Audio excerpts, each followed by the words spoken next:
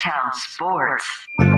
Feeding your passion for local sports in the afternoon. It's the Drive Guys with Kevin Gleason and Kyle Draper on your radio at 1140 a.m. Streaming audio at SactownSports.com and the Sactown Sports app. You can also watch the show on YouTube at Sactown Sports 1140. Here are the Drive Guys with Kevin Gleason and Kyle Draper. Yeah, Drapes. Jay, dear listener, I never thought I'd say this.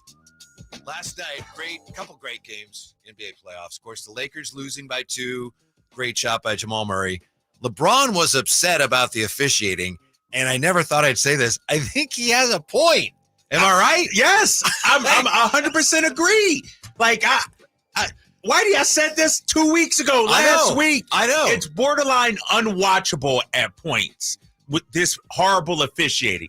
I don't know if the officiating is the worst it's ever been or the interpretation of the rules. Like, these officials cannot be this bad. It was awful. I had a hard time watching last night. It was a great finish, and anybody, around here, a lot of people around here were thrilled. Like, I think we were to see the Lakers fall. But after the game, LeBron saying, look, we had D'Angelo Russell, what was it, end of third quarter, where he goes up for a shot, gets hit in the face, and he's fouled. How in the world did the Nuggets challenge that, first of all? Right. And then they won the challenge. In the replay, you clearly see guy shoots the ball, he gets hit in the face. If that's not a foul, Drapes, I don't know what we're playing. What did your boy Scott Foster say, though? Incidental contact. I believe he said marginal. Marginal, okay. Marginal contact. It's a mockery of basketball. I said it last week or 2 weeks ago on my post-game show, and I went on a 2-minute rant about this. The officiating is ruining the game. I know we want to take all glee in the Lakers losing and everything like that. I get it. But there were some bad calls. And the problem is D'Angelo Russell gets whacked in the face. And then LeBron gets called on a little, which is marginal contact on Murray's drive. Yeah, like, definitely. You could be a Lakers hater all you want, but that was bad, man, what happened last night. And I see the comments out there. Well, the Lakers always get the calls. That's my problem with the NBA. It's not about getting the calls or not getting the calls. Get the calls right. Mm-hmm. I don't care what it is. Just get the calls right. Backing up to Friday, and this had nothing to do with the outcome. Anybody who saw it knows that it really didn't affect the outcome. But remember the play where I think it was second quarter, there's a scramble, and Keon Ellis is trying to get the ball, and Larry Nance Jr. grabs the ball with one hand. And then mushes him, right? Him. Yeah. I mean, with one hand, just like to the chest, no foul. It's like, I don't know what game this is. I challenge anybody out there who thinks that this is good for basketball, that this is quality basketball. People say, oh, well, you got to let the players decide. Back in the 80s, they used to do. No, that would have been called a foul in the 80s. Like, seriously, and we're talking about physicality, Whitey, and I said this last week. I'm okay with the body-to-body physicality. But what's happening now, the chop on the arm, the mushing in the face, D'Angelo Russell getting whacked across the face, those are fouls no matter what. Mm-hmm. Like, that's not physicality. And I said it before, that's prison ball I'm watching at times out there, and I hate it for the NBA. I think to those who would say, oh, the 80s, they let him play like this, not really. I mean, at least there was some sense of consistency, right? Which is the problem now, to your point. Sometimes this is not a foul, and boop, that is a foul. Yes. So it's like, I don't get it. Then you have the other game, of course, the wild scramble with the Knicks coming from behind to beat the Sixers, and were there some fouls in that wild sequence? Yeah, but what got me was Nick Nurse, and we may have the audio somewhere. If we do, great. If not, no worries. Nick Nurse saying, well, we tried to call a timeout, and I was looking right at the official, and he ignored me. You hear that audio? Yes. I heard that last night. And here's the problem that the NBA has. I said it before. I love the NBA. I love Adam Silver. I love what he's done for the game. But too often, the calls or lack thereof become the story. Yeah. Like that Sixers game, hell of a shot by DiVincenzo. Hell of a shot by Brunson. But Tyrese Maxey got mauled. Even Stephen A. Smith admitted it on the Brunson had his jersey. Yeah, he had to. And remember, Keegan Murray got called for the similar foul in Phoenix earlier. And what did we say after that? Oh, that's automatic. Like, you grab the jersey, that's automatic. Mm-hmm. But last night, it wasn't last night. And it's just, I hate to say it's an unwatchable product because we had some great finishes, but it's not the basketball I grew up with. We grew up in the bad boys era. But they were called for the fouls. It wasn't like, we talk about the physicality. It wasn't like the Pistons got away with it. They got called for the fouls. Now you're letting guys actually get away with it. And like you said, Whitey, one in, there's a whack across the face, no foul. Another call, boop, and it's a foul. Mm-hmm. It's too inconsistent right now. The best officiating is the officiating you don't notice, correct? Yes. It's like, either way. Yeah, either way. Oh, yeah, I guess they did a good job. And now too many games, it's like you said, it's front and center. It's one of, if not the biggest story of the game, and that's a problem, and the league is creating this problem. That's what I don't get. This is a problem of the league's own creation, and what do they stand to benefit from this? I don't know. I have, and everybody's like, oh, well, we like it like this. We like the physicality. No, we don't. This is only making people angrier. And when I say people, I'm talking the players on the floor and the coaches, because here's why. At some point, if the official isn't going to make the call, I'll make it for him then. You know what? You're going to let this guy do this? I'm going to do it on the other end. And then it's going to escalate and get out of control, and it's going to be a big fight. Is that what we want? I said it on the Jay. I'm going to send you the video, Jay, of my rant, because wasn't that the day we talked to Tim Kempton? Yes, because later that night, yes, you were, and I referenced him. Like, oh yeah, and it's bully ball, and I hate it. And the comments I got after this is, oh, Drapes, you're soft. These players today are soft. No, it's not about that. It's about calling the foul when it happens. How the heck can D'Angelo Russell shoot the shot, then get whacked across the face, and they say, since the ball already left his hand, it was marginal contact. Even worse, there's a call. It is called a foul, and then they reverse it. They say, no, it's not a foul. And so if Steph Curry takes a three, and here's the thing about it, Whitey.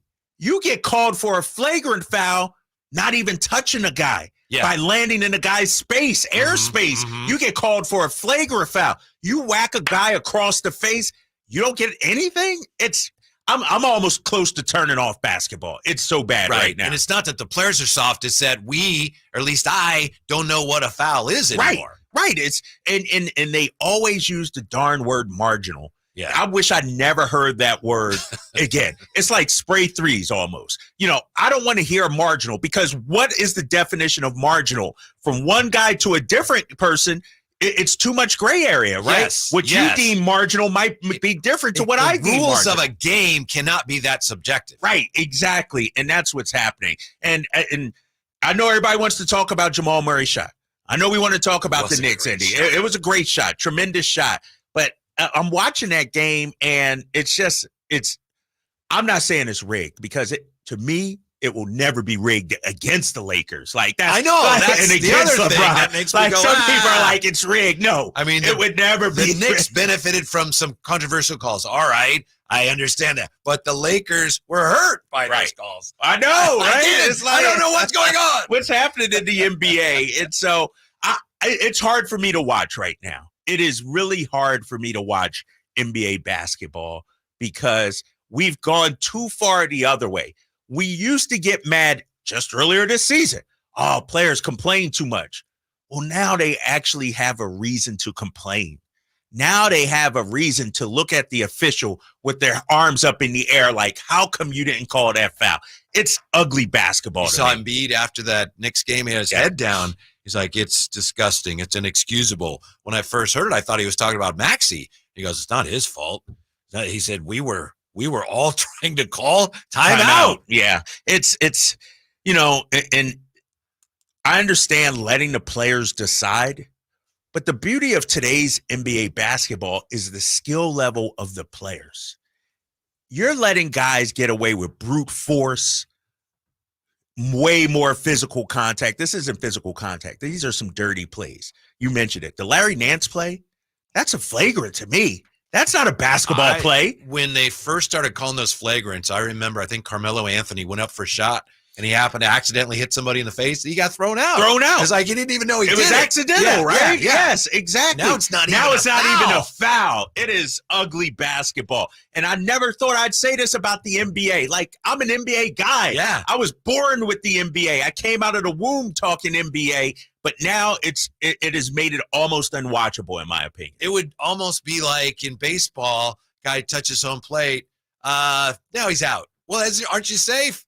He made marginal contact with no play. So I thought it's just you don't know what the rules are anymore. I was gonna say it would be like if there's a pitch down the middle and they called it a ball. Unfortunately, that happens all the time. Exactly. Yeah. That happens all the time, and we can see it. But I get it. The Lakers, we're happy they lost. But LeBron, his comments, and hopefully we got it. It's true. What are we doing out here, NBA? Like, we are not letting the players actually decide the games now. Yeah. Now you're letting the officials really have a major impact, I think, on these games. That's a very slippery slope. And LeBron said, wasn't he talking about the replay center, right? He's like, what are they doing? Like, what are they looking It was at? on review. Like, that's the textbook definition of a foul. And that's a flagrant hit to the face. I would love to just be able to candidly talk to Michael Malone. Why did you challenge that? Maybe he'd say, these days, who knows? Right. It was like 50-50, toss it up. And unbelievable. Like, they showed the replay several times. And I'm like, oh, that's a clear as day foul. Like, and then when Scott Foster said that, I don't know what a foul is anymore. That's the problem in the NBA. We don't know what the fouls are. Yep, that is the problem. But the Lakers got their own problems right now. Yes. Did you see Anthony Davis's post game? Oh, I loved it. I loved it. I loved it. I loved everything about it. He's pissed. And give Jamal Murray credit. That was a hell of a shot. Hell of a shot. Denver's so good, man. Mm-hmm. So good. Mm-hmm. We'll have Bobby Marks' partner. He's going to join us bottom of the hour. The great Bobby Marks, former assistant GM of the Nets, with his look at where the Kings go from here. And when we come right back, this Kings Nuggets parallel. Help me out because I'm not quite seeing it. Next with the Drive Guys on Sactown Sports. Subscribe to Sactown Sports on YouTube and watch the Carmichael Dave Show with Jason Ross, Stiles and Watkins, and the Drive Guys. Live Monday through Friday from 6 to 6. Plus view archive shows and exclusive content. Subscribe at youtube.com/Sactown Sports. Guys, did you know your testosterone affects everything in your system, including how you feel and perform every day? Right now, Revive Men's Health Sacramento will check your testosterone for free. Knowing your T level is the first step in understanding if you have low T. Your testosterone level impacts your energy, libido, sleep, weight, hair loss, mood, and even ED. Maintaining an appropriate T level can change your whole life. Most men start to see changes in their hormone levels in their 30s. Get your T levels checked today by local, experienced, and trusted men's health experts. They're in Midtown in the Cal Sutter Medical Building and also offer telemedicine appointments. Plus, with free shipping directly to you, Revive takes the hassle out of treating low T and ED. Schedule your free testosterone test, free exam, and free consultation today. Call Revive Men's Health at 916-365-4566. That's 916-365-4566 or visit ReviveMen'sHealth.com.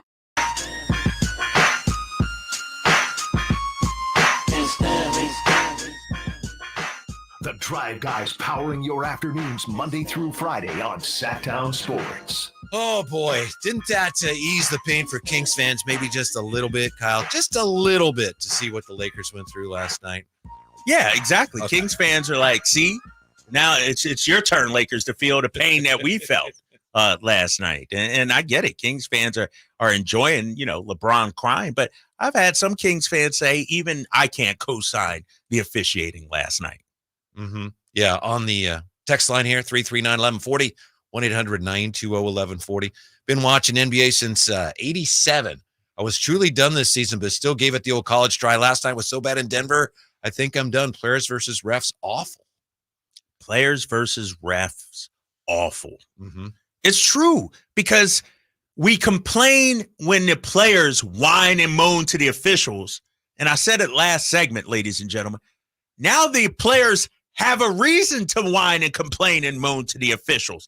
And I'll tell you what, Whitey, I remember this. And I'm not a finely conditioned athlete by no stretch of the imagination. I don't know. We've seen your video. Yeah, exactly. You saw me knock down the jumper. Yeah. They called it a 2. I really thought it was a 3. I'm going to put it on social media. Was this a 2 or a 3? It was a deep 2. They said put on the line. I don't know how you're going to. No, dude, I play basketball. I know where I'm at on the line. No, I know, but I thought you said you're going to put it on social media so we could. Oh, you couldn't see the line? I don't think so. Really? All right. I'm going to take a closer look at it and break it down.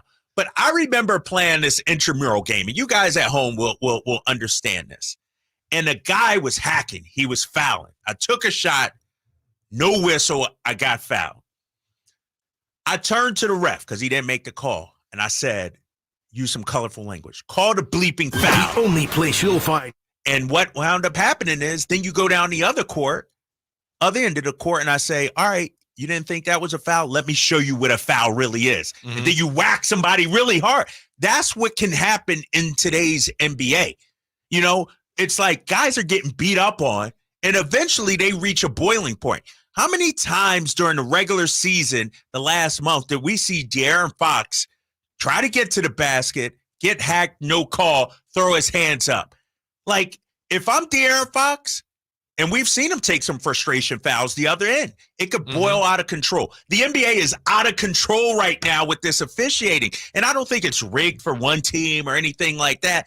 And Adam Silver is doing a disservice, Whitey, to his own officials. Because if I'm Scott Foster, if I'm all these guys, they don't know what a foul is either anymore. Like, 9 times out of the 10, that whack against D'Lo is called a foul. Yeah, I think he's doing a disservice also to the players and to fans. Yes. I can only guess it's in an effort to streamline games, make them go faster, fewer whistles. I mean, I'm just guessing at what the supposed benefit is. Here we have from Folsom Mike on the text line. I can't even comment and add to this because you guys are making a great point. I agree 100%. Physical ball is welcomed, but a foul is a foul, especially when it affects the play. Yeah, right. I mentioned it used to be officials, and I'm sure they're still trained this way. If there's a violation and there's an advantage gained, then you have to call that. Right. That's the whole point of it. Right. You know, someone gets hit and they're dribbling the backcourt and it doesn't affect anything. Okay. But, you know, a missed shot when a guy gets hit in the face, it's not hard to see that, hey, maybe he doesn't get hit in the face. Maybe it goes in. Exactly. And I will also argue this too, Whitey. And this is taking it to an extreme. I understand, but I'm going to say it anyway. The construction of your roster is different under these rules. If I'm a GM and I'm saying, oh, you're going to allow this kind of, either A, I'm going to get a big bruiser that can deliver punishment like that. I want Xavier Tillman now. Right, exactly. Bring him on. Or B, I'm going to get players and guards who play through that. So to me, a guy like De'Aaron Fox, who's a slighter frame, at a major disadvantage than a much girthier guard. And so your construction of your team is different now if you're going to allow this kind of physicality. Now, what about this? What if Freddie Fan calls up to, hey, guys, come on. You know what you're talking about. It's the playoffs. Playoffs are always more physical. I'll take my answer off here. There's a difference between physical and a foul. Folsom Mike just said it. Yeah. Physical ball is welcome. To me, physical ball is using your body. It's not whacking a guy across the face. It's not mushing a guy. That's like, if that's not called a foul, Whitey, what is a foul? That's it. Like, we might as well get rid of fouls then in total, because those are textbook definitions of fouls that just are not being called. Now, that would be a sport. We used to do a drill like that. NBA, no babies allowed. Yeah. Where we just put the ball in there with 3 girls, and they loved it. It's like, all right, if you score, you're out. But there are no fouls. No fouls, right? Yeah. It's, it's gotten to a point where, like Domas, for instance, all the abuse he takes, and I know he gives some out too, but, these guys are highly trained athletes. They're in the heat of the battle. The testosterone is flowing. Who's to say that somebody doesn't catch an elbow because they're, hacking them and the officials aren't making the call? I would not be surprised if somebody does that. The NBA, man, I'm so disappointed in this season and the way Adam Silver's handled everything. It's disgusting to me what's happening. Since the All-Star break, right? Yes, it's since the All-Star break. When scoring was getting really nutty.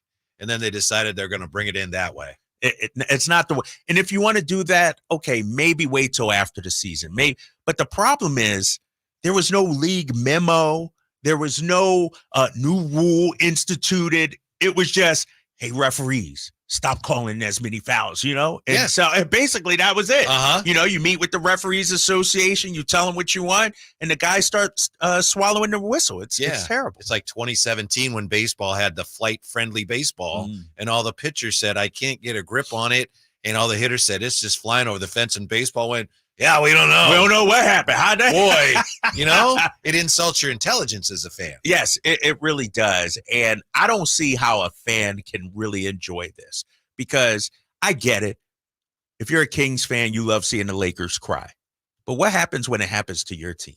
We've seen it happen to De'Aaron Fox and Domas down the stretch. And we're not using that as any excuse for where the Kings are. No, right. But it's true. No, but it is true. But, we can't, say, our guys aren't getting to the free throw line. De'Aaron Fox and Domas should be getting more free throws and then laugh at what happened last night to the Lakers. Like, I've said this, and Jay, I'm telling you, I'm going to send you this rant that I had.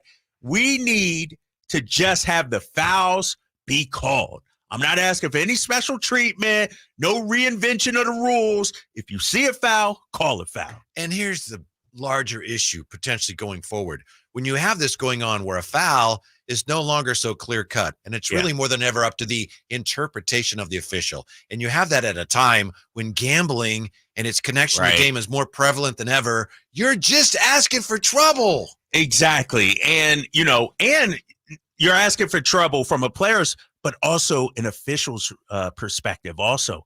They have way too much control over a game right now. And instead of letting the players decide, you're actually giving the officials more power during these games. And even if you are 100% certain that all of your officials are nothing but they have the finest integrity and would never do anything like that, even if you had that assurance, it's a bad look for your fans. Right. Who look at that and go, whoa, there's something funny about that because he just got clobbered. That's not a foul. And I don't know why the NBA is opening that door. They don't need to do it. And they're asking for these problems. I think what wound up happening is the NBA, in its effort to curb scoring, just unilaterally decided this, but didn't recognize the consequences. It's backfired on them. I wasn't upset that guys were scoring 60 or 70 points per game. Like, and when you look at it too, it wasn't because Luka was getting to the line 30 times or Cat got to the line 25 times. Those guys were just really good. They hit threes, and now you're making it more physical. If you want to bring back the hand check, okay, that's one thing. But guys are legitimately getting whacked across the face, and that's not a foul. Who better to put a bow on this than Tin? 339-1140, 1-800-920-1140. Hello, Tin. Thanks for hanging. What's up? Hey, Tom, let's put a nice purple bow on it. Just want to add another play. Big, goofy Larry Nance Jr., remember the play, he, extended his arm and whacked Keon Ellis in the face? And, my friend thought that should have been called as well. Yes, you're absolutely right, Tin. We mentioned that just a short while ago. You're right. That was like in the NFL, that's like a clear pass interference because he had his arm extended. Right. And in the NBA now, it's like, play on. They're both fighting for the ball. So, and thank you, Tin. Thanks, you're Tin. absolutely right. And here's the thing. The NBA is a beautiful game. Basketball is a beautiful sport. These players are so skilled, highly skilled. Now, I understand wanting to legislate out the acting, legislate out the flopping, but that's not what the NBA is doing right now. It is fundamentally changing the game and the way it is played. One of the first rules of basketball is the personal foul. We don't even know what that is anymore. We don't know what a fundamental rule of basketball. It's like in the NFL, when they decided a catch is something different now. Why all of a sudden, now I don't know what a catch is anymore. It's ridiculous, Whitey. Did you know that in the original rules of basketball that Naismith drew up in 13 rules, whatever it was. Yeah. If you committed, I think it was 3, it might've been 2, but if one team committed 3 fouls in a row, before the other team did, then you had to give up a point. Really? Yeah. That's why Get we out of here. Really? Yeah. Wow. So 3 fouls in a row. I was like, that's a point for the other team. Wow. Boy, the officials had a field day with that. Back in the day, Lakers would never lose. I know, right? You could take points away. That'd be you talk about something being rigged. Hey, real quick here before we get to Bobby Marks, I'm getting more and more nervous about Malik. I don't know about you. I go back and forth, but we know that Orlando is one of the teams that might have a shot at him. Speaking of shots, last night they lost again. They shot 36.2% floor, 25.7% from the three-point line. They're a talented team. They cannot shoot, and it makes me more and more nervous every game like that they're going to really make a run at Malik. And you should be.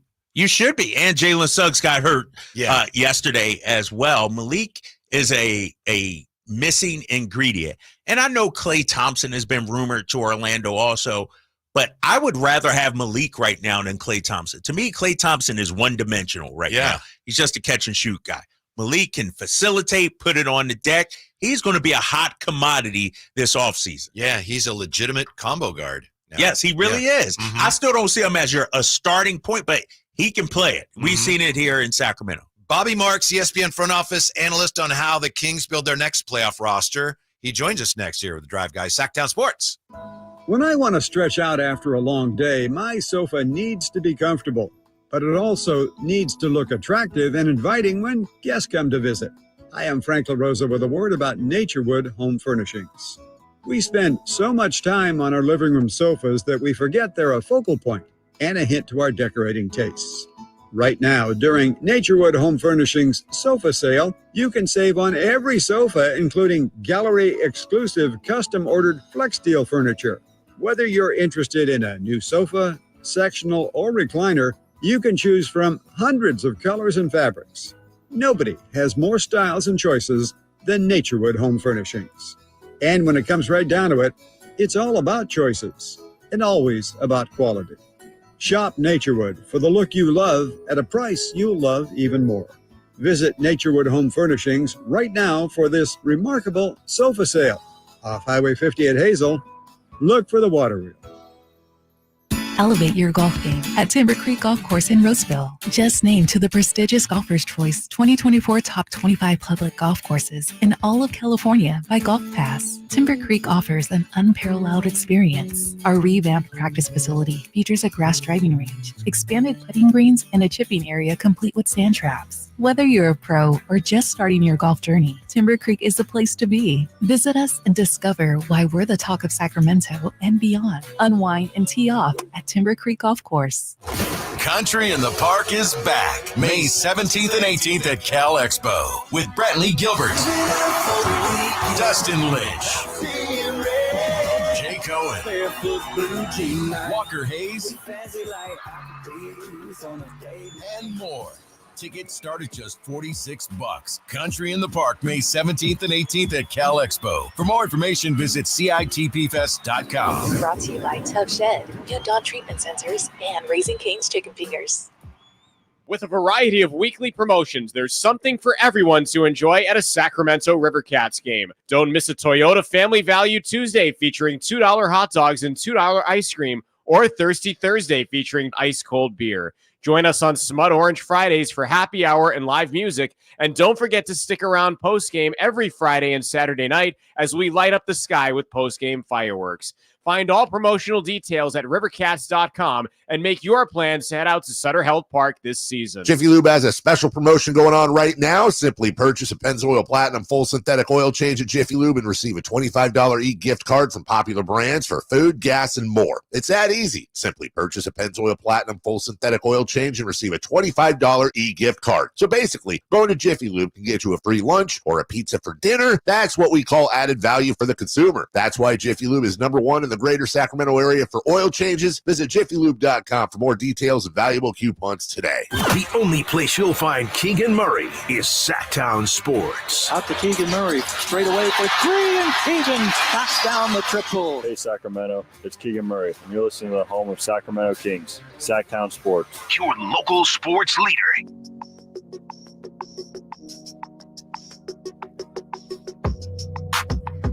your home for Kings basketball for over 25 seasons. Sactown Sports. Woo! I thought maybe we'd wake up today and everything the Kings need to do, how they need to get to where they want to go to. I thought, Drapes, maybe it'll all be clear in the morning, right? But it's not, is it? It's not. Not at all. I have no idea what the Kings are going to do. Like, the Malik situation is holding them up. Free agency, who can we trade for?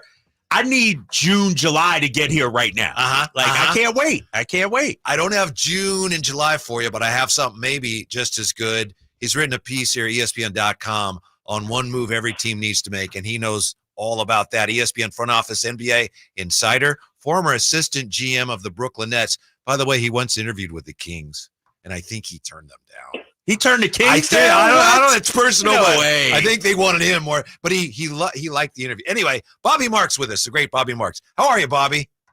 I'm good, guys. How you doing? Good. We were just talking about the fact that I think I spoke to you years ago, right after you interviewed with the Kings, and I remember you just said you really enjoyed meeting Vlade that day, right?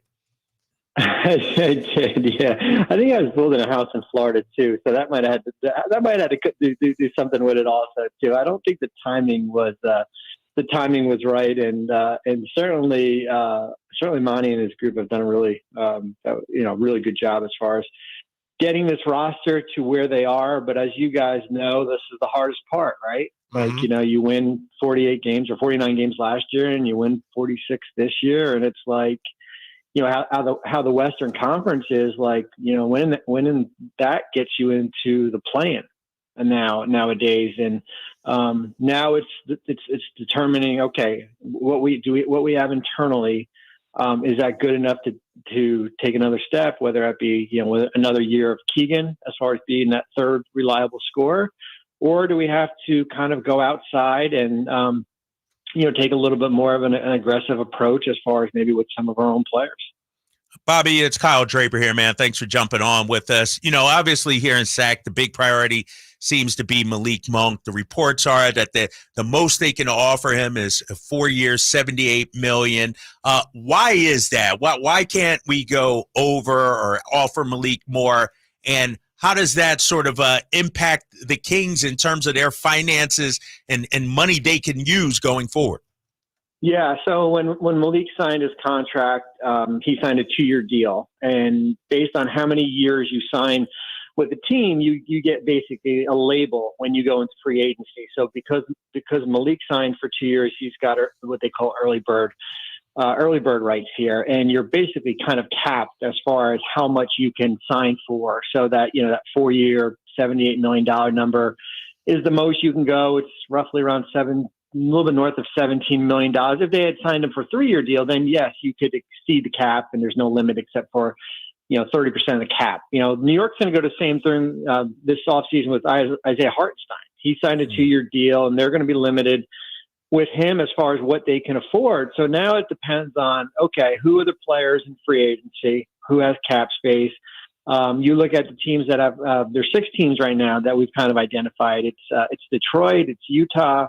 Potentially it's Orlando, which certainly could become a player. I mean, you guys are watching them right now struggle shooting the ball, and that's been a carryover. That's been a major carryover from from last year, this year, playoffs. Certainly, Oklahoma City's another team, San Antonio's another team. So teams like that, are they willing to kind of go? Are they willing to go for 80, or if it's comparable, will he stay in Sacramento here? I think a little bit of an advantage that Sacramento has, certainly outside the familiarity, is that some of these teams like Orlando, for example, like eventually you're going to have to pay Suggs and Wagner and Banchero. So do you want a guy earning $25 million on your payroll? Same thing with Oklahoma City. We'll see what happens with Giddey, but eventually it's Jalen Williams and Chet Holmgren and Shea Supermax will kick in down the road here. So although they are limited, I do still think there's a chance that that Sacramento is still in play as far as to sign him in free agency. Bobby Marks with us, and Bobby, some fans that don't follow it as closely, if Malik leaves, I think some fans are going to be confused why the Kings can't use They had money on bringing in someone else, Yeah. but we understand all that. But I did want to ask you about the mid-level exception, which apparently is Sure. at the Kings' disposal. How much is that projected to be? What kind of flexibility does that give them? Yeah, so the mid-levels, non-tax mid-levels projected at around $12.9 million. So you could go out and get a good player. Some of the better shooters are probably not going to be there. Certainly, Clay's not going to be there. Buddy Hield probably won't be there. Certainly, we've talked about Malik. Grayson Allen is off the board already here. So you can use that exception and still stay under the luxury tax here.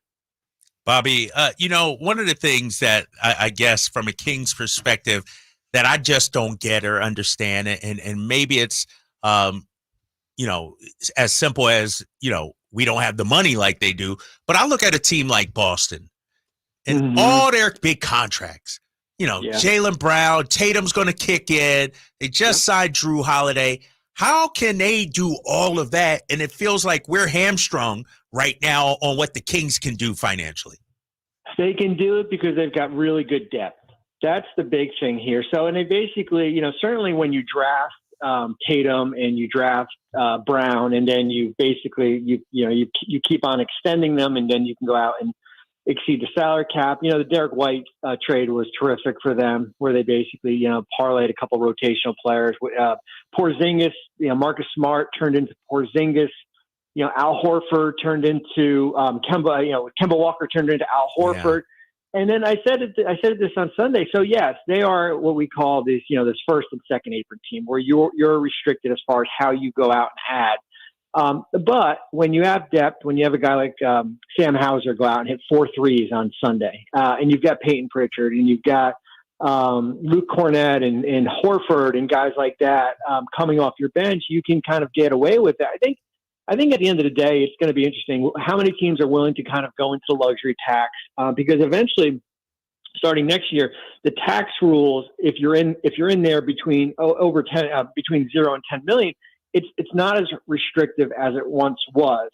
And how many teams are willing to go into the first apron, where basically now we're limited as far as how much money we can take back in a deal. We can't take more money. You have to be careful as far as aggregating contracts here, but what Boston and Phoenix did too is they basically, the league, you had a year to kind of either get your finances in order, or basically, I always say, like, kind of going to the buffet, right? Like all you can eat buffet and you get 10 minutes to eat, where they went out and basically blew through their payroll. And eventually it does catch up to you. Fortunately for Boston, when you have a core like that, I mean, you could survive that for the next few years.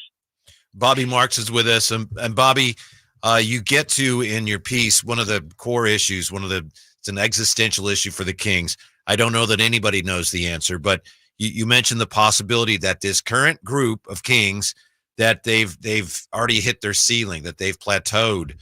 How likely is that in your estimation? I don't know if it's likely. I mean, if this team was together for 3 or 4 years, and if this team was like Toronto back before Kawhi got there, and you're getting to an Eastern Conference semis and in a Eastern Conference Finals, and it's like, okay, we've kind of hit the point of no return. I just think, and Kyle knows this, I mean, there are so many games this year where you blew double-digit leads. I mean, that's not based on, you maxed out your roster potential here. That's just based on inconsistency. It's based on the ability to close games. It's based on mental toughness. It's based on, a lot of different things here. So I think if we're talking a year from now in Sacramento has won 47 games and you're losing the play-in, and I think, okay, now where are we here? But you get teased, you win, you're the 3rd seed last year, you lose in a tough 7 games. And it's like, you're not supposed to be sitting at home right now. It's supposed to be kind of taking that next step. And that's why I said, like, listen, you could stay as is, you can bring, you can maybe, even if you brought Malik back, and I think that him getting hurt played a big role in how things ended. And you could still be sitting at 47, 48 wins by chance here. So it's not easy, Monty and his group, and Mike, it's not easy as far as, being conservative without taking a huge step back, or being aggressive, right? Similar to what they did with Sabonis and Haliburton. Bobby, yeah, you brought up Sabonis, and, I've seen in some circles, national writers, if you will, say the Sabonis contract extension has had an impact on the flexibility for the Kings. What kind of impact did that extension last year have going forward, you think, for this Kings team? Yeah, I mean, listen, they had a couple options that they want to do, and I get it. I mean, like, the one thing you don't want to do is kind of get into free agency this year and potentially lose him for nothing. So, you basically lost, you lost, $19 million in flexibility because you renegotiated his current contract this year and you bumped it up and then you extended off that. That's the risk.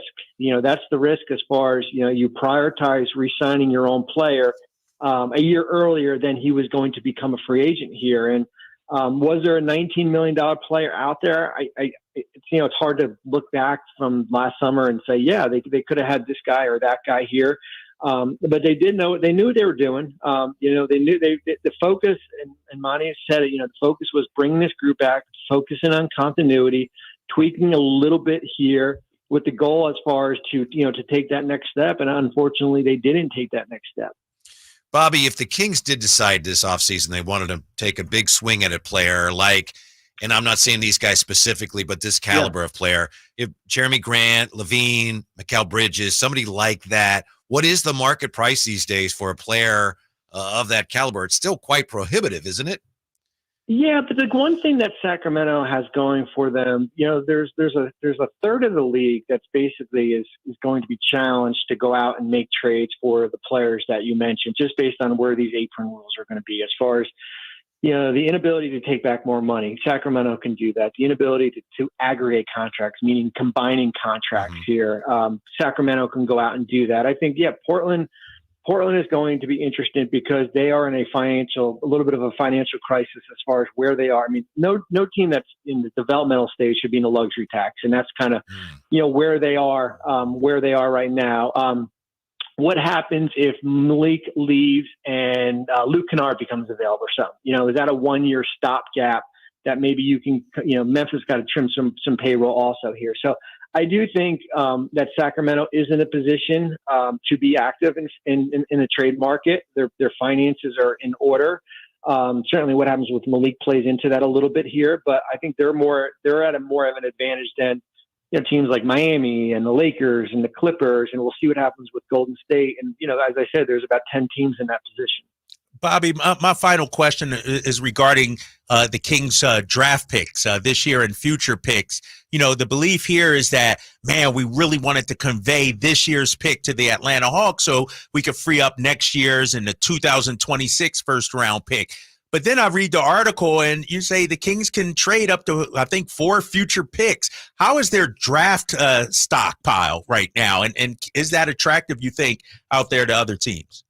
Yeah, so they can move their own first this in June, starting the night of the draft. So that's another pick. And yes, I think if you were asking Sacramento, you probably would have wanted to convey this year's first to Atlanta based on the potential of next year's draft.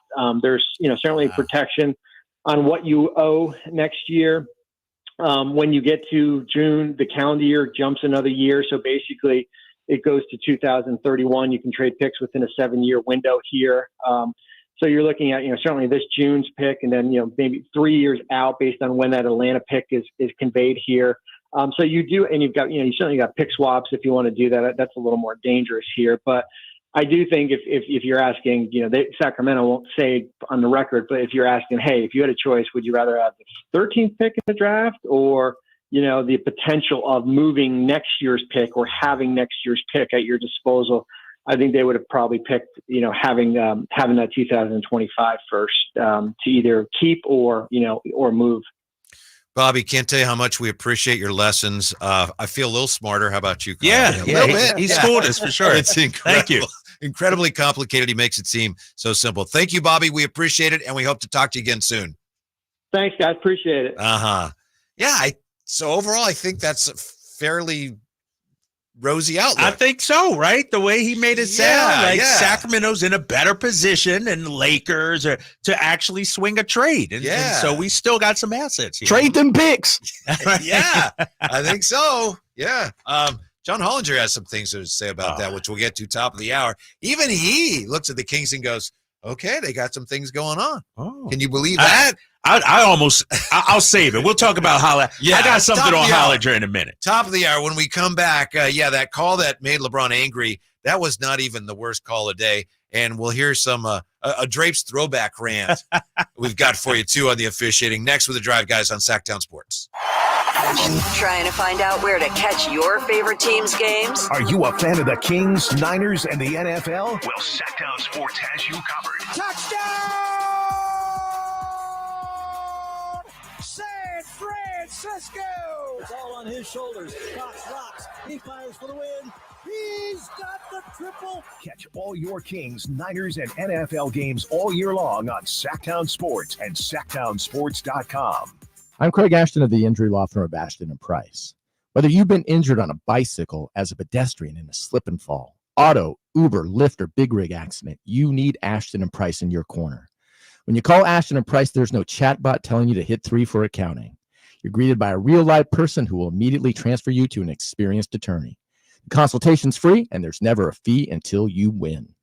Remember, for the best advice, don't think twice. Call Ashton & Price. At Fisher Investments, we may seem like other money managers, but we're different. Are you really that different than the rest of us? We are. As a fiduciary, we always focus on what's best for our clients. What services do you offer besides investing? We have a team of specialists in financial planning, estate planning, and more. Your clients rely on you for all that? Yes, we ensure clients receive unparalleled service at every step of the relationship. Okay, but you still sell commission-based products, right? No, because we believe that's a conflict of interest. We prioritize service over sales goals. So then how do your fees work? We have a simple and transparent fee that's a percentage of our clients' portfolios.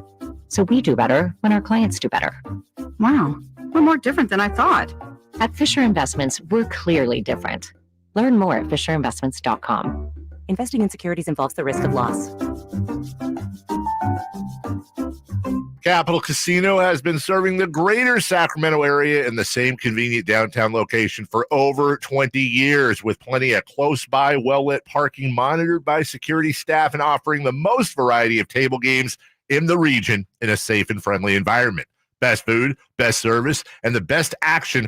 That's Capital Casino. For more information on tournaments and gaming, check out their website at capital-casino.com. And please remember to gamble responsibly. 1-800-GAMBLER. When you take the time to shop at Folsom Lake Honda, there's one thing you'll always find. Happy people ready to serve you. As a family-owned and operated dealership since 2009, customer service is our #1 priority. Our customers love doing business with us, and you will too. Looking to own or lease? During the spring sales event, drive a brand new Accord or Civic. Visit us today at FolsomLakeHonda.com. Your one-stop Honda shop. Folsom Lake Honda, yeah, your one-stop Honda shop.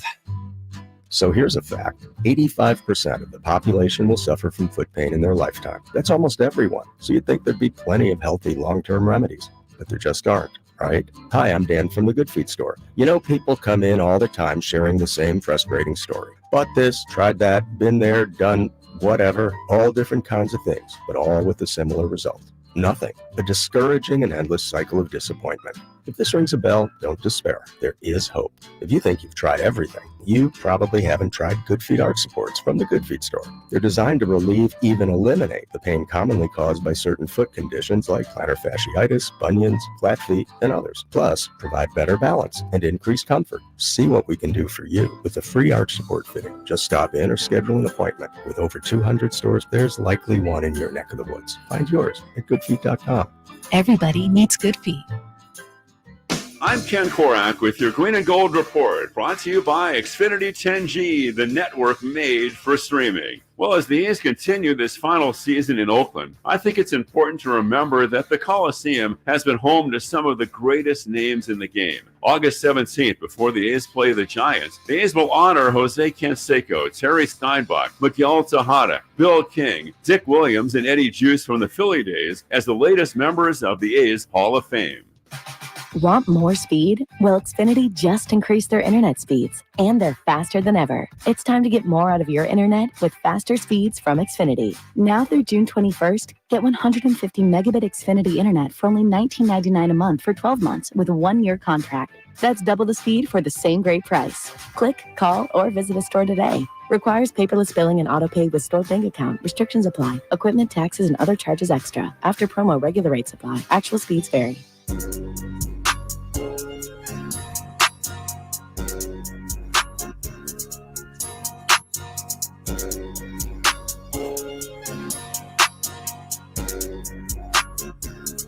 The Drive Guys powering your afternoons Monday through Friday on Sactown Sports. Oh, we just had a really, I think, very encouraging chat with Bobby Marks about the Kings and their offseason. They've got some options here.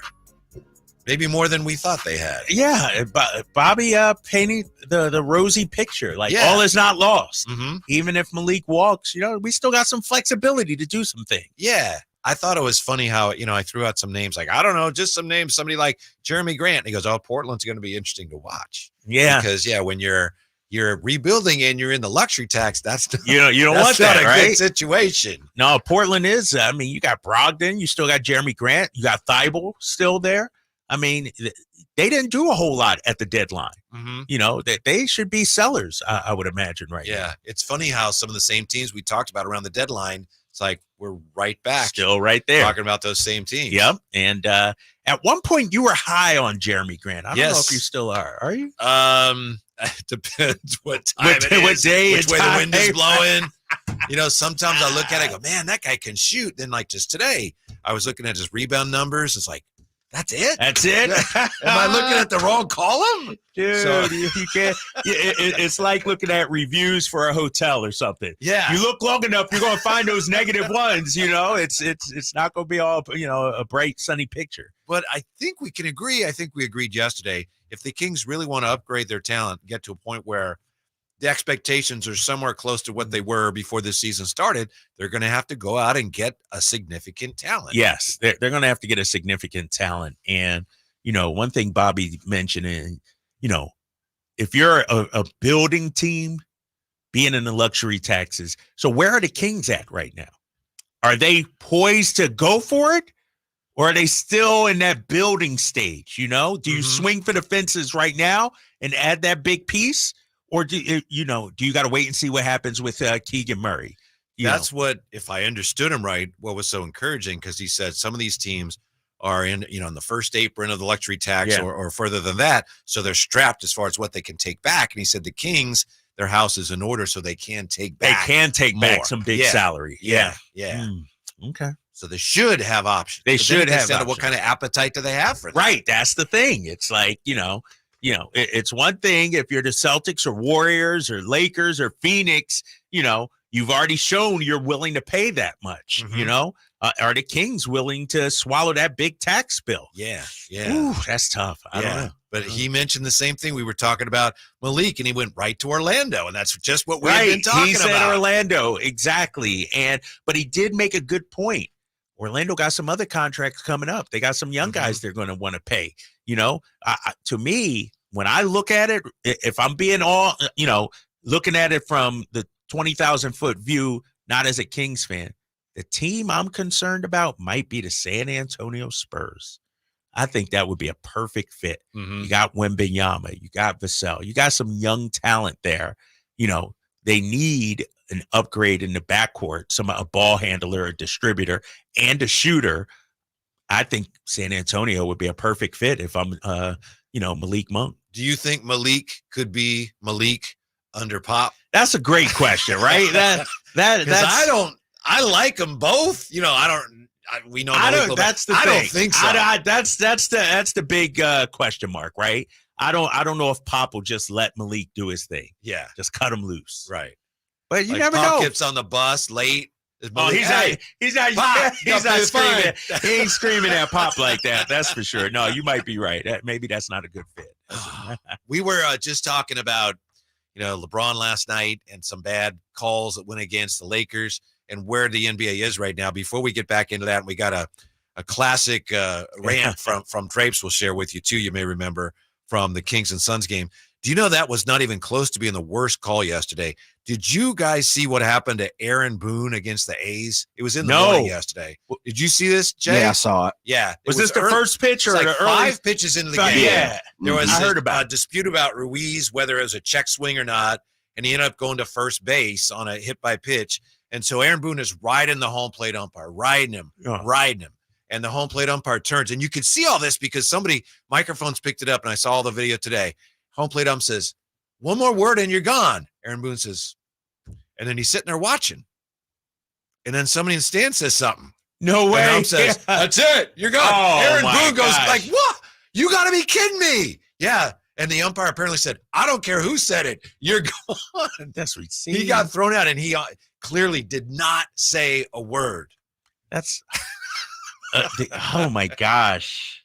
The officials got too much power. Yeah. The ump got too much power. First of all, one more word and you're out of here? Uh-huh. What is this? I'm a grown man, dog. I can say whatever I want. You can't throw me out. One more word. What if I said, "Please, sir"? Oh, you're out of here. No, that's ridiculous. I didn't see this story. Yeah, it was Hunter Windelstead, and it was top of the first inning. Yeah. And, umpires are something. And Aaron Boone gets thrown out a lot. So when he was told, "One more word, you're out," he's like, "Okay." And then next thing you know, he says nothing. "You're gone." Wow. So that was the worst. That's the worst call today. Yes. Yeah. But we've been wondering today where this leads the NBA. Where does it go from here? Did you say the 2-minute report was interesting? Yes, the 2-minute report came out, and I'll go through both games. Regarding the Lakers-Nuggets game, there was one incorrect call, and it was in favor of the Nuggets. It should have been a defensive 3-second call on Jokic late in the game. They did not call it. So an incorrect non-call. In the Sixers-Knicks game, there were 4 calls the officials got wrong. 3 of them favoring the Knicks. Mm-hmm. Tyrese Maxey, according to the 2-minute report, got fouled twice on the same possession at the end there. They didn't call They didn't call either one of those. There should have been a foul on Joel Embiid that they said, and I forgot Did OG they say they should have called Anunoby. the timeout or not? No, that wasn't part of it. Okay. OG Anunoby had a 3-second violation. It should have been called that they didn't call. Wow.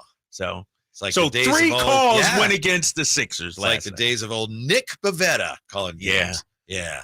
We'll get to Kyle's classic rant. Yes. Also, you won't believe this, but Hollinger says the Kings' outlook pretty promising. It's coming up with the Drive Guy Sactown Sports. Malik Monk plays here. Started left, goes right, steps back, launches the 3. Nothing but net. Oh, that was just filthy. Oh, my, that was sweet. Sactown Sports is your proud home of the Sacramento Kings. I didn't ask to be thrown in the streets with nowhere to go. I didn't think I'd survive. But I did ask for help, and Covenant House was there for me. 1 in 10 young adults will experience a form of homelessness this year. For these kids who didn't ask to be put in this unthinkable situation, Covenant House is there. Covenant House helped me break the cycle of homelessness in my family. They gave me the love that I needed. Over 2,000 young people will sleep safely in a Covenant House bed tonight. When youth who are experiencing homelessness have a hot meal, a safe place to sleep, medical care, and love, they can overcome heartbreaking challenges and have a brighter future. They just really genuinely just wanted to help me succeed, and I'm succeeding. I'm a speaker, I'm an author. Covenant House really helped me and really helped mold me into the woman I am today. If you or someone you love is asking for help, go to safeplacetosleep.org today.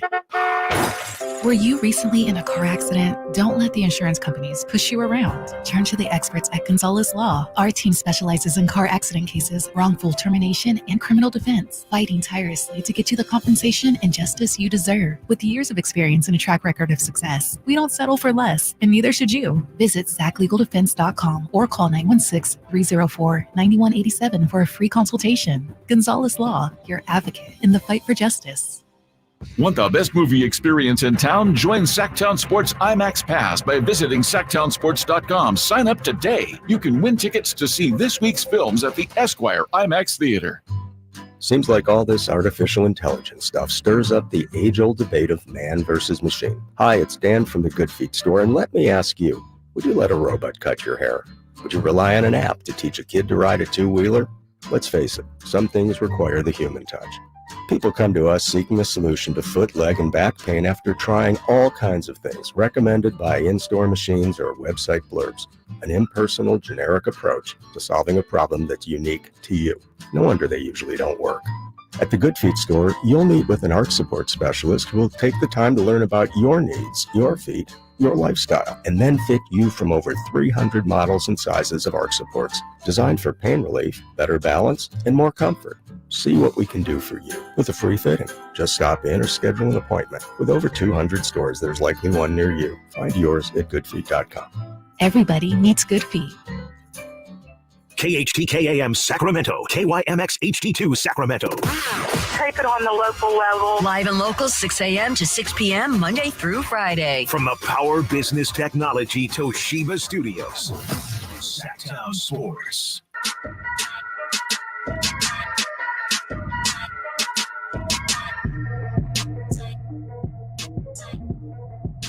Sacramento, giving you local sports coverage from 6 a.m. to 6 p.m. Monday through Friday. Sactown Sports. Hey, it's not April Fool's Day, right? That's long gone. I don't know if you saw this story. We have a Sacramento A's story. So real quick before we get back to the NBA. And I think this was CBS 13 had this story. A controversial figure from the A's recent history says he wants to be appointed the team's manager when they move to Sacramento. No. Jose Canseco. Oh, my gosh. He started a petition Monday urging people to support his push to become the Sacramento A's manager. Are you serious? Is this on The Onion or something like that? I don't think so. He cited his career accomplishments with the A's and MLB.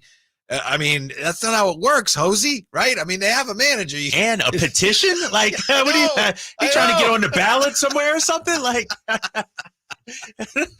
like who's just going to say, you know what? I bequeath you the position of manager of the Sacramento Mr. Fisher, A's. Here's a petition. Right. Mark Kotze, I'm sorry. Look at all these signatures. Look at I'm that. sorry. There's nothing we can do. You're gone. signatures. Jose Canseco is our new manager. That's awesome. You know what? He just needed to get back in the news. You know, he's like, you know what? I'm not out there anymore. Let me get in the news now. So, yes. All right. So something to keep an eye on. Jose Canseco. Would you welcome that, Sacramento? As Jose Canseco, your manager. Oh, my gosh. Does anybody remember when he was phenomenal, even before all the home runs that he hit? I remember I saw him at like one of his first games and he got a 2-strike single off Tom Seaver. And I thought, this guy's the greatest player I've ever seen. Gosh. You know, and he could do it all. And then, oh, well, tragic tale. Tragic. It went down quickly. Yeah. He had some pop, though, didn't he? He did, man. Yeah. Bash Brothers back in the day. Yeah. You know? A little handshake or whatever you call that. You know, yeah. So let's do you want to do your rant now? I want to do this, all man, right. because I forgot about this rant. I just was riffing, man, because this was after the loss to the Phoenix Suns. And I'm sitting there on the post-game show. I got Morgan Reagan to my left and Chelsea Gray, the great WNBA star. And they're talking about turnovers down the stretch. Domas got to be better. De'Aaron got to take the ball. Meanwhile, I'm sitting over there steaming, boiling at what I watched. The officiating was so bad that game, I just had to let it loose. So this is after the Phoenix Suns game. 1 point loss, right? 1 point loss by the Terrible Kings. Heart-wrenching, gut-wrenching loss. Here was my reaction and my rant on the officiating. The NBA has a problem right now, ladies and gentlemen, and we had Tim Kempton on the radio today. The physicality has gotten out of control. It is not basketball that's being played right now in the NBA. It is bully ball out there. The NBA has gone too far the other way.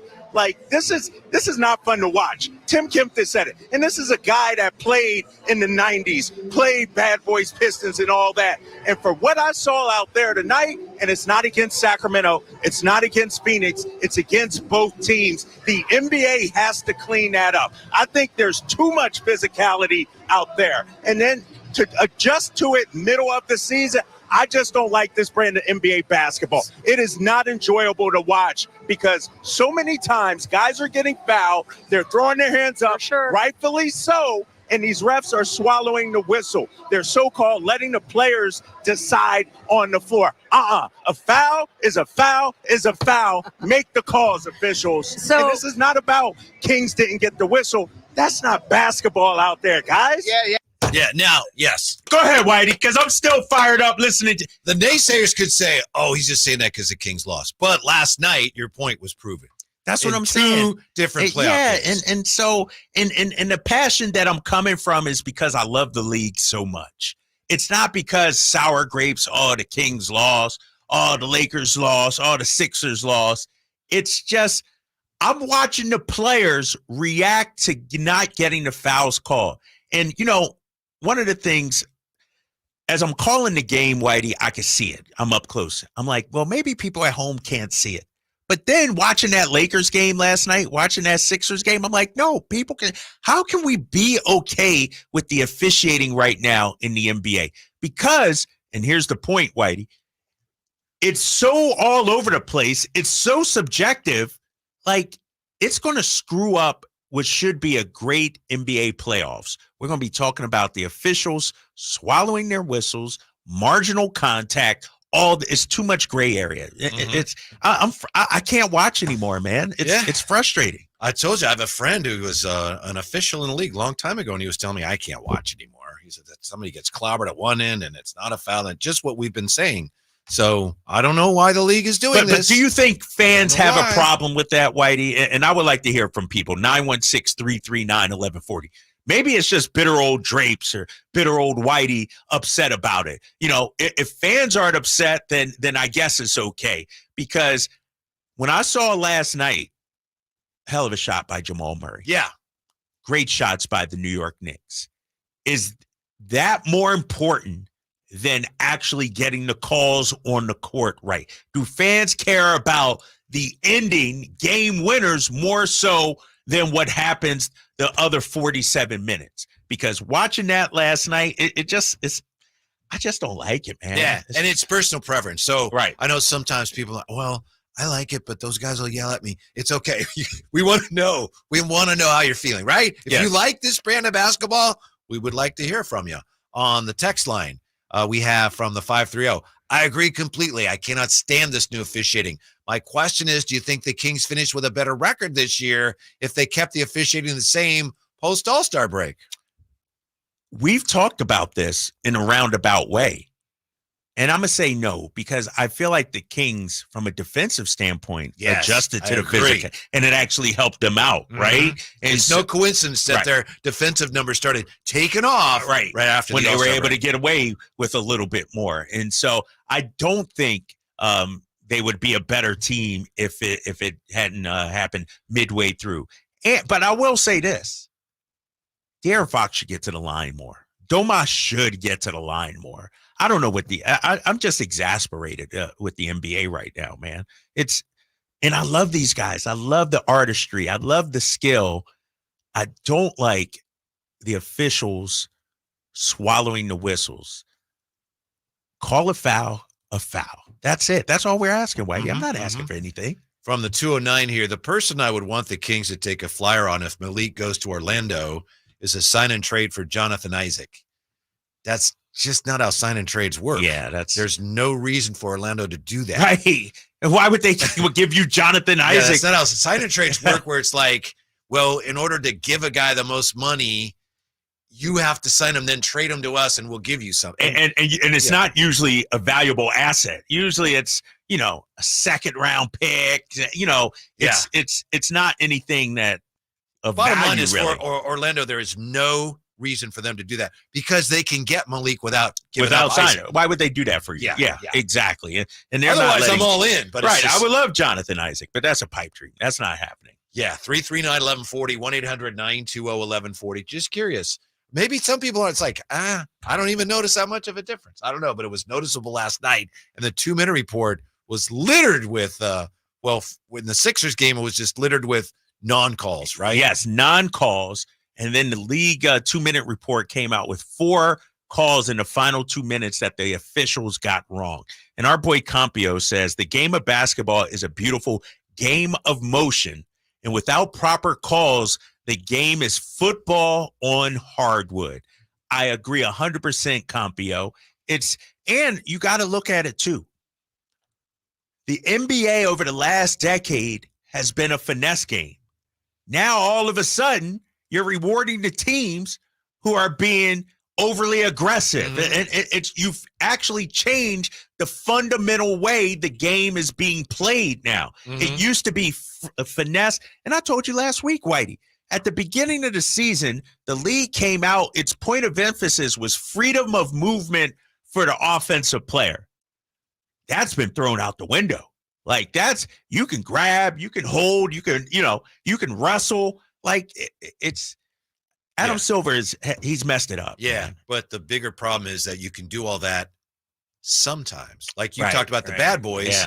And one of the things the bad boys did, long story short, the Pistons, is they were a very physical team. The philosophy was we were going to foul and foul and foul. They can't call all fouls. Therefore, the game's going to become more physical because officials can't call a foul on every play. And that became the way the game was played league-wide. Yeah. And the league did something about that. And now it's just, again, it's sometimes this is a foul, sometimes whoop, is a foul. The inconsistency is maddening, and it also opens the door to, people look at that and go, well, that's weird. That's suspicious. And that's the last thing the league needs.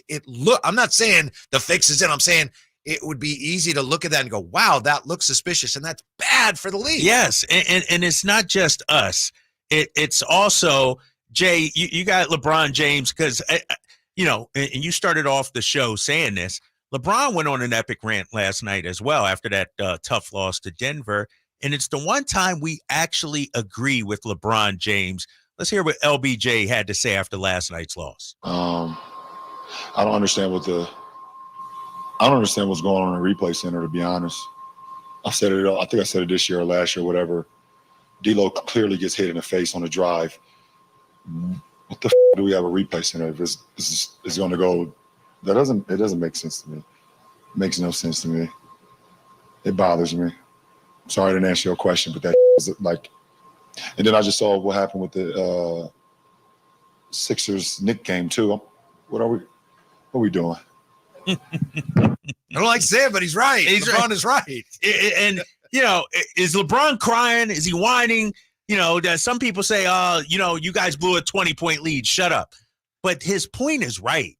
What are we doing? The guy got hit in the face. Yeah. He got hit in the face, just called a foul. And they made it worse. They reviewed it and overturned it. I just don't get that. Oh, my gosh. Manny, too legit. Third person so far today to mention that Keon got pushed on the ground by Larry Nance. Wasn't cool at all. It's too physical. Yeah, we talked about that too. Yeah. Manny, too legit, because that's a great example of it. And of course, after the Kings lost, we didn't want to make it sound like we were saying that's why the Kings lost. But it's a great example now of how sometimes they will let anything go. Other times you literally can hit someone in the face, and that's not a foul. Right. And that's the problem with the league. And you mentioned earlier the betting, the gambling. The officials are having a direct impact on the game. Mm-hmm. And when you look at it too, free throws are down, fouls are down. These are all things that people bet on. And that's by design. Right. That's by design. But these are things these are prop bets you can wager on. And now midway through the season, you got to adjust to this new rule, even from a player standpoint and from a betting standpoint as well.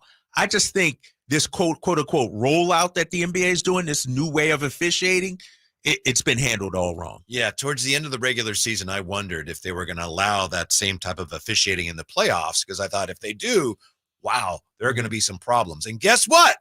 There already are some big problems after last night. Yes, huge problems. And I used to always, argue in favor of the NBA, best officials in the world. How come we aren't complaining about NFL officials? Like, does the NFL have a gray area? Like, usually a hold is a hold is a hold. Usually, PI is often. PI is the one. That I feel like the offensive player gets away with an awful lot of. There should Those be. Eagles receivers are really exactly. antsy. Yeah. Those guys, those physical guys. Come on, AJ Brown. But no, there should not be gray areas when it comes to rules. Mm-hmm. Yep. 339-1140, 1-800-920-1140. We'll get back to the phones. The conversation continues. And we got to see what Drape's favorite John Hollinger has to say about the Kings' offseason plans next on Sactown Sports. Did you miss any part of our live local shows? Don't worry, you never have to miss them again. Check out SactownSports.com and search our podcast page and play our shows when you want. The Carmichael Dave Show with Jason Ross, Stiles and Watkins, and the Drive Guys. Plus, other podcasts like Return of the Empire, Return of the Roar, the Stingers Up podcast, and Golf to Go with Frank LaRosa. They're all available right now on SactownSports.com.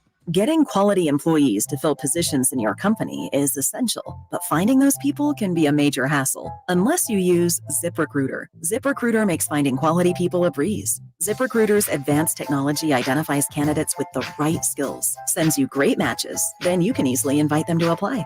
4 out of 5 employers who post on ZipRecruiter get a quality candidate within the first day. See for yourself. Go to ZipRecruiter.com/free to try ZipRecruiter for free. That's ZipRecruiter.com/free. Tired of hearing scary radio ads about the IRS? Tax Relief Advocates is different. TRA is here to tell you that if you owe money to the IRS, whether it's $5,000 or $500,000, we have a solution. TRA can eliminate or reduce what you owe to the IRS with zero risk to you. If we can't reduce your tax debt, then you pay nothing. We have over 1,000 5-star reviews on Google and an A+ with a BBB. End your tax nightmare today by visiting TRA.com or call 800-58.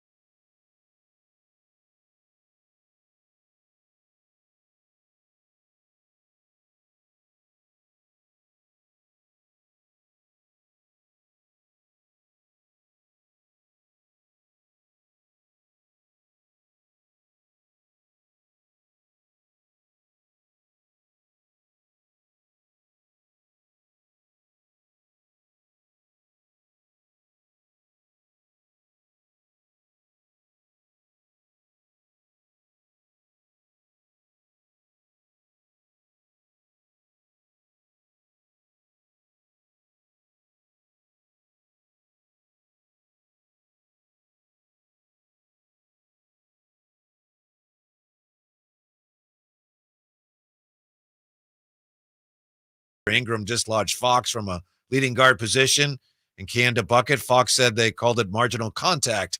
What a joke. Yes, that's the whole thing. Marginal contact. An official could say that about anything. Anything. And that's our point, right? We don't know what's marginal to one person is different to another, and I just get frustrated because these officials, they go through training, they go through meetings and everything. And then it's just like, okay, yeah, I guess that's marginal. Let me blow the whistle. Or I'm not like, if the guy getting hit in the face is deemed marginal, then it seems to me we've crossed a line here. Right? You're right. How is that marginal? The guy got hit in the face. That's the guy that got hit in the face. Marginal is like if somebody brushes up on you or something like that. It's like getting tackled. Well, that was marginal contact. There is no culture in the world in which getting hit in the face is marginal contact. Stop it, Whitey. You're being a Lakers fan right now. That's what it is. That Lakers fan is coming out of you. No, I don't care if you're a Lakers fan, Kings fan, whatever. Like, you got to admit, that was a horrible call. And it occurred outside the 2 minutes, so you can't have that in the 2-minute report or anything like that. But I think Adam Silver needs to address the officiating going on right now. Do you think he really watches basketball? I got to be careful. What do you mean? What do you mean?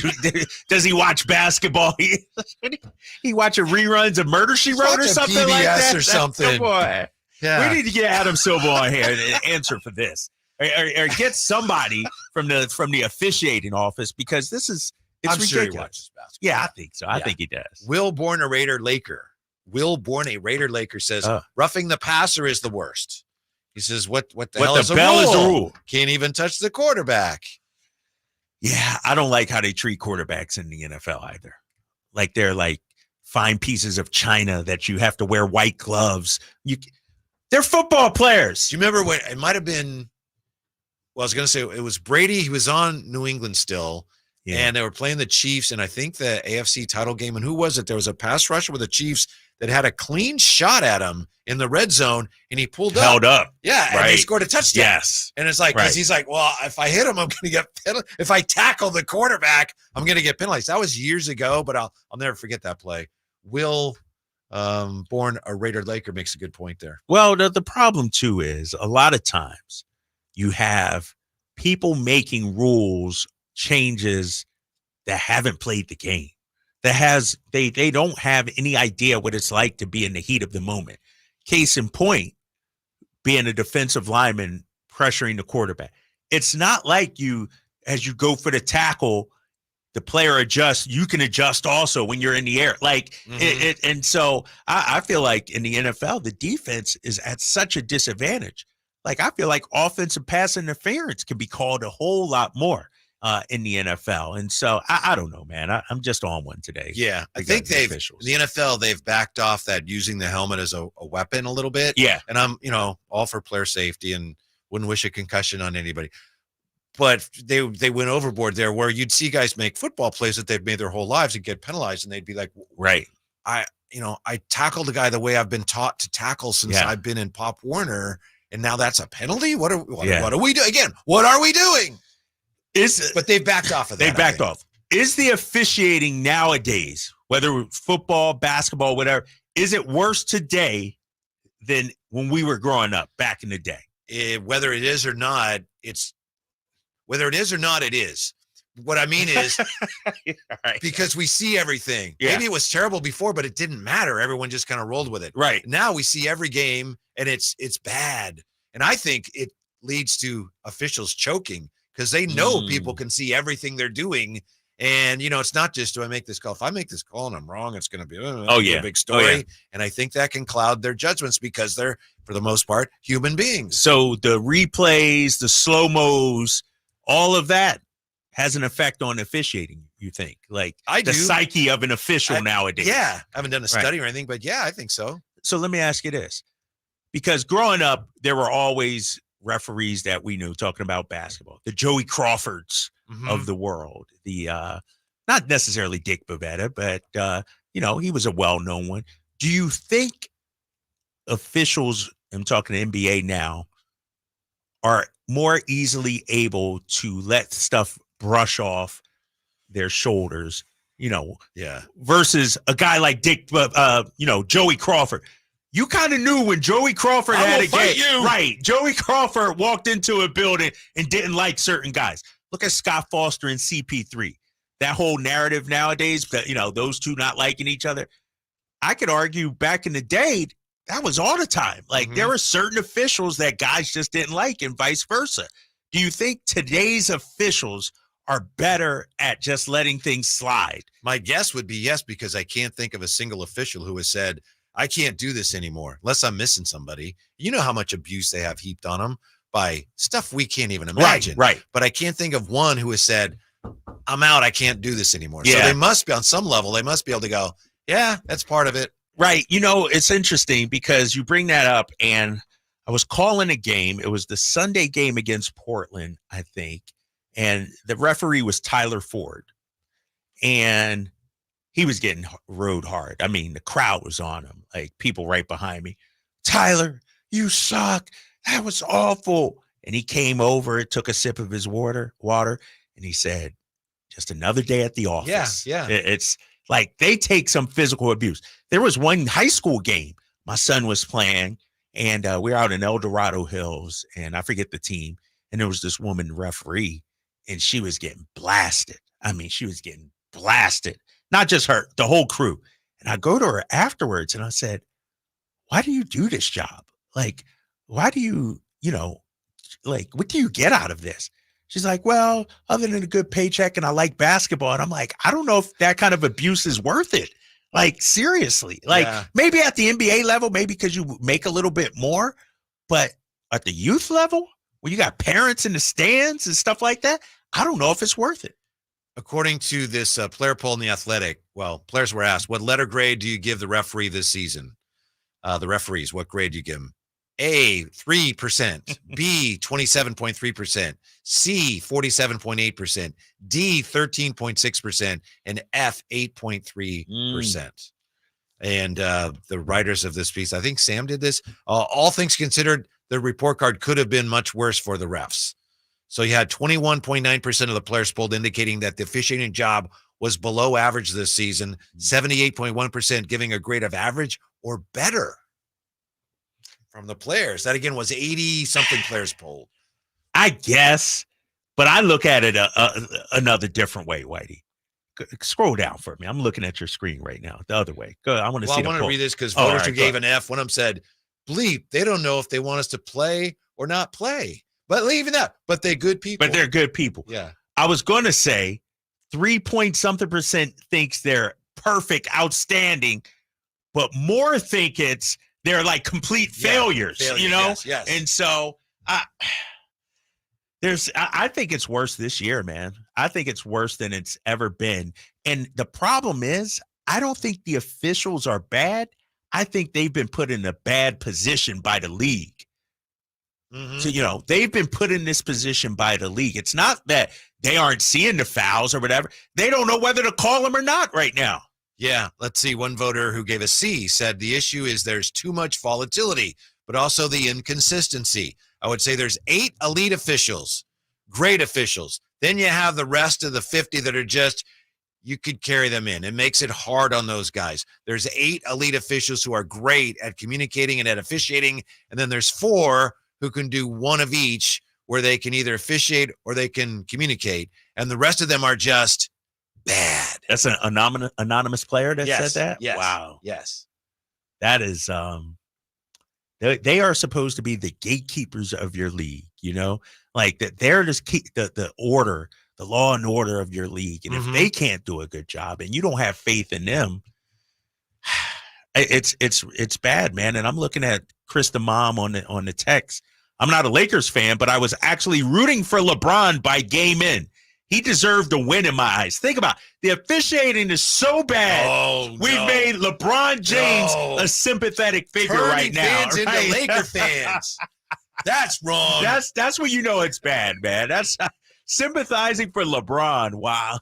Yeah. Brendan Nunes will shed light on this and other issues pertaining to the Kings when he joins us, coming right up with the Drive Guys, Sactown Sports.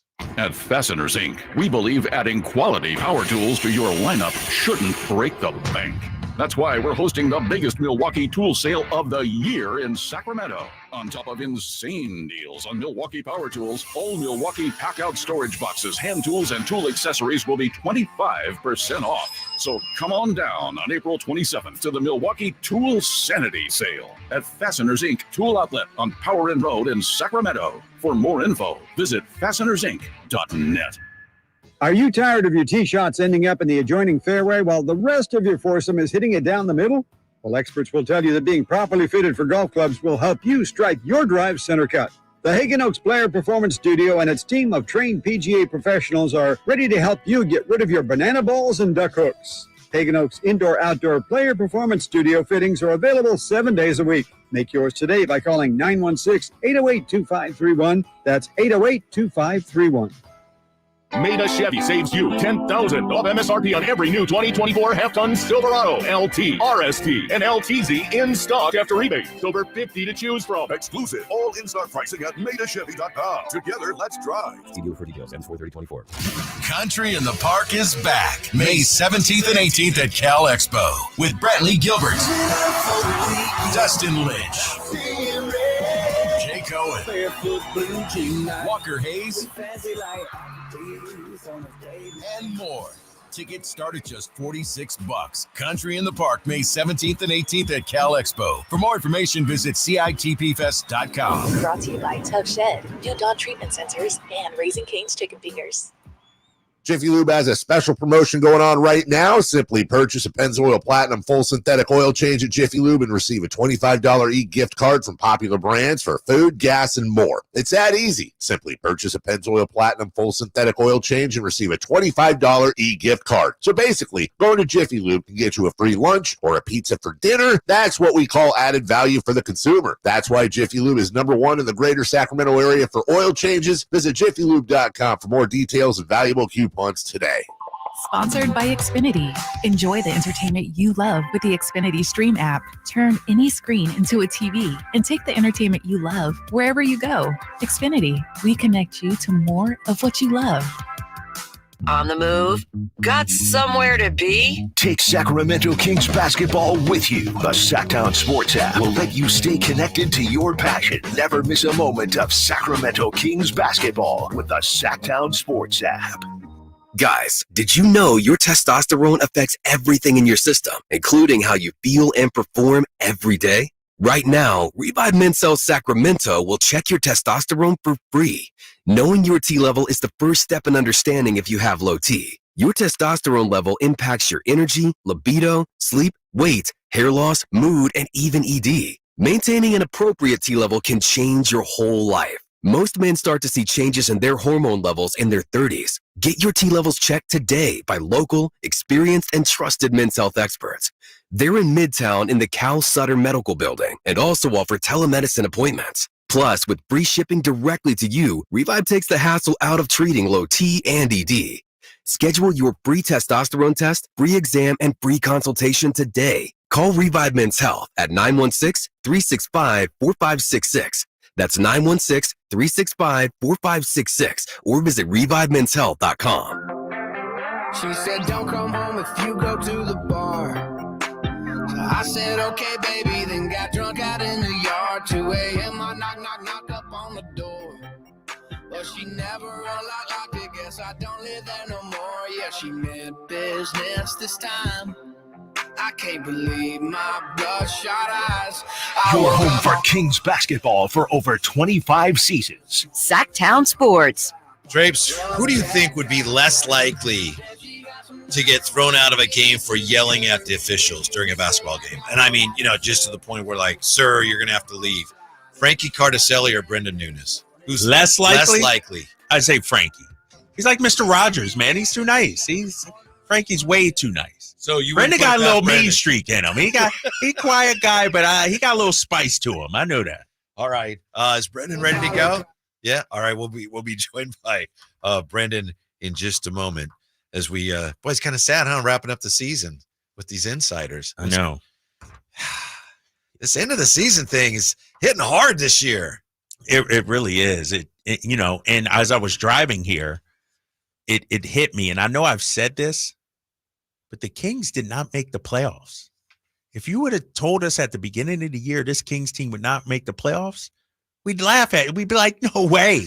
They did not make the playoffs. I still don't believe it, man. One of our outstanding SactownSports.com Kings insiders, Brendan Nunes. Brendan, I don't know if you heard there, but Drape said you would be more likely than Frankie to get thrown out of a game for heaping abuse at the officials. Do you agree? Are you more likely than Frankie to get ejected for that?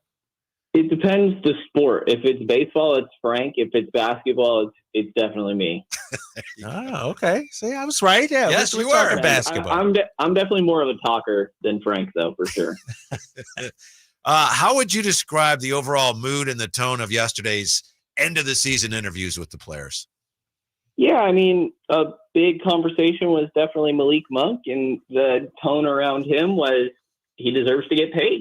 And whatever that may mean, we'll see. Kind of TBD there. And obviously a big question on Sacramento's end, but that's pretty much everybody's messaging is that this guy deserves to get paid. Malik was very self-reflective on kind of his journey. He's mentioned it before of almost being out of the league, not having really anybody offer him anything until the Lakers came up at the end of his first free agency after his initial stint with Charlotte. So, I mean, that was really one of the main takeaways. And overall, a disappointment with how their season ended, but also, that it's sometimes you take a step backwards to take a step forward. Brendan, regarding Malik, I wonder now, a few weeks ago, a couple of months ago, we had to re-sign Malik at all costs. Do we still feel that way right now, or is there a path towards, improving with, even if Malik leaves? Can they do some other things to improve this roster, or this big off season, it's all about Malik Monk? I wouldn't say it's all about Malik Monk, but I think the team is better with Malik, and I think it is kind of as simple as that. They will have their 13th best odds in this draft class, and that's its own conversation of will they try to just have Atlanta take that pick, or would they try to trade it? But you have that to work with. You could potentially take a guy. You have the MLE to work with. It starts about 12.5 million to play with. And ideally you're using that to bring in another complementary piece rather than having to spend that to replace Malik's production. Like Kevin was a big part of that as well, not being out there, but you saw how much the offense really struggled with Malik being sidelined for those last handful of games. So I struggle to see how this team would be better without Malik there. And they do have resources to improve outside of that, but I think ideally that both would exist. Brendan, what does this roster need more than anything else? Length and athleticism. I think that's really it, and there's skills that come with that are important. I think that they put a really high priority on their offense and getting that back up to the production it was closer at last year. And, ideally a guy that is fluid enough to be productive on defense. I kind of think that you've seen throughout the year Mike Brown compliment other teams that have a lot of length and athleticism. I think that's one of the problems that they ran into in New Orleans and losing to them 6 times in the year. So, I really think that they should go star hunting and then figure out the other pieces from there. But if it's not just some sort of star we're talking about, I really am looking at length and athleticism to get to some more size and versatility on this team. Well, give us some names then, Brendan. You can't just throw that out there. Who you're looking at? Who's on your wish list? This is going to be one of those Brendan Nunes pieces where here's some potential targets for the Kings. Who do we got? It's fair enough. If we're talking star hunting, all right, which is these are going to be pipe dreams. That's what it's going to sound like, right? Yeah. But things change very quick in the NBA. I love me Mikal Bridges if Jordy Fernandez wants to do any favors now. Or Lauri Markkanen is somebody that really interests me. Again, these are guys where you're going to have to offer a lot of draft picks and obviously matching salary of Kevin or Harrison, if not both in these. It wouldn't surprise me if Davion or Keon gets part of these conversations as well. There's an interesting situation going on in Miami, I think, a little bit with Jimmy Butler potentially being owed an extension, and how could those conversations go if they fell apart? I think Jimmy's the type of dog that Sacramento could really benefit from. And if you didn't want to go in that direction and instead you were just trying to go with bringing Malik back and some MLEs, like free agents, you could look at them. And we're always talking about how do they go get their KCP. KCP is a free agent. There's come on, Brandon. Come on, Brandon. Come on, bro.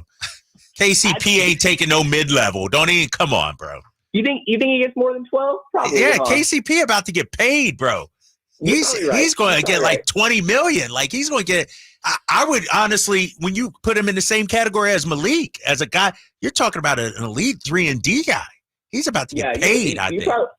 You're right there. I think some other names that stand like. You got to get a little complimentary. I think kind of breaking up the MLE of do you go get like a Torrey Craig and a DeAnthony Melton? Is Royce O'Neal going to go back to Phoenix? I think that Doug McDermott is a guy that shares the same agent as Kevin Huerter, has played with Domantas Sabonis before. So there's interesting options to go look, but a lot of what we're talking about, if you're not swinging for stars, is kind of some depth pieces. But I think that last game in New Orleans shows how important it is to have those guys. How close is Keegan to being the player the Kings need him to be? He's still a little ways, and I think that's fine. I think the variance that we saw in those 2 playing games is very representative of where Keegan is at right now, where he still has those flashes where he can be the leading scorer in the entire game, where Steph Curry's on the other side, and he's outscoring De'Aaron Fox because he gets hot for a stretch and is able to keep it up, and then he is a little hesitant against New Orleans. So I think that mindset is going to be a big thing for him. That was one of the, I think, silver linings to Malik and Kevin going down was an increased aggression from Keegan Murray, but that's still got to get to another level. I think that he is going to take another jump and they need him to next year. But from the point of, if we're talking about this guy being an X factor of eventually flirting with, getting out the second round, I still think that we're a little ways away, but I think that's fine. It's kind of how the process, I think, should be expected to be going. Brendan, I'm listening to you talk about Keegan, and I hear you. But then you also want to go star hunting. Do you think the belief is still that Keegan is that star and can be that star? Or are you looking to bring in a star and then move Keegan down the not depth chart, but maybe he's your third or fourth option instead of what we need as him being your second option? I think ideally it's sort of blending the timelines, right? That Keegan's still on this rookie deal and that you have another guy that you're able to bring in on a larger salary that you're able to stomach. And say he is a little older. Let's roll with like the Jimmy Butler hypothetical, right? And you get a couple good years of Jimmy Butler to hold you over while Keegan continues to develop. And as Jimmy slows down, then Keegan starts to take more reign. So I think ideally both could kind of exist. And I definitely do still think that belief of Keegan being an all-star remains like within the organization. I hesitate a little bit, if we're talking about Tobias Harris, Chris Middleton type, like fringe all-stars, maybe he sneaks into one or two in his career, and that'd be a great outcome, don't get me wrong. But to what extent, I have questions, but I do think there's still belief that he reaches an all-star level. Brendan Nunes, do you think Malik Monk will be back with the Kings in the fall? I hope he is. I know what you hope. We all hope it. What do you think, sir? Yeah, I'm probably about a coin flip right now, fellas. I think the tone yesterday definitely has people walking away thinking, oh, man, this guy's going to get paid. It's interesting to me, though, looking at the market, like Orlando, I mean, you guys probably seen it, too. You watch any of these Orlando games, they didn't put up 90 in either one of their games against Cleveland. They're starting Gary Harris. Like, you can't tell me Malik Monk wouldn't be great right there, you know? But what do they prefer with their money? Do they want to go Malik Monk, or do they want to go a little more off-ball with a Klay Thompson, or D'Lo's playing really well, or DeMar DeRozan for a little more vet leadership? So I think there is a lot of dependence on there's a couple teams that are intriguing, and who do they prefer?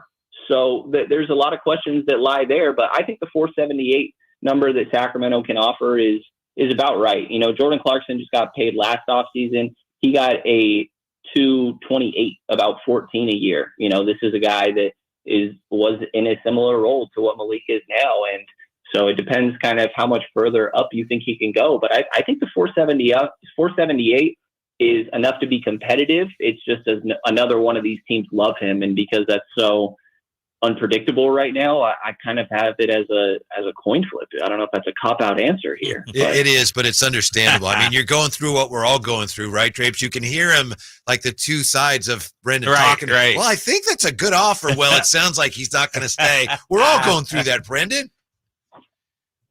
Yeah, I'm trying to talk myself into it, you know. But I don't know. I do think that it's an okay number. I had thoughts previously of are we sure it takes the full 478? You know, Malik still does have a lot of inconsistencies, and I do think it does, but I really struggle to pinpoint, like, if this wasn't here, if they didn't have this limitation, what sort of number would we feel comfortable with Malik? And would we really want to get to 425? Now, if the other option is him walking, probably, but it's a conversation. Hey, Brendan, Sasha Vezenkov, do we know what he is or who he is and what his fit in the NBA is, or do we need to see more and give him some more time?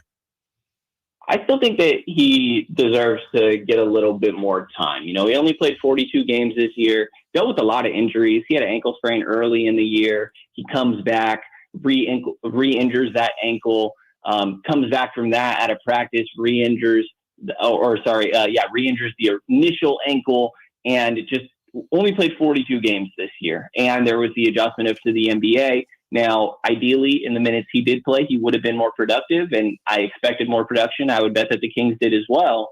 But all of those combined, I still think that he deserves another year of kind of reserving judgment until we see him with an opportunity to get a little bit more of a flow. But at the same time, when you're going through your off-season decisions, I don't think that you should necessarily think about, we have Sasha Vezenkov, we don't know we don't need to go get this other guy.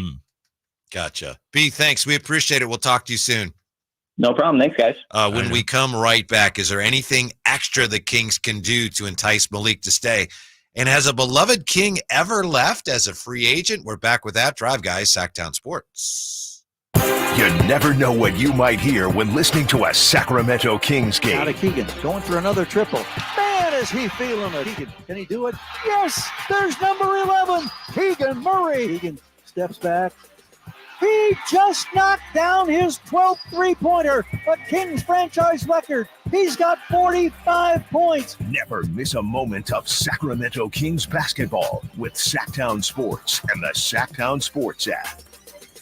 Sacramento weather is brought to you by the Arnold Law Firm. I'm meteorologist Heather Waldman in the KCRA3 Weather Center. The onshore breeze continues Tuesday night, so Wednesday starts off cool with temperatures near 50 degrees. Afternoon highs will be in the low 70s with a gusty westerly breeze. Get the latest forecast on the KCRA News and the KCRA app. The Arnold Law Firm has seen how a collision can turn anyone's life upside down in a heartbeat. So remember to be a little more alert on the road and stay safe. The Arnold Law Firm, providing real justice for you since 1975. Call 916-777-7777. Welcome to the Tap House Restaurant at Bartley Kavanaugh Golf Course. With an array of local craft brews from a selection of 20 taps, the Tap House menu boasts freshly made sandwiches, crisp salads, and a variety of specialty entrees. The Tap House is the perfect place for a round after your round at Bartley Kavanaugh Golf Course, especially during happy hour from 3 to 6 daily. Drop by the Tap House Restaurant for scenic views, exquisite food, and a hearty welcome. The Tap House at Bartley Kavanaugh Golf Course. Kevin Lewis with National Garage Door, reminding you that in Sacramento, National Garage Door is the king of garage doors. We service, sell, and install garage doors and openers. Call us today for your basketball special. A new 16x7 Rainer garage door with insulation and a belt drive opener for only $24.49 installed. Give us a call today, 916-638-4554. 638-4554 National Garage Door. Hey everyone, it's Ted from Consumer Cellular, the guy in the orange sweater, and this is your wake-up call. If you're paying too much for wireless service, you don't have to keep having that nightmare. Consumer Cellular has the same fast, reliable coverage as the leading carriers for less. And for a limited time, new customers receive their second month free when they sign up and use promo code MONTHFREE by May 31st. So why keep spending more than you have to? Seriously, wake up and call 1-888-FREEDOM or visit consumercellular.com. Taxes, fees, and other third-party charges will apply. See website for additional details. Get in zone, AutoZone. Welcome to AutoZone. What are you working on today? Thinking about gas mileage. You know, changing your oil with a full synthetic oil like Valvoline Advanced can help your engine get more miles. Right now, you can get 5 quarts with an STP Extended Life oil filter for only $35.99. Get started on your next job today with the parts you need when you need them at AutoZone or AutoZone.com. Get in the zone, AutoZone. Restrictions apply. Hey there, you in aisle 2. I see you by the fiber and laxatives. You still using those to manage your constipation with belly pain? If your symptoms keep coming back, you may have irritable bowel syndrome with constipation, or IBS-C. So you may need more than over-the-counter treatments to manage it. Ask your doctor about how Linzess can help you get ahead of it.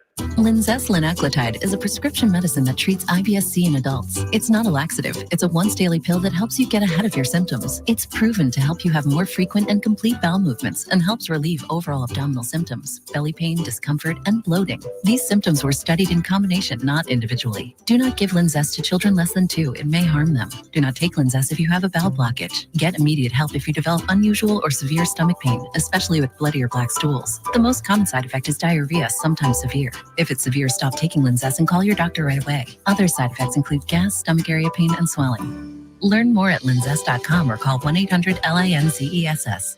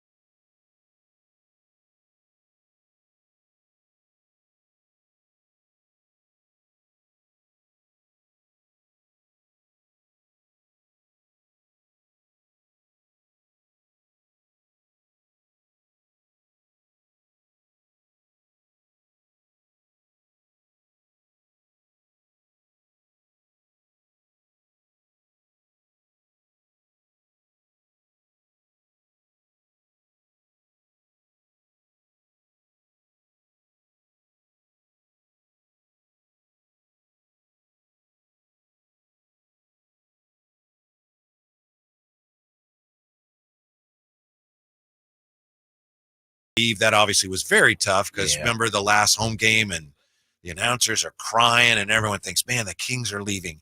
That was tough. This is nothing like that. But I also remember would have been 2000, right?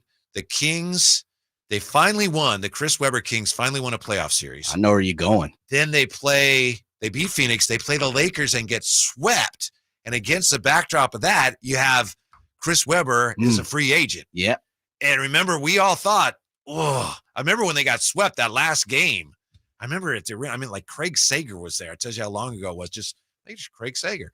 And they got swept, and it was like, there was like a pall over the whole thing because it was like, well, they lost to the Lakers again, and this could be it because if Webber leaves, the whole thing's done. Yeah, it's going to all come crashing down. And we had seen, I think most Kings fans had previewed what this really could be, and it actually turned into what we imagined. It just couldn't finish the product. But I'm with you. That I remember that year. That'd been my sophomore year in high school. I remember that year hearing about, we'll cut your grass and we're gonna put the signs up and the Maloose with the billboards, which Webb didn't care for. No, he did not. Come here and you'll eat forever. You'll be able to drink forever. You'll come this way. You'll never have to pay. We'll bring you your groceries every week. All these different things that people were, coming up with creative ways to try to keep Webber here. And the fact that he signed it, all it really took was money. It was the money that kept him in. I think Webb, as he has said, and he said on this show, on this network, on this show, plenty of times that there was something special being cooked in the pot that we got to see, later on. Yeah. I remember that summer there was talk of maybe, we were just talking about a sign and trade with Orlando. There was talk of a sign and trade with Indiana, and maybe the Kings would get a young kid by the name of Jermaine O'Neal. And I remember we'd go, well, I mean, that's something. It's not Webber, but it's something. Sure. And ultimately, I don't know if the offers weren't there or maybe the offers to go where he wanted to go weren't there, but he ended up, didn't they have? Well, no, wait, hold on. Let's paint this picture a little bit better because you jumped on me. Webber just wanted to be here. Can we just say that? You could say it. I mean, okay. Yeah. Thank you. Let me feel I'm better sure that about was part of it. Okay. Yeah. Didn't they have like a big press conference at the mall somewhere when they announced it? I think my wife and my kids remember that. They were out shopping somewhere and they're like, oh yeah, Webber was there, and they announced that he's going to stay. Because when he decided he was going to stay, that was like, oh, thank goodness. Right. Yeah. I don't remember. Do you remember what mall? No. Okay. And I could be imagining the whole thing. Yeah, sure. Maybe Sure. I'm thinking of. Do you remember when Kevin Martin signed and they had a big outdoor press conference and people were like, "What? He's a nice player, but why are we doing this?" Right. Yeah. The Webber signing took this city to new heights. And in hindsight, again, we got to see what Webber and that Kings team meant. Because, I mean, anytime they walk through the streets, they're the Beatles. Yes. Yes. But for everything that, we kind of look, and I'm not sure if you're going this way with the Malik Monk situation. I've seen Carmichael Dave from the morning show. Carmichael Dave's getting a lot of run on our show. Let me say that. I know. Carmichael Dave talking about the morning show that. of, what the fans here in Sacramento will do to keep Malik Monk. Like, all due respect to Malik Monk, that's not even close to the same level as when we were trying, when Sacramento and trying to keep Chris Webber here. And so, man, it was sweet times. Let me tell you, dope times. And I do remember all the different things that came with it. Yeah. And the exhale that when Webb re-signed, people were like, oh my goodness. And, like I said, it was a great period. It just didn't finish the way they wanted it to. Yeah, that was a team that was very capable of winning a championship. We were just talking, Drapes, about this offseason seems kind of it's a rough one. But we were talking about the offseason where it looked like the Kings were leaving. We were talking about the offseason in 2000 where they got swept by the Lakers and Webb was a free agent. Yeah. And that worked out. So compared to those, like this is not not. Yeah. It's disappointing, but it's not like, the whole thing's falling apart. Right. And we all want Malik to come back. But let's keep it real. It's not like De'Aaron Fox is leaving or Domas, and you'd have to tear it down and rebuild or anything like that. And I mentioned yesterday, there are guys out there who won't quite be Malik, but a guy like Gary Trent Jr. can do a lot of the things Malik can do. And so maybe as a fallback plan, it's not like, you don't re-sign Malik and then all of a sudden you get zero back. Like there are other moves you can make out there to help mitigate the loss of Malik. I don't think a beloved King has ever left as a free agent. Because I'm thinking, Webb got traded eventually. Peja got traded. Bobby got traded. Bibby got traded. Yeah. Vlade left as a free agent, but it was right at the end. At the end, yeah. Barely got traded. So I don't know that it's ever happened before. I'm trying to think. Yeah. And even a guy who, you could say like Richmond. John Barry was a favorite. Rudy Gay got traded.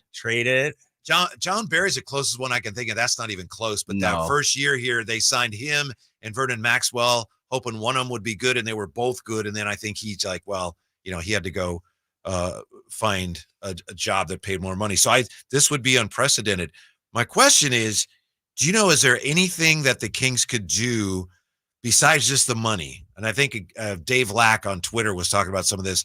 Do you know, Kyle? Maybe you don't know, but could they promise him a starting job? Could they? Is there anything they could do with option years? But that's all. As far as a contract, that's all limited, right? Yeah, that stuff is all slotted. Exactly. It's you can't get creative or anything like that. You can, Jay, offer him a starting job, and this is something I thought about, but I don't know why you would do that from a coaching standpoint. Who knows? Monty McNair might go out there and trade for Devin Booker in a month. Then what? Oh, Malik, we promised you a start, but we got, you can't do that. Because of those rumblings. Right, those rumblings, right? Out of Phoenix, Devin Booker, right? What about this? And I've seen this. This was early on in the season. And this takes a lot of trust and loyalty from Malik Monk, his agent, family, friends, his circle. He could make a lot more money if he came here on a 1-year deal, got the birds rights to keep, the organization get the birds rights. And then next year, the team blesses him with, $100+ million, which then I think, and for me, listen, fellas, we all know this is a business, right? Yes. That's a lot of trust and loyalty. And I go back to the DeMarcus Cousins. One thing that he has talked about for quite a bit is he was promised the money from Vlade's regime. And, in a matter of weeks, he was out of here. And so that's a lot of trust and loyalty and, belief that they're going to bless you with that type of money. But I think he's too smart to do that. I think so too. Yeah. And he hasn't been paid. He really hasn't gotten his bag, fellas. Yeah.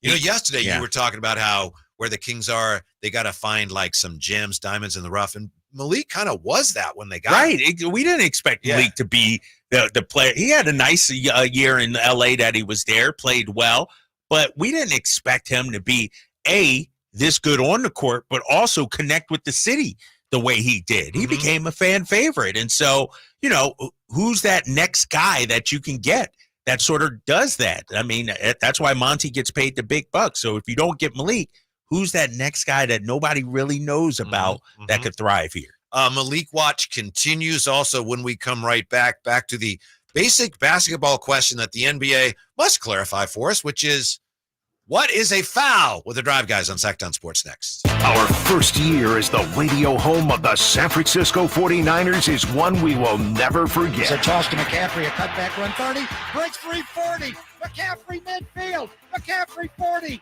30, 20, and toasted all the way down to the 3-yard line on the first play of the game. CMC Dynamite! Congratulations to the 49ers on a terrific year. And thank you for so many wonderful memories. I didn't ask to be thrown in the streets with nowhere to go. I didn't think I'd survive.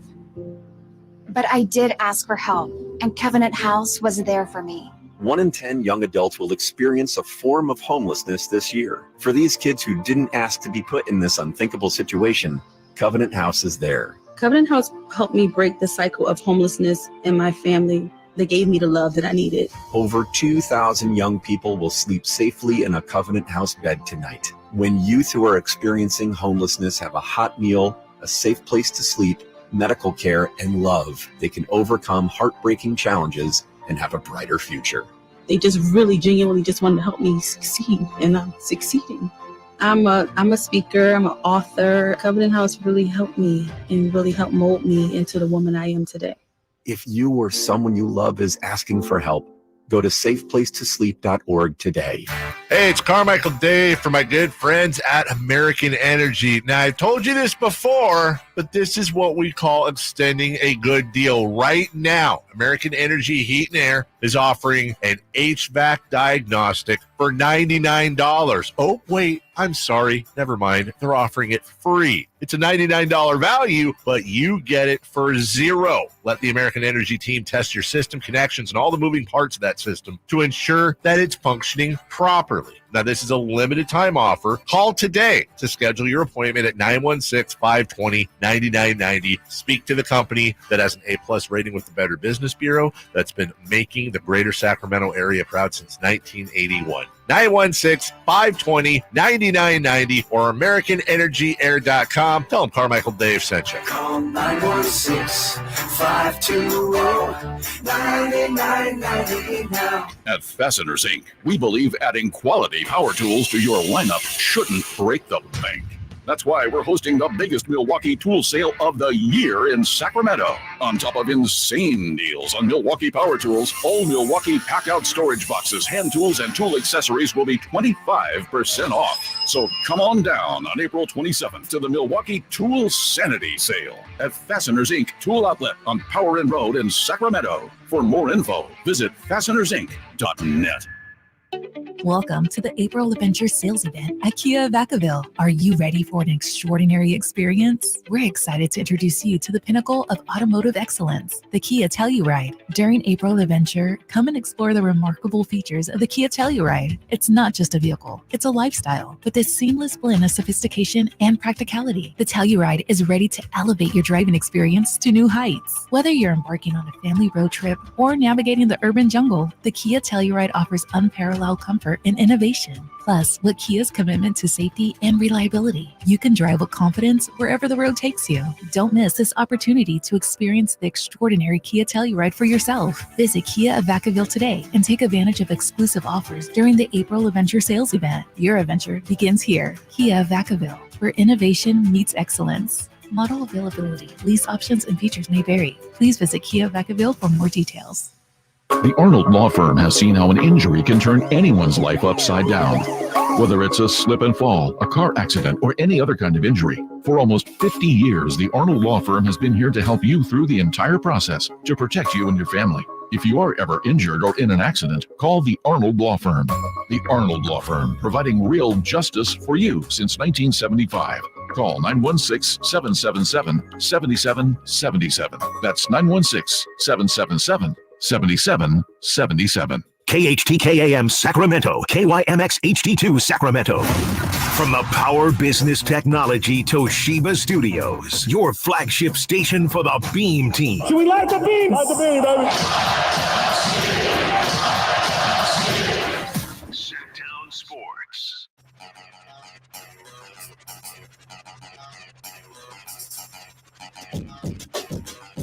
The only station in Sacramento giving you local sports coverage from 6 a.m. to 6 p.m. Monday through Friday. Sactown Sports. Is anything real in the world anymore? Here we are as Kings fans saying, yeah, LeBron was right last night when he complained about the officiating and when he complained that D'Angelo Russell wasn't sent to the foul line after getting hit in the face.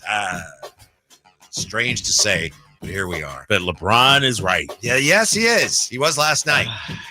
That's a fact. They still lost a 20-point lead. I know. I get that. What a great game, though. It was a great game, and Denver, they look good, man. I thought the Lakers played extremely well. When you watch that series and that game, the Lakers look physically tired. As the game was wearing on, you could see LeBron getting tired, Anthony Davis. Meanwhile, the Nuggets just kept running. They just kept pushing it. The altitude thing. You could even see the Lakers. And who was the analyst? He made a point of it. You could see him. Yeah. Yeah. Reggie Miller. I think it was Reggie. Thank you, Jay. Reggie. I think Jamal Murray may be the most underrated player in the NBA today. Drew Holiday's right up there. And I think Jokic somehow is still underrated. What? And he is What unbelievable. he's about to win his 3rd MVP. I know, but he should have won last year. But why didn't he? Because my boy Embiid. Oh, he's not. Because my boy Embiid. He's not good. The same reason Jordan didn't win every year. The same reason LeBron hasn't won every year. Voter fatigue. Voters get tired. Yeah. I'm still not a Joker fan, though. I'm not a Denver fan. I'm not a Joker fan. I'm going to keep it real, Kings fans. And if you want to revoke my card, do it. I actually want the Lakers to win this series. There's something about the Joker, Jamal Murray. It's just something that rubs me the wrong way about them. It's just maybe because they're too dang good. Whoa. I just don't like the Nuggets. No, that's being clipped. See, I don't pander to the crowd and the audience like you guys. I don't just kiss up and tell Kings fans what they want to hear. Sometimes I'm okay with being the bad guy and going against the grain. I guess. I am not like if we're on the air, right? If I was to rank the teams I don't want to win the championship in the West, Denver would probably be at the top. Did you? Here's the thing about Lakers. Did you have Lakers. a chance at the job there and you didn't get it or something? No. Here's the thing about Denver or the Lakers. I don't mind the Lakers. I just don't like their fans. Huh? There's a difference there.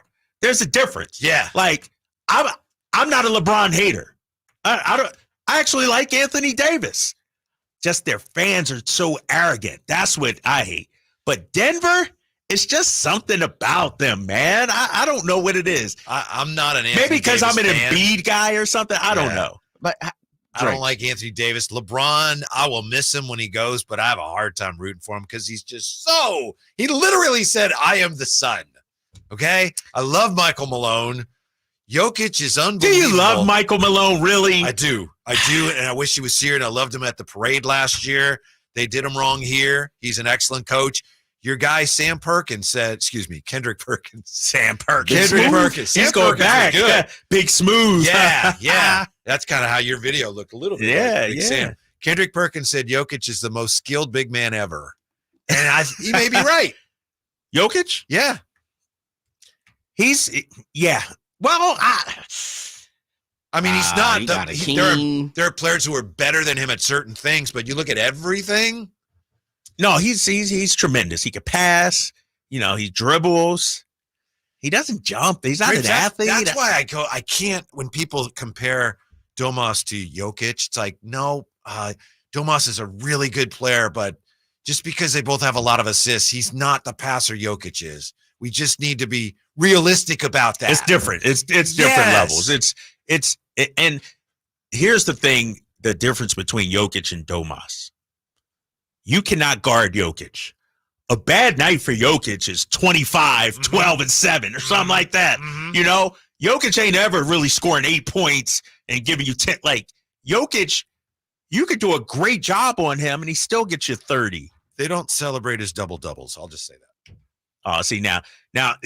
Kings fans, come after Whitey because you're poo-pooing Domas's double-doubles. You're minimizing what my guy Domantas Sabonis did. I'm saying he's not Jokic. That's all. You know I'm why saying. they don't celebrate his double-doubles? Because he hasn't had a streak like Domantas Sabonis has had. Is that why? Yes. Okay. That's what, see.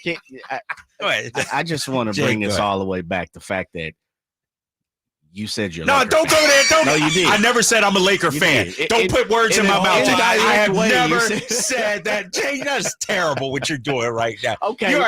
You're trolling like you're on Twitter right now. You're trying to aggregate content. Let me take a step back. You said it without saying it. Right. I did not say that. Okay, let me take it back. said How I'm a about Laker. this? How about this? Working for the Kings, working for the Celtics. How could you possibly even be any kind of fan of the Lakers? See, what you guys don't understand, man, and I'm going to keep it real with you. You're driving on your way home. You're listening on the app. You're watching on YouTube. I'm my own individual. I'm not going to pander to the crowd like you guys are. Just because all of a sudden I move here, I got to hate LeBron James? I hate who I hate. No. See, wait a minute, because there's a difference. I don't despise LeBron James. I like LeBron James. Oh, there you go. I don't like the Lakers, though. I can't stand anything to do with the Lakers. And not only because of Sacramento situation, they've been a front runner for too long. It's Los Angeles. They've gotten it easy. Silver spoon in their mouth. Magic Johnson, Kareem, Wilt, Kobe. I mean, we go? The league has helped them win. Yes. We know that. Yeah. Stop it, Whitey, because you're a closet Laker fan. No. You were a Laker fan growing up. I was a Magic Johnson fan. I was a fan of that team, and then I stopped being a Laker fan. Don't just make it. But here's the thing. Here's what I say. I am a fan of players more than organizations. In basketball, that's not I what you too. said. Yes. I mean, you said. I said I want the Lakers to beat the Nuggets. I don't like the Nuggets team. I don't like the Lakers fan base, but I don't like the Nuggets team. I just don't. Even though Reggie Jackson's my guy, I don't like watching Jokic. I don't. He's to me, and I said this last summer. I was on with Chris Watkins, and we had our least likable NBA players. His was Steph Curry. You guys are quite a pair. Yeah, Steph Curry and Jokic. Because Jokic looks like the guy at the gym I should be able to lock up. I mean, minus the size. That's what makes him so great. Right. It kills me. How is this guy so effective? How is he so great? He's not the fastest. He doesn't jump the highest. He's not the strongest. He's just so dang good. And then Jamal Murray comes out of the rock every playoffs all of a sudden. Yeah. And then Michael Malone and what he did to the Kings during this season. And I know he's a former Kings coach, and I know there's a lot of love here, but he left his stars in the game late when they were up big on us to stick it to us. And I didn't like that. I didn't like that by Michael Malone. 339-1140, 1-800-920-1140. Bill has been hanging on. Hey, Bill, you're on with the Drive Guys. What's up?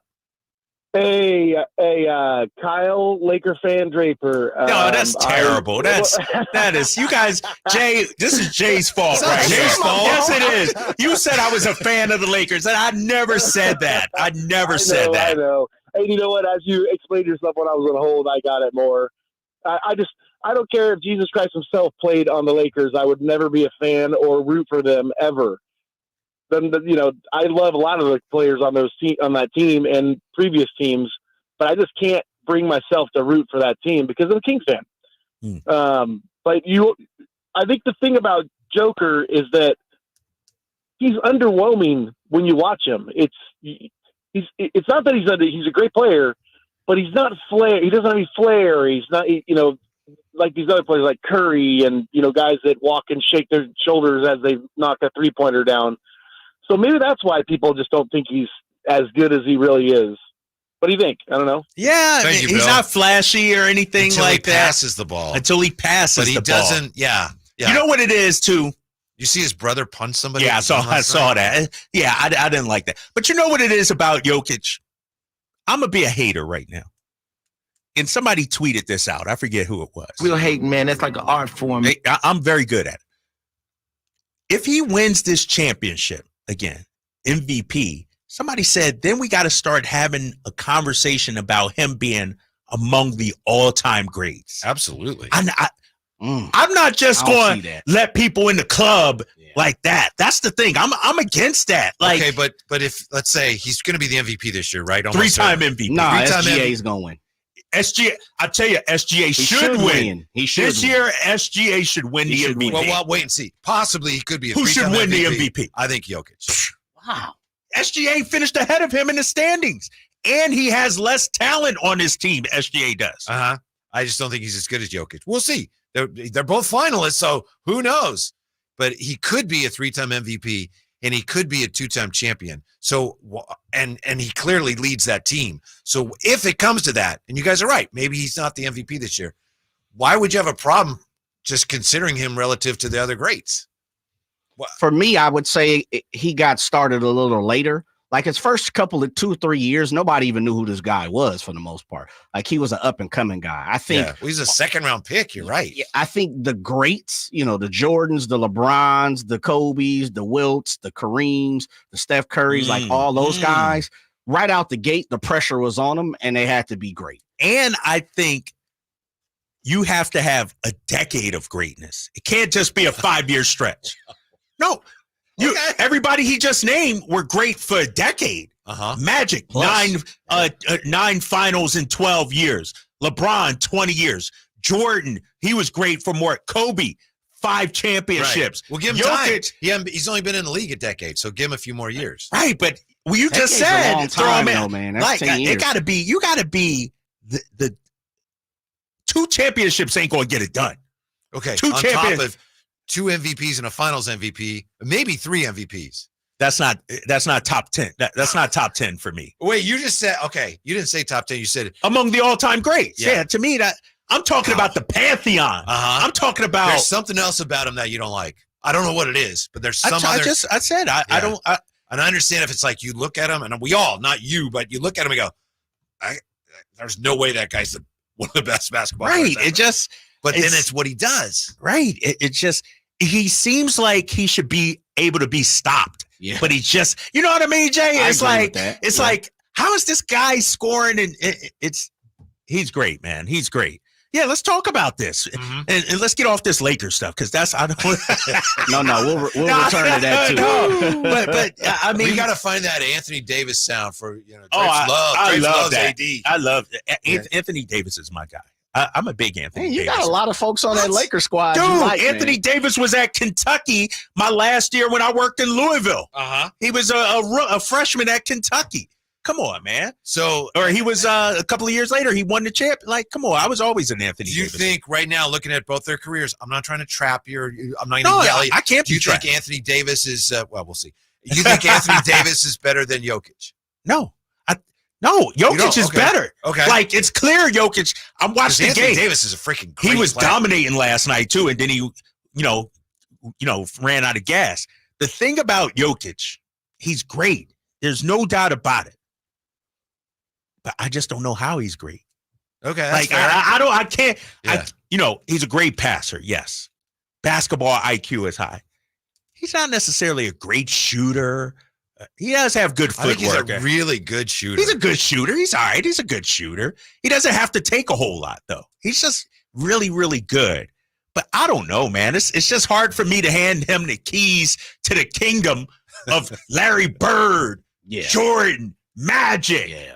Kobe. There's a lot Tim of people Duncan, still way 5 in front championships. Like 2 championships ain't going to get it done, Jokic. He's had a great 5-year run. I need a decade because everybody I just mentioned, they were at the top for a decade. So really what you're saying is you can't consider him one of the 10 best players of all time. See, when you say originally you said among the all-time greats. If he wins this, you have to compare him to the all-time greats. Yeah. To me, we're already doing that, but you're saying to me the all-time greats are top 10. Yeah, I'm not. Okay. Like, is Kevin Garnett an all-time great? Yes, but he's probably top 25 of all time. Yeah, I'd agree. Yeah, so I mean, but Jokic has had a better career than him. You want to talk to TC? Yeah, let's go, TC. Yeah. I need TC. TC joined us here. Is it time for Check It with TC, Sactown Sports? TC, how are you? Right, check. Yes, sir. Yes, sir. Check it, man. What's up with my guys? What's up, TC? Hey, man, just vibing. Jay in the back. What's up, bro? Whitey. Hey, look. Hey, first and foremost, Jokic is one of those dudes, right? Jokic is one of those dudes, like you said, you should lock up. Jokic grew on me like a couple years ago. I didn't always like dude, but he grew on me. So, hey, I respect his game. You get me, Drapes? You got to respect his game. You ain't got to like him, but you got to respect his game. Dude is a dog. In my opinion, Shea should win an MVP. Shea's a dog. Shea is averaging 30 a game, what we want our boy De'Aaron to do, instead of doing up and down games. Shea is a guy, whether how he gets it, he gets it. Fox, that's how you need to be next season. If you want to average 26, average 26 every game. Not I averaged 30 this game, then I had 6, then I came back and dropped 22. No, bro, be consistent. That dude was consistent no matter how you look at it. As far as Monk, check it out, Kings fans. I love Monk. I got the Monk statement jersey hanging up in my closet right now. Dude, I believe he'll be back. But if he's not back, Jay, I'm with you. It's not the end of the world. It won't be the end of the world. This is going to be a team game, and we're going to get better as a team. Monk, we love you, bro. Come back, please. But I guarantee you guys, if he leaves, it won't be the end of the world. The Mike Brown being fired, that's idiotic. That's ridiculous. Anybody, any media, any Kings fan, any coach that thinks Mike Brown should leave or be on any type of hot seat, that's absolutely ridiculous. This dude turned the culture around in Sacramento. He brought us back. He put us back on the map, bro. I know I'm jumping around, but listen, I'm venting. I'm still emotional, bro. I'm going to be emotional about this game. I'm jaded, but I'm being honest with everything I said, bro. Mike is not going anywhere. If Mike got fired today and we didn't extend that dude, bro, it's over for the Kings. That's all I got. TC. You thought any more about how much you'd pay Mike Brown? We talked about it yesterday. I'd give Mike Brown whatever it takes to keep him. Okay, I thought you said yesterday 10 was a little rich for your blood. It is rich for my blood, but if that's what it takes, it takes. Okay. You know, I'm not going to sweat it. Like, he has to stay here as coach. And I don't even know why we're having this discussion. You know, and I understand. I can tell you why we're having it. Because that wasn't. There's no indication that Mike Brown is going to be gone from Sacramento. Yeah, well, he's not getting fired. Right. But there's an issue about whether the Kings will extend him in a period when typically coaches are extended. I don't know. I think there's a lot of smoke and no fire. This is an off-season a drama that's trying to be created. If it was in Bleacher Report or something, maybe. But Sam and Slates, I'm not buying it. Those are my guys, but I'm not buying this one. Rock solid. Do you guys think it is a Mike Brown party that kind of threw that out there? Like I thought about it last night, and I was like, I could see that coming from the Mike Brown crew. Right. Maybe it's a negotiating ploy from Mike Brown's side. Yeah. Maybe you might be right. I could see that. That would make sense, but I think they cited as an organizational source. Did they? I'd have to double check. Which that still could be somebody Mike Brown who is sympathetic to Mike Brown. I honestly, that's Jordy on the way out. That's something you do. I think it's a non-story because I fully believe he will be here for the long term. I don't think, unless it's performance related, I don't think the financial aspect will be the reason Mike Brown is not the coach here in Sacramento. See, they say, I know we talked about this yesterday in the stories yesterday, dangerous games. What's next for Mike Brown, Vivek Ranadive, and the Kings, Anthony Slater, Sam Amick. And they said the dangerous part of it is that, well, if they don't get this resolved with the coach, it could turn into something. And those guys are it could just turn into something. It could be a distraction. distraction. It could. Of course. I could name the Kings coach in 50 years. It could be a distraction. Team sources say there's been a wait-and-see approach from the ownership side to this point, with a feeling from those around the franchise that singular results could weigh heavily in future decision-making. That doesn't sound like it'd be coming. Say from that Mike again. Brown. Can you read that again? Yes, of course. Team sources say there's been a wait-and-see approach from the ownership side, with a feeling from those around the franchise that singular results, like you beat the Warriors, great. Oh, you lost to the Pelicans, could weigh heavily in future decision-making. And then they say their opinion, that's a dangerous game to play. Ranadive has not yet approached Brown with an extension offer. Both sides have known for months now that this discussion was nearing. So to me, that's not nothing. And it may end up being, they sign him, it's fine. Yeah, but that's why, to answer your question, that's why I'm not going to entertain that a day after the season ends or 2 days or whatever like that. I mean, it's now if this was going into the final year, if this was October or August and nothing's happened. It is going into the final year. No, but Whitey, listen to what I'm saying. Whatever they wrote, I'm not buying. How about that? Yeah. Great writers, great guy. I'm not buying that story at all. Kings fans. And I'm telling you, there's good reason to. So buy you don't think the Kings are in on Mike Brown in terms of re-signing him? You think you think they're afraid of the contract and the money that it would take to re-sign Mike? Like there's some hesitancy on their part. I'm trying to figure out what this story is actually saying. The story is saying that there's information. You want to know what I think or what the story says? I still don't know what that story is really saying. It's a lot of conjecture in there. There's no concrete. Put a name to a source. Give me something more. It could lead, then it could lead to a distraction. We all know that. That's nothing.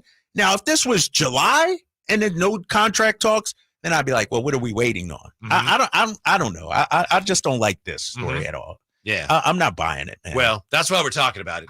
I'm not buying it. Yeah, and hopefully the Kings look at it and go, yeah, we'll get this taken care of, and it will be no problem. You have to admit this is a franchise with a history of botching these situations. It is. It 100% is. But I will also say this is a franchise that hasn't had this history since Rick Adelman, hasn't had this level of success. Correct. As great as Mike Malone was here, as great as Dave Yeager was, like they haven't had this kind of success. And if I'm correct, the narrative regarding Vivek was his meddling before I got here. I haven't heard that in the last couple of years. Mm-hmm. I don't know. I'm just not buying it. I think because it's not. You don't think it's well sourced enough. I don't think it's well sourced enough. I don't think when you look at Mike and you Brown, don't like it because it casts a less than favorable light on the franchise based on information that you feel is not that solid. Exactly. Yeah. And I feel like the way Mike Brown has conducted himself, he has been the model coach. Mm-hmm. He has been the guy you want out front and center. He has been, in my opinion, and this is no inside story, but just knowing Vivek and some of the stuff he's done in the past, he has been the perfect coach for this Sacramento organization, both on and off the court. There's not a single person in that organization that will say anything negative about Mike Brown. Mm-hmm. And so Mike Brown doesn't rub people the wrong way. Mike Brown doesn't, when you walk in the building, he walks in, you straighten up and get scared. Mike Brown is an embracer of people. That's why I'm not buying this right now. Maybe they know something I don't. I don't know. Yeah. Well, hopefully they'll get it settled soon. And I would say what you just said, Mike Brown, since he's been here, has been exemplary. You could say that about Monty and Vivek as well, right? I mean, since he's been here, everybody across the board. Exactly. And we know what it looks like when it's not that way. And if I'm correct, before Monty got his extension, there's talk, when's Monty's extension going to come? I think with Mike Brown, it'll be taken care of the same way it was taken care of for Monty McNair. Mm-hmm. Fingers crossed. When we come back, if the Kings are swinging for the fences in a trade, what do you need? Maybe we can't name a guy. Maybe we can. But what do you need from the guy you get back? Also want to say Howard Beck, who wrote a very interesting piece about the Kings in the Ringer. He joins us top of the hour as we roll on here. Drive Guys, Sactown Sports.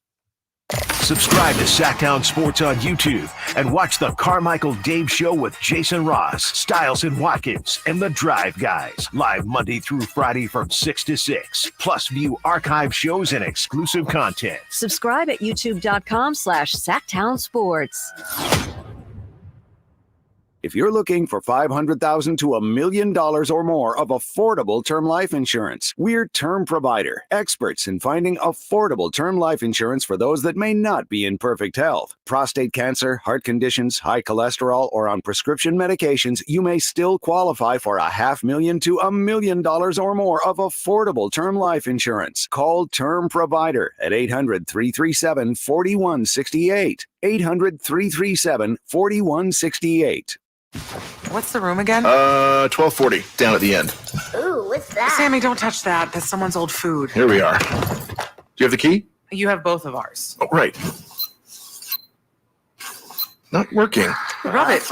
Come on. Try flipping it over. Seriously. Why can't we go inside? I'm tired. Give me yours. You have mine. All right. What? Please, if you Dad, could just... why aren't you opening the door? Can everyone just shut the... Don't go there. Go on a real vacation.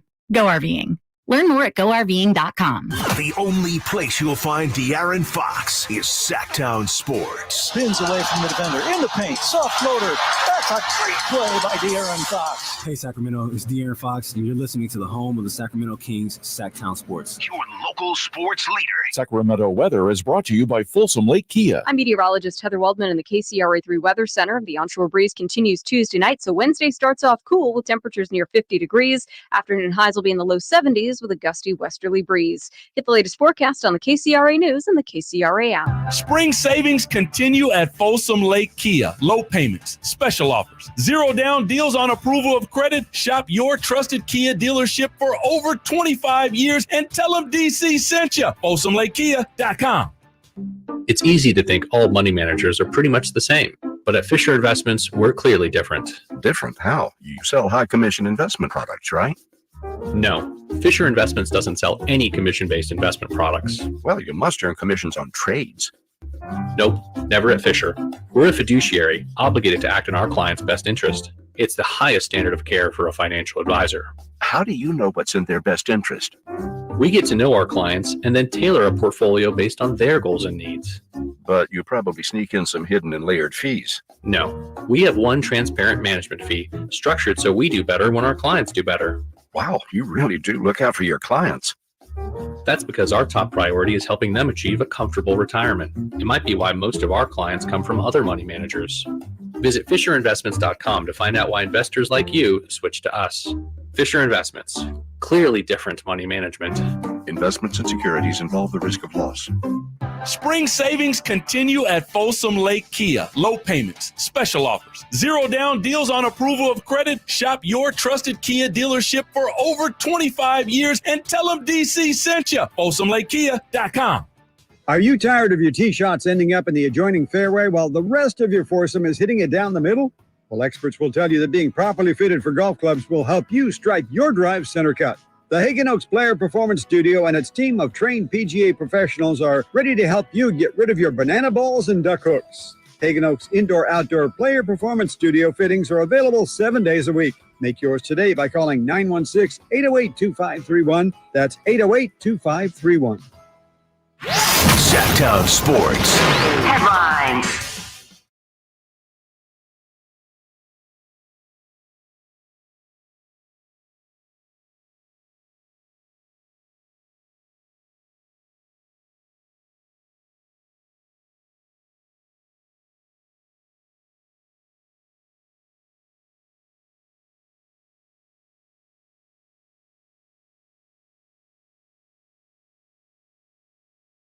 Draper. Maybe not today. I don't know. At some point here before the end of the week, I'm hoping. Because it's not something you can just, I can't just throw it out there. I understand that. I got to put some time and prep. I mean, I didn't even know if you had any interest in doing it. I'm down. I'm hoping. I don't know where Jay is on this. I'm guessing Jay would love to hear this too. At some point, maybe this week, we get a state of the Kings address from Contrary. I can give you that. How about that? I can give you that. Can we do this tomorrow? We can do it whenever you want. No, let's do it tomorrow because Mike Brown and Monty McNair are holding a press conference tomorrow. They're meeting with the media. So sort of a perfect time. That would be perfect. We'll hear from them. You'll hear from me kind of thing. We can do that tomorrow. If they hear about you, then they're probably going to say, well, we're not good. Kyle will just talk for us. Yeah, right. They may want to beat me to the punch, right? Get their message out before mine. But I got some things that I want to get off my chest regarding this team. Yes. Now, it's kind of like the presidential address. And when they have the presidential address, they have somebody from the other party then has to do like a rebuttal. So who would that be? You? I'm sure. You're setting me up right now. If somebody You're setting me up. No, that would be very, if you say how great things are, and then I got to go, well, things aren't that great. It's not going to be well received. Right. Because I got to send hope and inspire the Kings Nation. Yes. It'll be all right. And that's how I'm going to come tomorrow. Yeah. What can you give us just in a word? I know you haven't had this speech written yet. The state of the Kings is what right now, in your opinion? The state of the Kings right now. Yes. Promising. Yeah, exactly. Optimistic, hopeful, promising. Yes. As bad as the season ended, things are looking up for Sacramento. Because you also have to remember where things were when I took over office versus now. Things have changed dramatically from the last 4 years since I got here. Mm-hmm. So, yeah. And that's why I was talking about some of those tough off seasons earlier. This season, as disappointing as it feels, is nothing like, the Kings are leaving or, Weber's leaving. We're still, right. It was like, I thought they were going to be better this year, but there's every reason to think they're still on track to being good. Right. I mean, Howard Beck, we're going to talk to him in a little bit. He says Kings will most assuredly be back in the mix. Exactly. And De'Aaron talked about it. 46 wins is a disappointment now in Sacramento. Mm-hmm. How great is that? 5 years ago, we would have loved that 46 wins. Yeah. The bar has parade been time. raised. Exactly. It would have been parade time. The bar has been raised with the Sacramento Kings. And we should be optimistic, hopeful, about that going forward. And this is just a little bit of my inaugural address or State of the Union tomorrow. You gotta try it out a little bit. Sure. Our two studs are just now entering their prime. So good things are still to come with this team. They're, if they were a stock, I'd still buy in on it. I'm not like I'd sell the Lakers right now. I'd sell Phoenix right now. I'd sell Golden State. I'm still buying Sacramento Kings stock right now. I don't know if you remember, but weeks ago, might have been March, we were talking about that, and I said, I'm not buying any stock in the Mavericks. I lost some money on that. I know you lost some money. You want to get in now on them? You want to not, Is Kawhi playing or not? Right. I think he is, actually. Yeah. So if the Kings are going to make a trade, we don't know if they are, but if they were going to make a trade, what do you think they need back? And we can get as specific as we want, but just in terms of, if I'm going to spend all that capital on bringing a star back, what do I need to get from that player?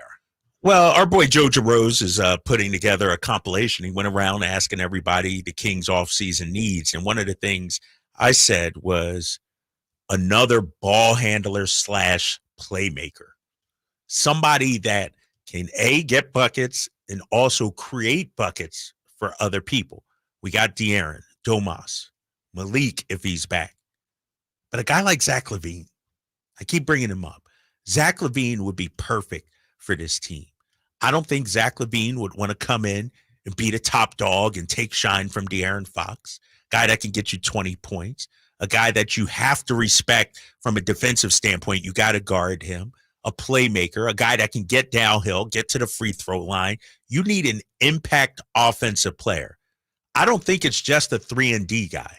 I don't need another one-dimensional perimeter player. Well, 3-and-D is 2-dimensional. No, but I'm talking on the offensive end, one-dimensional offensively, a catch-and-shoot guy. I need a guy that can also create, because I felt like towards the end of the season, we did not have enough creators. We saw what happened once Malik Monk went out.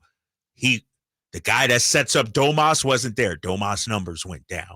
You need somebody else that can create offense on the Sacramento Kings team. My answer to that question, is that posted? I think it's going to be posted. It's today, he said, I think, or tomorrow. Oh, okay. Yeah. I think they need shooting. I'm not disagreeing with you, but this is a team that too. As we've said, their offense is set up. They're running an offense that's designed for good shooters. Yeah. Like it's basically kind of what Orlando ran in 2009 when they had Dwight Howard, and then they had Rashard Lewis and Jameer Nelson, and they had Hito and Patriots and those guys bombs away. And it's what the Warriors have run. And so last year you had great shooters. They went out, they got a Monk. He's a good shooter. They got Hurt, a good shooter. And this year they just didn't shoot well. Let me ask you this then.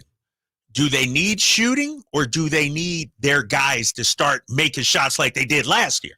Or what we saw this year is more who they really are. You know what I mean? Like it was just a down year for those guys. To me, every team could use more shooting, no matter who you are. And given that I have questions about, are my guys really good shooters who had bad years, or maybe they weren't as good as they were the first year? Because I don't know, I would want to add shooting. And I look at shooting as something you can get in the draft. You look at Sam Hauser, Duncan Robinson, like those kind of guys are available in the draft. Connect, I mentioned, out of Tennessee yesterday. I think you get on the free agent market. That's kind of pricey. I think you'd be more, especially with maybe the 13th pick, you'd be able to find that in the trade. I mean, in the draft, and not necessarily on free agency or by way of trade, because the market for shooters in the NBA is high. Yeah, like you're going to have to, those guys aren't growing on trees, and they're in demand. And they're in demand. Exactly. Everybody needs that. Yeah. And so that's what I think the team needs. But as far as, and I think we're on the same page. Yeah. But as far as what you need from, if you're going to go out and get a big name player, I'm with you. It's got to be somebody who brings you some offensive oomph. Yes. Who's not just standing in the corner waiting.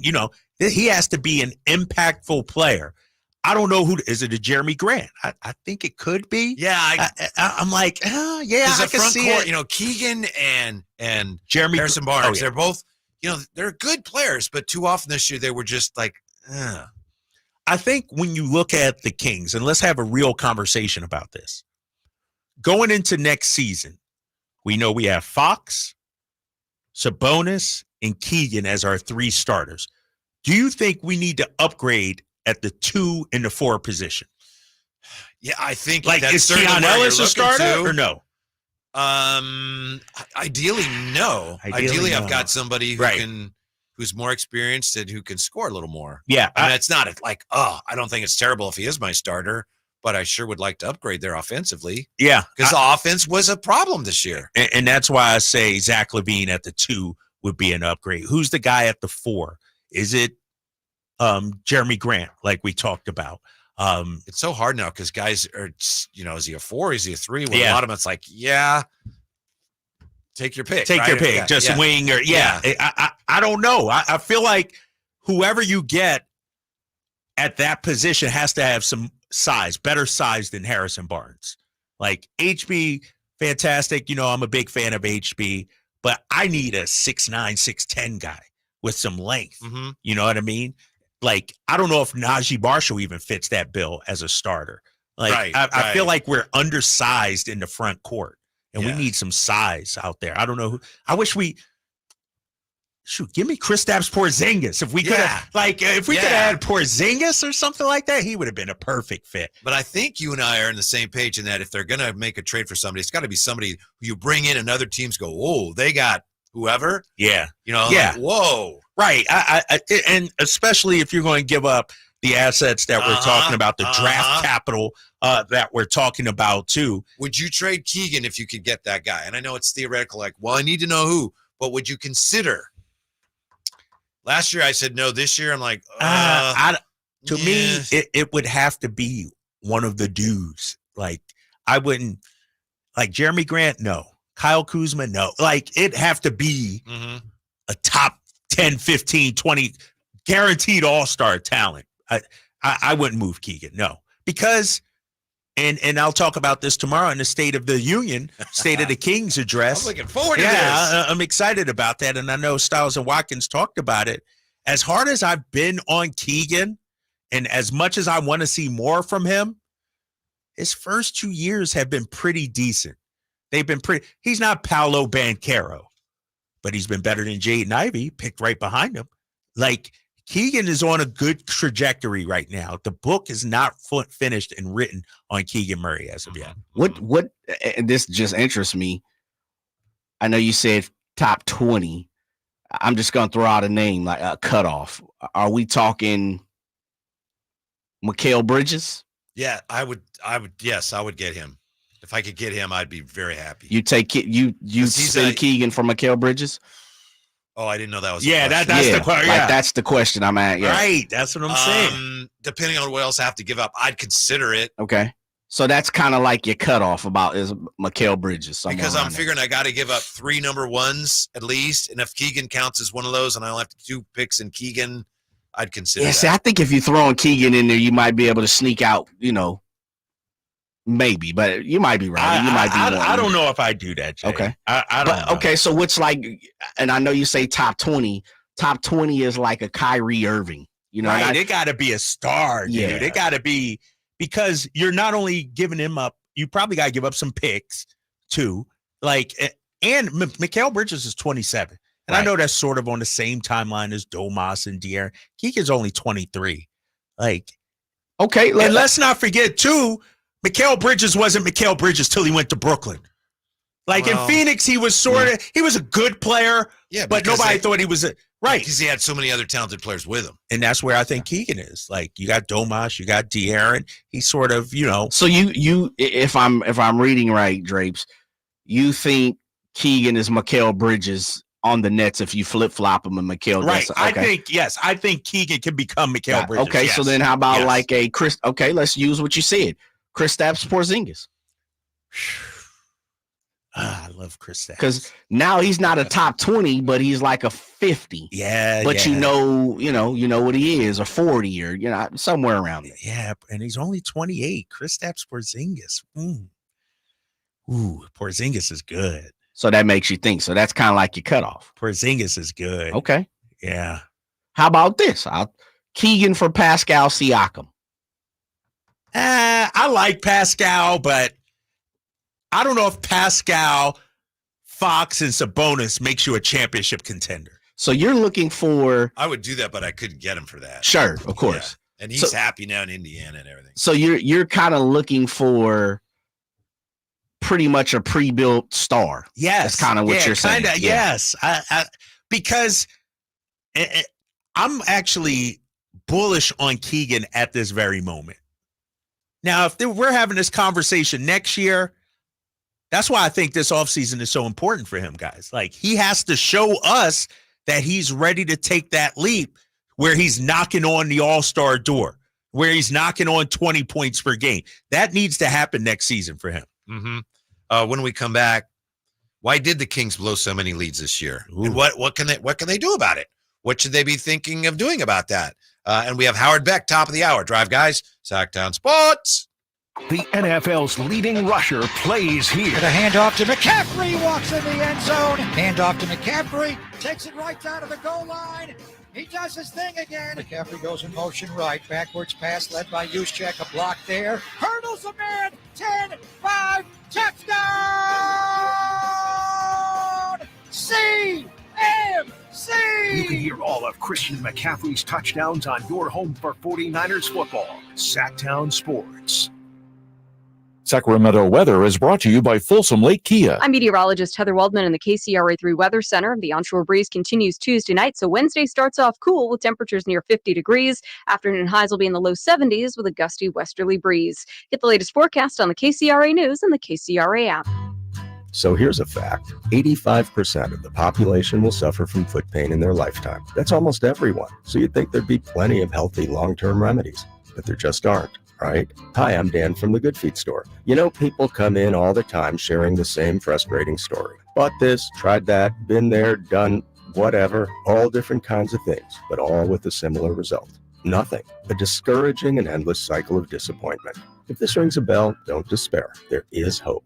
If you think you've tried everything, you probably haven't tried Good Feet arch supports from the Good Feet store. They're designed to relieve, even eliminate the pain commonly caused by certain foot conditions like plantar fasciitis, bunions, flat feet, and others. Plus, provide better balance and increased comfort. See what we can do for you with a free arch support fitting. Just stop in or schedule an appointment. With over 200 stores, there's likely one in your neck of the woods. Find yours at goodfeet.com. Everybody needs Good Feet. I'm Ken Korak with your Green and Gold Report, brought to you by Xfinity 10G, the network made for streaming. Well, as the A's continue this final season in Oakland, I think it's important to remember that the Coliseum has been home to some of the greatest names in the game. August 17th, before the A's play the Giants, the A's will honor Jose Canseco, Terry Steinbach, Miguel Tejada, Bill King, Dick Williams, and Eddie Juice from the Philly days as the latest members of the A's Hall of Fame.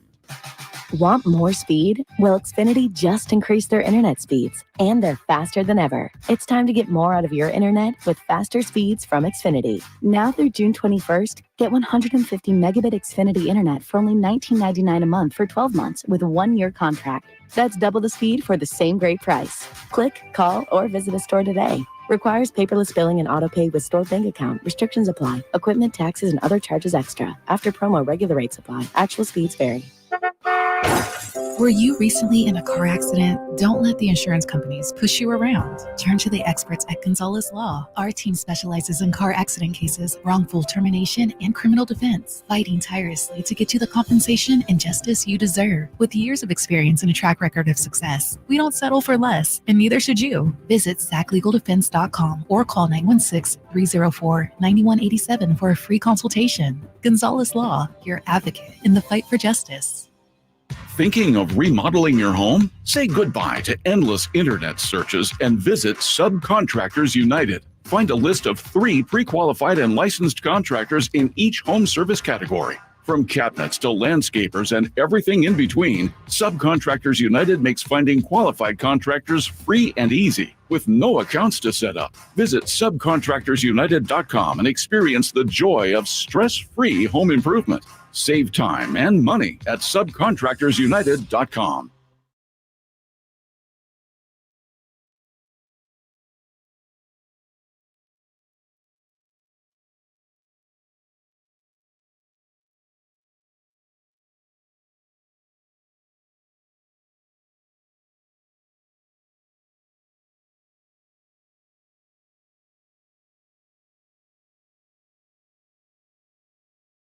Sactown Sports 1140. Or listen on the Sactown Sports app. I have a feeling this could be a really unusual, maybe even downright bizarre NBA offseason. Did I imagine this, or did I see J.J. Redick is interviewing to become the head coach of the Charlotte Hornets? Yes. Come on, what? It's bizarre, man. It's They're interviewing a lot of different people. Yeah, Lindsey Harding was up for that job. Jordy was up for the job before he got the Brooklyn job, and so J.J. Redick, like, dude's broadcasting a game right now or something, right? I mean, it's like, and now just go right into the coaching booth. Yeah. Well, that's what Doc did. Yeah, he did. You remember in Orlando? He was. That's what Mark Jackson did. Yeah, Mark Jackson too. I don't know. J.J. Redick. What makes, like, is it his takes that are good? Like, I guess it's his breakdowns. Doesn't he do some really breakdowns in his pod with LeBron? Yeah, maybe. Yeah. I read somewhere he's already got a commitment to LeBron on that pod for like. It's supposed to be a great one. Yeah. Yeah. I haven't seen it, or listened to it, but I heard it's good. Yeah. Kyle Draper has breaking news for us. We have word on the NBA's most improved player of the year. When it breaks, we have it first. It's Sactown Sports breaking news. From the NBA, Dateline about 10 minutes ago. Tyrese Maxey is the second player to win the Kia NBA Most Improved Player Award, with the Sixers joining Dana Barros, who won it in 94-95. Shout out to Tyrese Maxey, outlasting Kobe White of the Chicago Bulls and Alperen Şengün. Tyrese Maxey, Most Improved Player. I already thought he was really good. Right? Yeah, this kind of reminds me. Didn't Ja get Most Improved? Yeah, he did. He did. Right? He did. I mean, he's really good. But Tyrese, an all-star Yeah. this year, and congrats to him, man. He's amazing. Now he's going to feel all better after last night. It's not going to bother him at all. I don't know about that. Get his little shiny new trophy, and that'll make it feel all better, right? 25.9 points per game for Tyrese. Good ball player. That's impressive. Mm-hmm. That is impressive. Let's see. So tomorrow, do we have another? Yes, Sixth Man of the Year tomorrow will be announced. Malik Monk, Naz Reid, and who am I missing? The third player. Was not Bobby Portis. Bobby right? Portis. Bobby Portis. Yes, exactly. So this time tomorrow, a little bit earlier, right around 4:15 or so, we'll have the results of the Sixth Man of the Year. Yeah, and if Malik doesn't win, you can come down and join us, and we're going to march from here all the way across country to the league offices if Malik doesn't win. Do they? I don't think they released the voting yet on these things, like which writer voted for which, because the writers may do it individually. In fact, I think Howard Beck just did. Oh, did he put his out there? Yeah. So I think it may be up to the writers. Yeah, I want to see who didn't vote for Malik tomorrow, and just cold call him. Like, how come you ain't vote for our guy? You know what I mean? Like, just call him out of the blue. Yeah, but we can ask Howard Beck that. We probably should save it though for the end. Oh, before we let you go. Right. Yeah. So how is it, Kyle? Why is it that the Kings blew so many leads this year and lost so many games to teams that they should have beaten? And not so that we can, gnash our teeth in the darkness about it, but so we can figure out what they do about it. What happened? Harrison Barnes said there were too many games we didn't have the right mindset. Yeah. That's troubling. That's a great question. I still cannot put my finger on why this team gave up so many leads. Was it because maybe they took so many threes even when they weren't falling? And obviously, when you have a lead and you're missing shots, you're just handing the opportunity to the other team to come back. I think, when you look at it, that could be part of it. Guys just get tight. Their booties get tighter. Like when the team is making a run, we see it. Whether it's turnovers, missed shots, our guys just play all of a sudden tight, And I think when you looked at last season, not this past one, but the one before, we had a lot of comeback wins. I think it's easier to play from behind than with the lead. Because if you play from behind and you get a couple of baskets, then the momentum starts going. Mm-hmm. When you're playing with the lead and an other team gets it, then the pressure gets put back on you. And I feel like our guys got tight this year when teams made runs. I also think the fact that the Kings half-court offense wasn't what they wanted it to be, that contributes, because that's when the other team's making a run, how do you stave it off? One of the things is you run some clock and you run your offense. And if you're effective running your offense and you make your free throws, you can resist the comeback. But the Kings half-court offense, a lot of times this year, it stagnated. The other thing is, for much of the year, they were a really bad defensive team for the first half of the year. And again, how can you protect a lead when you can't stop the other team? Yeah, you're right about that. And, I also think we don't have run stoppers. We don't have, outside of De'Aaron, the guy you can just give the ball to get us a bucket. And, as great as De'Aaron is, he's still a small, slight of frame, and so we don't have that guy that can just put his head down. And I'll be honest with you, too. I'm watching the Lakers-Denver game yesterday, and they were talking about how LeBron controlled the pace of the game. Were you wearing a Laker jersey? Nah, the Laker underoos, actually. I had the Laker underoos on. But our guys don't know how to control the pace of the game. Right. We've talked about it. Like, we want them to play fast. We haven't even been able to do that. And so I think we play at the other team's pace, at the other team's mercy. We don't dictate how the game is going to be played. So I think that's a part of it too. From Hey Johnny K, says the Kings are missing their free throws, not just this year, past years too. We need to be better with our free throws. That's another part of protecting a lead. Make your free throws. Right. You're not going to like this from the 831. But remember, keep an open mind, Drapes. We're open to all ideas here. I love Fox and don't want to make it seem like I don't. But would it be worth trading him if the right trade were to come along that makes sense? I don't know what trade that would make sense that would come along.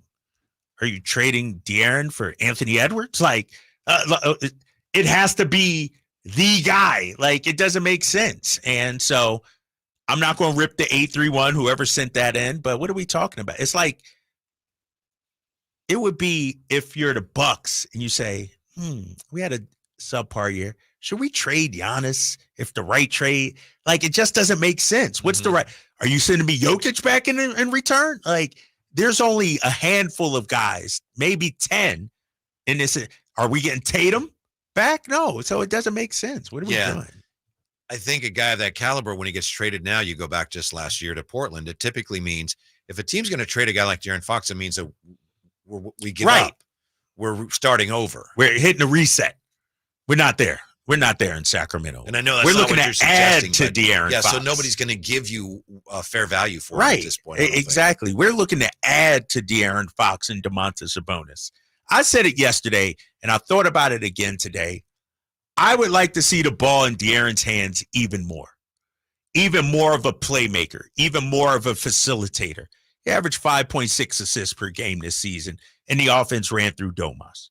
And I know he was still high on usage, but I would like to see more De'Aaron Fox with the ball in his hands.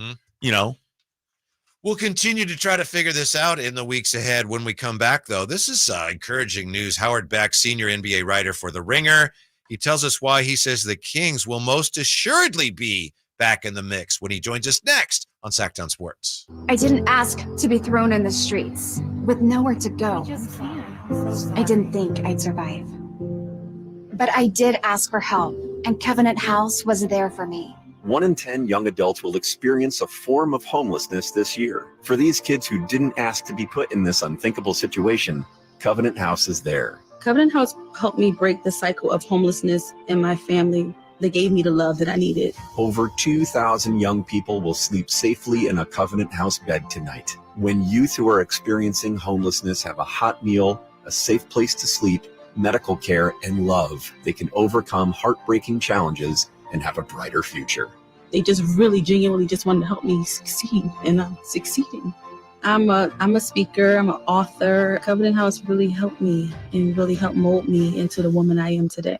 If you or someone you love is asking for help, go to safeplacetosleep.org today. Angie's List is now Angie, and we've heard a lot of theories about why. I thought it was an eco move. Fewer words, less paper. No, it was so you could say it faster. No, it's to be more iconic. Must be a tech thing. But those aren't quite right. It's because now you can compare upfront prices, book a service instantly, and even get your project handled from start to finish. Sounds easy. It is, and it makes us so much more than just a list. Get started at Angie.com. That's ANGI, or download the app today. Every day, Cintas service reps help businesses get ready for the workday. They provide freshly laundered workwear delivered every week. Mats, mops, restroom and cleaning supplies. First aid and safety products to help your employees stay safe. They even test and inspect fire extinguishers and emergency lights. Cintas helps keep your business running smoothly. See what Cintas can do for you. Visit Cintas.com. Oh, I'm ready! And get ready for the workday.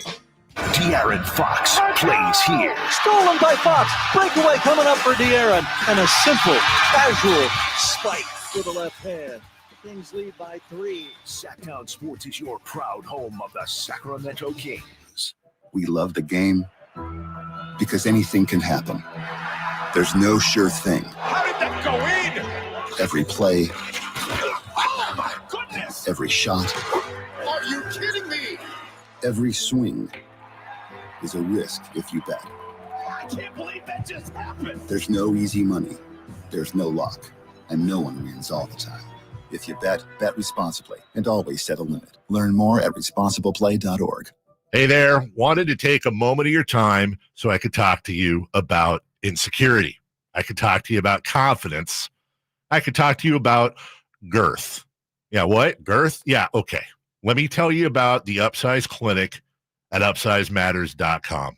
My good friend, Dr. Jack, and his friend, Dr. Pash in San Francisco, have a safe, effective, long-lasting doctor-performed procedure. It's non-surgical, virtually pain-free. Now listen, girth is consistently ranked as the most important attribute. What Dr. Jack and Dr. Pash are offering is a free consultation. The procedure can be done on the same day as your consultation and get that confidence back. Reset in the bedroom with your partner. Financing is available. It's very private. It's very discreet. Available in Roseville with Dr. Jack and San Francisco with Dr. Pash at UpsizeMatters.com. That's UpsizeMatters.com.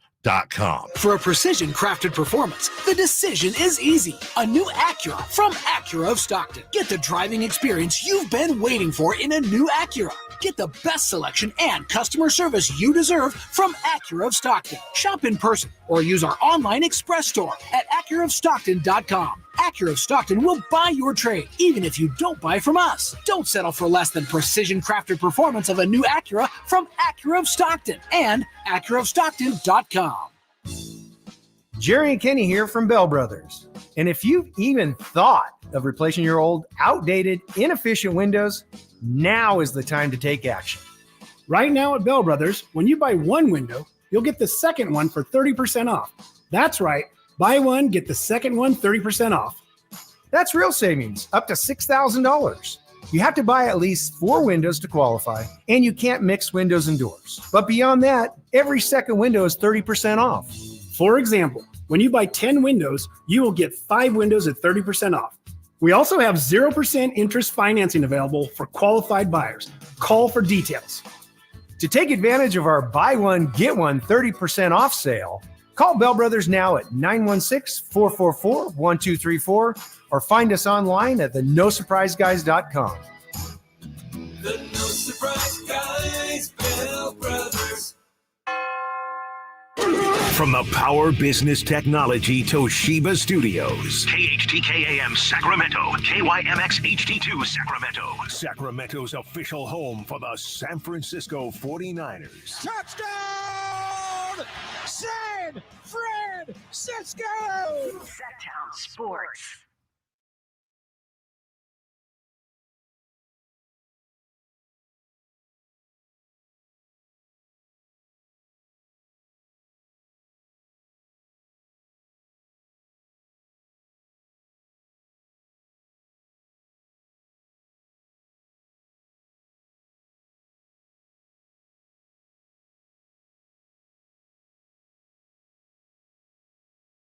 Visit here to have in the ringer a really optimistic piece focusing on the Kings' short and long-term futures. Nice enough to join us, the author of that piece. Of course, he's the former editor-in-chief for the the California Aggie out of UC Davis, the senior NBA writer for The Ringer, Howard Beck. How are you today, Howard?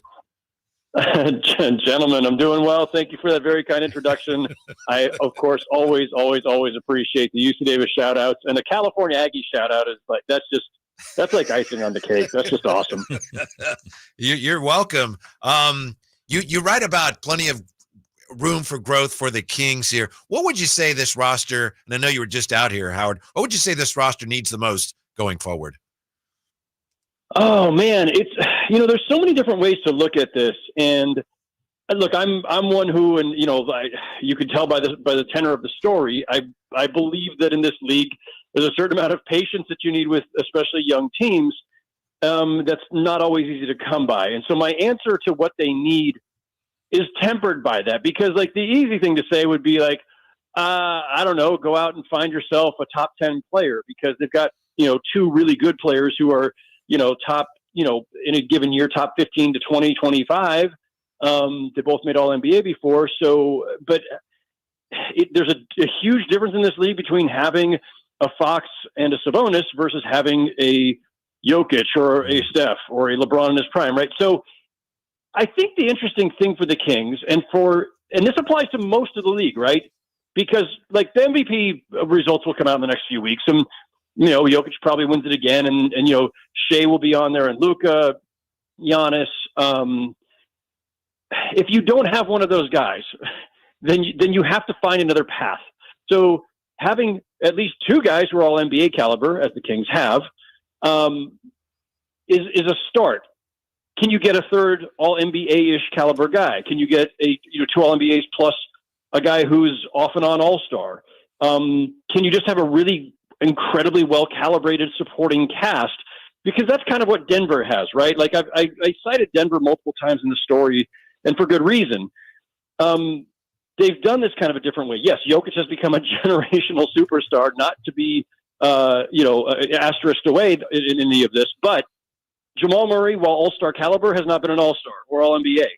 And Aaron Gordon was, a draft bust in Orlando, or at least that would be the way that they would, I'm sure, portray him there.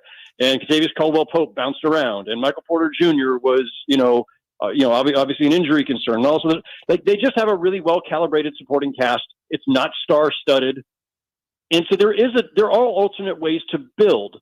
If Keegan Murray just makes a leap, and that's totally, plausible, now you have three stars. If you have three, top 25, top 30, you're in business. Mm-hmm. And, you still need to fill out the rest of the roster. And I think their bench is pretty weak, unfortunately. There's other things they can do around the margins. But a Keegan Murray leap changes everything. Mm-hmm. Without that leap, it becomes, do you have enough movable pieces and picks to try to go get their version of, as I again alluded to in the story, some version of a Kentavious Caldwell-Pope and Aaron Gordon, right? Like, without those guys, the Nuggets are not the Nuggets. As great as Jokic is, they're not a championship team without those two guys. And those are guys that anybody could have gotten. They were available players on reasonable contracts who are not superstars. And you can build that way in this league. So that's the task for Monty McNair and Russ Wilcox in that front office. The Ringer's Howard Beck joining the Drive Guys, Sactown Sports 1140. Howard, I'm listening to you, and I agree. I feel like, however, in the NBA, you need the guy. And so let me ask you this, the timeline of things. Do you have the guy first and then win the championship, or does winning the championship produce the guy, if you know what I mean? And if so, can De'Aaron ascend to that? Can he be that? I mean, that's a really difficult thing So various points in the trajectory of, say, Giannis, who's been a two-time MVP and finals MVP, or Jokic, there were moments where you would have looked at them and said, man, there's some really interesting stuff going on here. This guy's got some real talent, and there's an outline of somebody special here. I don't know what levels they'll reach. And, then you become an MVP, but you haven't won a championship yet. And it's like, all right, well, fine. You were the best player statistically this season, and your team won a lot of games, but You haven't won at the highest level. So there's always these doubts. There's always another bar to cross. And yeah, sometimes we don't know that a guy is the guy with a capital T and a capital G until they actually show it. But I also do think there are different, tiers of stars in this league. And is Fox ever going to be in that top tier where we're talking about him in an MVP discussion? I don't know. You would have never said Jalen Brunson was going to be in that discussion, but he was 5th on my ballot this year, and he was probably 5th and maybe higher on a lot of other people's ballots. I don't think he's going to win, obviously, but to go from second-round pick, bench player, role player, guy who when the Knicks signed him, people thought they were overpaying, to suddenly being one of the top 10 to 15 players in the league, at least for this season, and probably for the foreseeable future, like that. These things do happen. So I'm never going to sell short any player. De'Aaron Fox is incredibly talented. I think he's about all the right things. And, we'll see. Howard Beck is with us, senior NBA writer for The Ringer. Is an excellent post on the Kings that I think he just posted yesterday. And you write in the piece, Howard, of course, about how the vibe was different this year. You were just out here the April 11th game against New Orleans, contrasting that to what we had here last year. How much of the fan, and we've been talking about this all year, how much of the fan letdown do you think is due to maybe some unrealistic expectations coming into this year? Yeah, and I just want to say, too, that having come out there for a couple of games, it was the Pelicans and Suns on the back-to-back nights. The most important part personally was that, aside from getting to visit some family out there, which was very important, I got one of those free purple cowbells. So after 20-something years after being tortured by the big cowbell. I remember that. Yeah, when I was covering the Lakers, I now have my own cowbell, and I'm very happy about that. So it's sitting on my bookcase. Obviously I'm watching this from afar, but obviously I have my California roots, and I was when I was at Davis, it was during the very dark times of that Kings franchise. And I have so much respect for the Kings fans and the passion of those fans, again, having lived through all the Lakers-Kings series. And I was really happy for people last season when they have this big breakthrough, and you could just feel what a combination of, relief and exhilaration and just the thrill of it all. And it was great. And to me, it was just so interesting this season. I was in the preseason, I was on with Deuce and Mo talking about, I think on their podcast or whatever, talking about, listen, my fear for the Kings this year is that everybody's going to expect that this will be linear, that they'll just take the next leap, because that's what everybody expects in this league. You break through, and then it's like, okay, cool. Next year it's the second round or the conference finals. And I thought, given that they were pretty much the same team, and given the way that the West was, people getting healthy, teams adding players, the Kings might be just as good as they were and sink. And that's exactly what happened. And I'm not often right in October about what's going to happen, but that one you could kind of see coming. And if people are disappointed, I get it. I'm sure that Kings fans out there, I'm sure, have a really strange mix of feelings about this season, but they were pretty much the same team, give or take a couple of wins. And yeah, there's a bunch of frustrating losses along the way to bad teams and blown 20-point leads. And I get all of that, but I think that they're not backsliding. They might backslide relative to the rest of the league getting better, but those things are fluid. And as I again note in the story, the Suns are built around Kevin Durant, who is very, much closer to the end than the beginning, and LeBron's closer to the end, and Steph is closer to the end, and Kawhi Leonard is closer.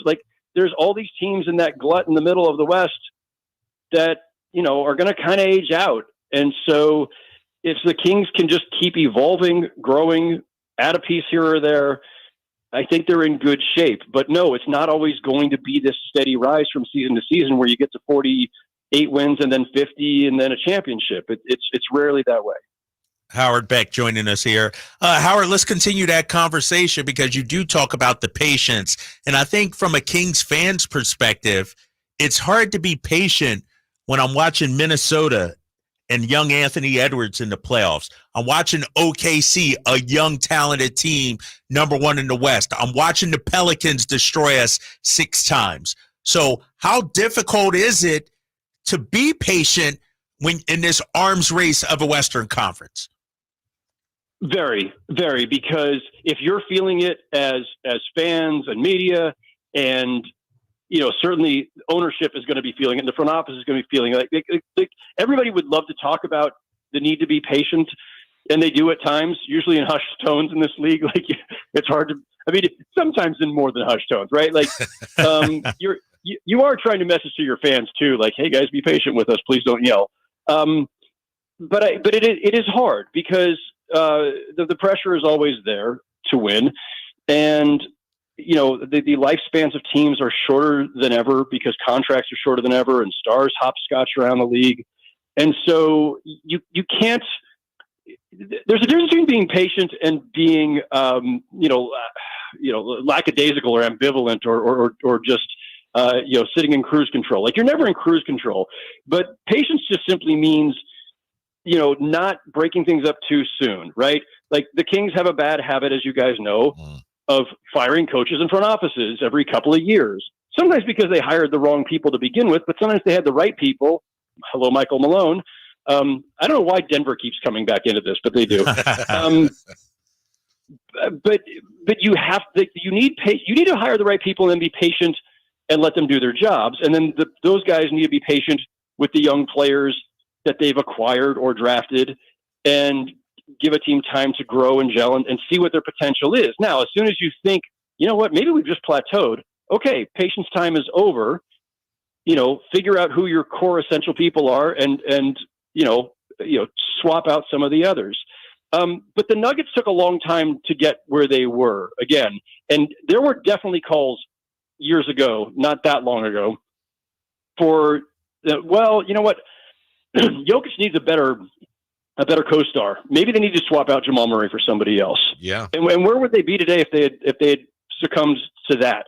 And they bided their time, and they pounced at the right time to get, again, the guys like Aaron Gordon and Kentavious Caldwell-Pope. Like, I hate to keep harping on that, but they are such the ideal example.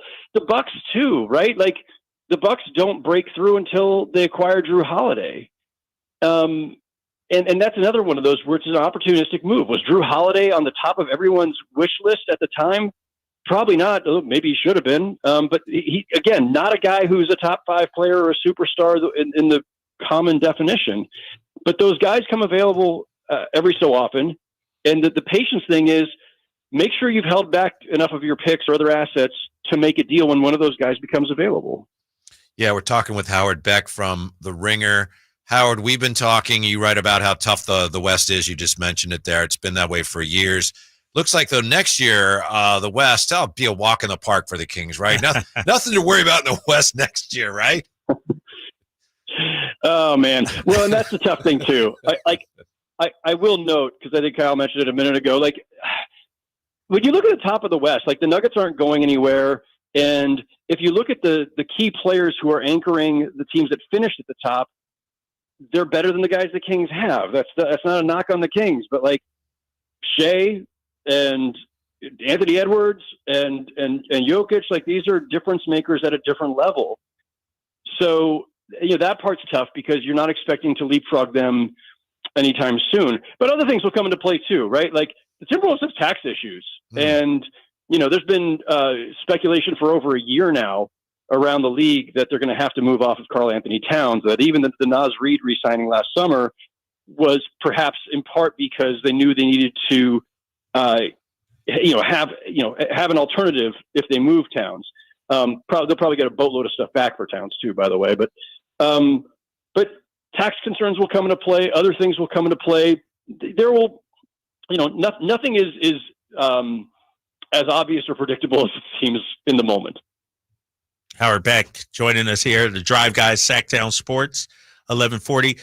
Howard, how do you view Domantas Sabonis on a championship contender? Is he a number 3? What does he need to improve on? What's the perfect complement of players around him? Because we were just having this discussion, and I'm looking at De'Aaron Fox, and I would actually like to see the ball more in Fox's hands, even more so than it is.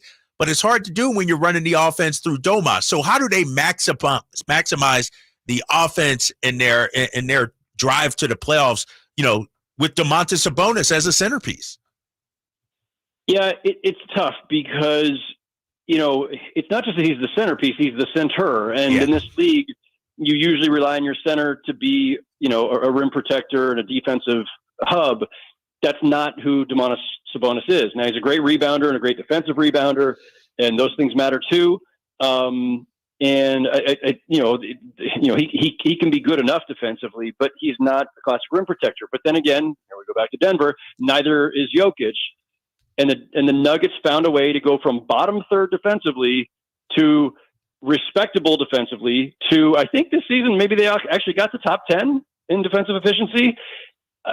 And then you would have never, ever, ever predicted that or said it was even possible, because you would have said you can't do it with that kind of center. So there's proof of concept there again. And again, this goes back to, can you find your Aaron Gordon and your Kentavious Caldwell-Pope? Because if your perimeter defense is shorn up, and if you've got a lot of big, athletic, long, switchable guys, then it's less pressure on your big man. So that's one way. Indiana already tried the other way and just, concluded that it wasn't working to have Sabonis and Miles Turner together, even though Turner is a shot blocker. And it's like, so that should be the ideal pairing. And no, Sabonis isn't really a shooter, so he's not going to stretch the defense, but hey, Turner can, because he is a three-point shooter. That seemed like it should have been the right combination, but it wasn't. And the Pacers needed to make a change. So I don't think it's bringing in another center, moving Sabonis back to power forward. So where does that leave you? I'm not sure. But I have to believe that a player with that much talent as Domantas Sabonis has, you find a way to put the pieces around him that allow him to flourish and that can hide some of his deficiencies. Howard Beck with us. And Howard, earlier you mentioned your ballot, and I know who you vote for is your business. And so if you don't want to answer this, we totally understand respectfully. But tomorrow we find out who the sixth man of the year is, and I'm wondering if you might be willing to share with us who got your vote for sixth man of the year, because obviously we're very excited about the possibilities here in Sacramento.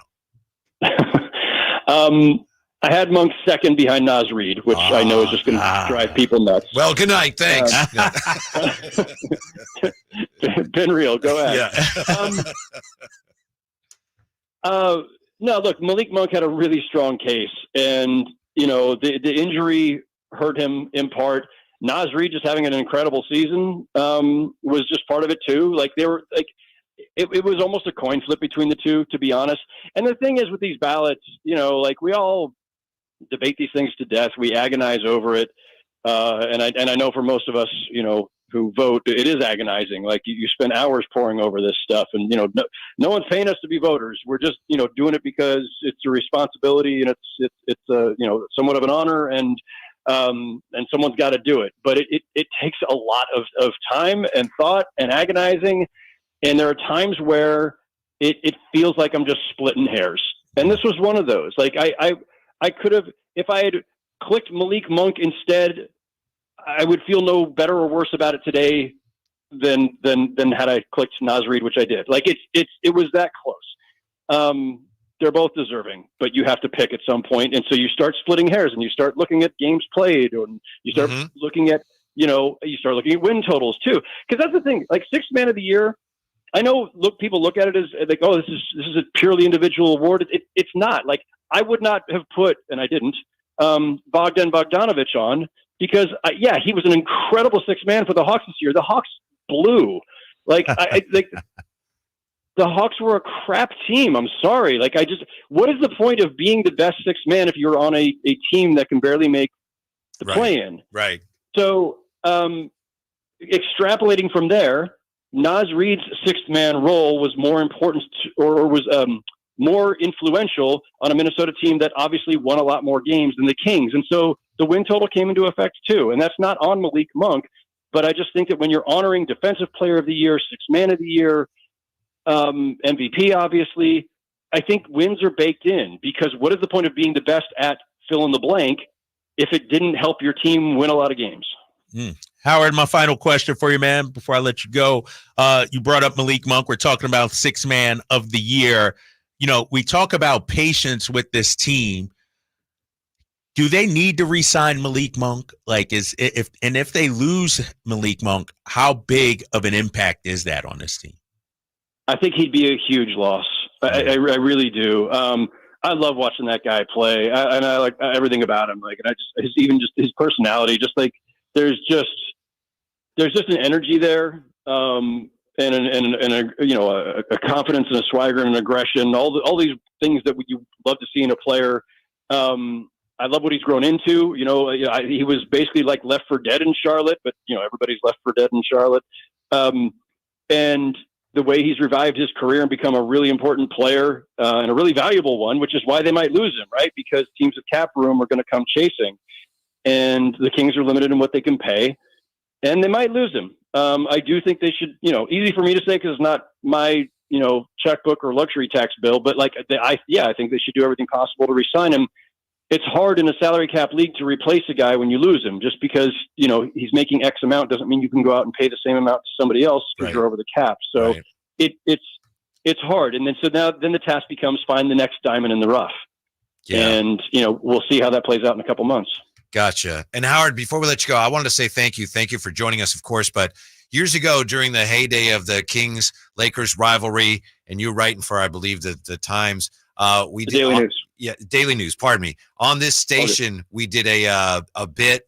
I think it was on a game day, and I sent my partner out to the hotel where the Lakers were early in the morning, and he knocked on Shaq's door, and he had free throw shooting for dummies, a book we made, and he brought him some bricks. And you wrote about it, and you wrote about how, I think you called it, the hometown radio station, their lame bit, which was fun. But you talked to Shaq. You asked Shaq, and Shaq said something like, if I'd opened the door and those guys there, I would have killed them. And I think about that sometimes when I see Shaq, and I realize, yeah, he probably would have. So that was an important lesson, think of the consequences of things. So I just wanted to thank you for that. Cause I think of that. I see Shaq and I think, wow, I'm lucky I didn't lose a friend that day. So thank you for getting Shaq's view of that. Absolutely. If I'm remembering correctly, because there was only one hotel, it was the Hyatt, and the Sheraton hadn't even been built yet, I don't think. And, there were very few places cities where we, the media, would actually stay at the team hotel, but that was one of them. So I heard early in the morning, one of those mornings, maybe that morning, people banging on doors trying to find the Laker players. And we were never on the same floor as them, right? There's not a chance in hell that they would ever put, beat writers on the same floor as the team. But somebody was banging on doors trying to find them, I think. And, it was probably you guys. Thanks. I don't know because my friend. This is the same year that Kobe got food poisoning. I think it was, and we had nothing. That one wasn't you guys. Nothing to do with that. Yeah, crazy times. I don't think my buddy was really. He was so scared. I think he was barely not. I don't think he was pounding on the doors there, but obviously it could have gone sideways on us. So anyway, thanks, Howard, and it's a wonderful piece. Thanks for explaining it to us. We hope to catch up with you again soon. Appreciate it, fellas. Thank you. All right, Howard. Take care, man. Pride of UC Davis. Yes. Howard Beck. Great guy. Howard is. Good sport, too. He's also. That's. Speaking of national media, you won't believe this. Even your buddy Hollinger, I know I mentioned. Oh, yeah. Even Hollinger says the Kings' outlook is very promising. Okay. Well, look at that when we come right back. Drive Guys, Sactown Sports. Did you miss any part of our live local shows? Don't worry, you never have to miss them again. Check out SactownSports.com and search our podcast page and play our shows when you want. The Carmichael Dave Show with Jason Ross, Stiles and Watkins, and the Drive Guys. Plus, other podcasts like Return of the Empire, Return of the Roar, the Stingers Up podcast, and Golf to Go with Frank LaRosa. They're all available right now on SactownSports.com. It's a mystery where Old Spice finds its amazing scents like Himalayan sea salt, but I'm thrilled they have because no other body wash exfoliates and moisturizes 24/7 like Old Spice Gentleman's Himalayan sea salt body wash. Now, if only there was a mountain range separating the Indian subcontinent from the Tibetan plateau where I could hide my Old Spice and keep my family from stealing it, my impossibly smooth skin will finally be safe. If you love to travel, Capital One has a rewards credit card that's perfect for you. With Venture X, earn unlimited double miles on everything you buy and turn everyday purchases into extraordinary trips. Plus, receive premium travel benefits like access to over 1,300 airport lounges where you just check in and chill out. Open up a world of possibilities with Capital One. What's in your wallet? Terms apply. Lounge access is subject to change. See CapitalOne.com for details. You never know what you might hear when listening to a Sacramento Kings game. Out of Keegan, going for another triple. Man, is he feeling it. Keegan, can he do it? Yes, there's number 11, Keegan Murray. Keegan steps back. He just knocked down his 12th three-pointer, a Kings franchise record. He's got 45 points. Never miss a moment of Sacramento Kings basketball with Sactown Sports and the Sactown Sports app.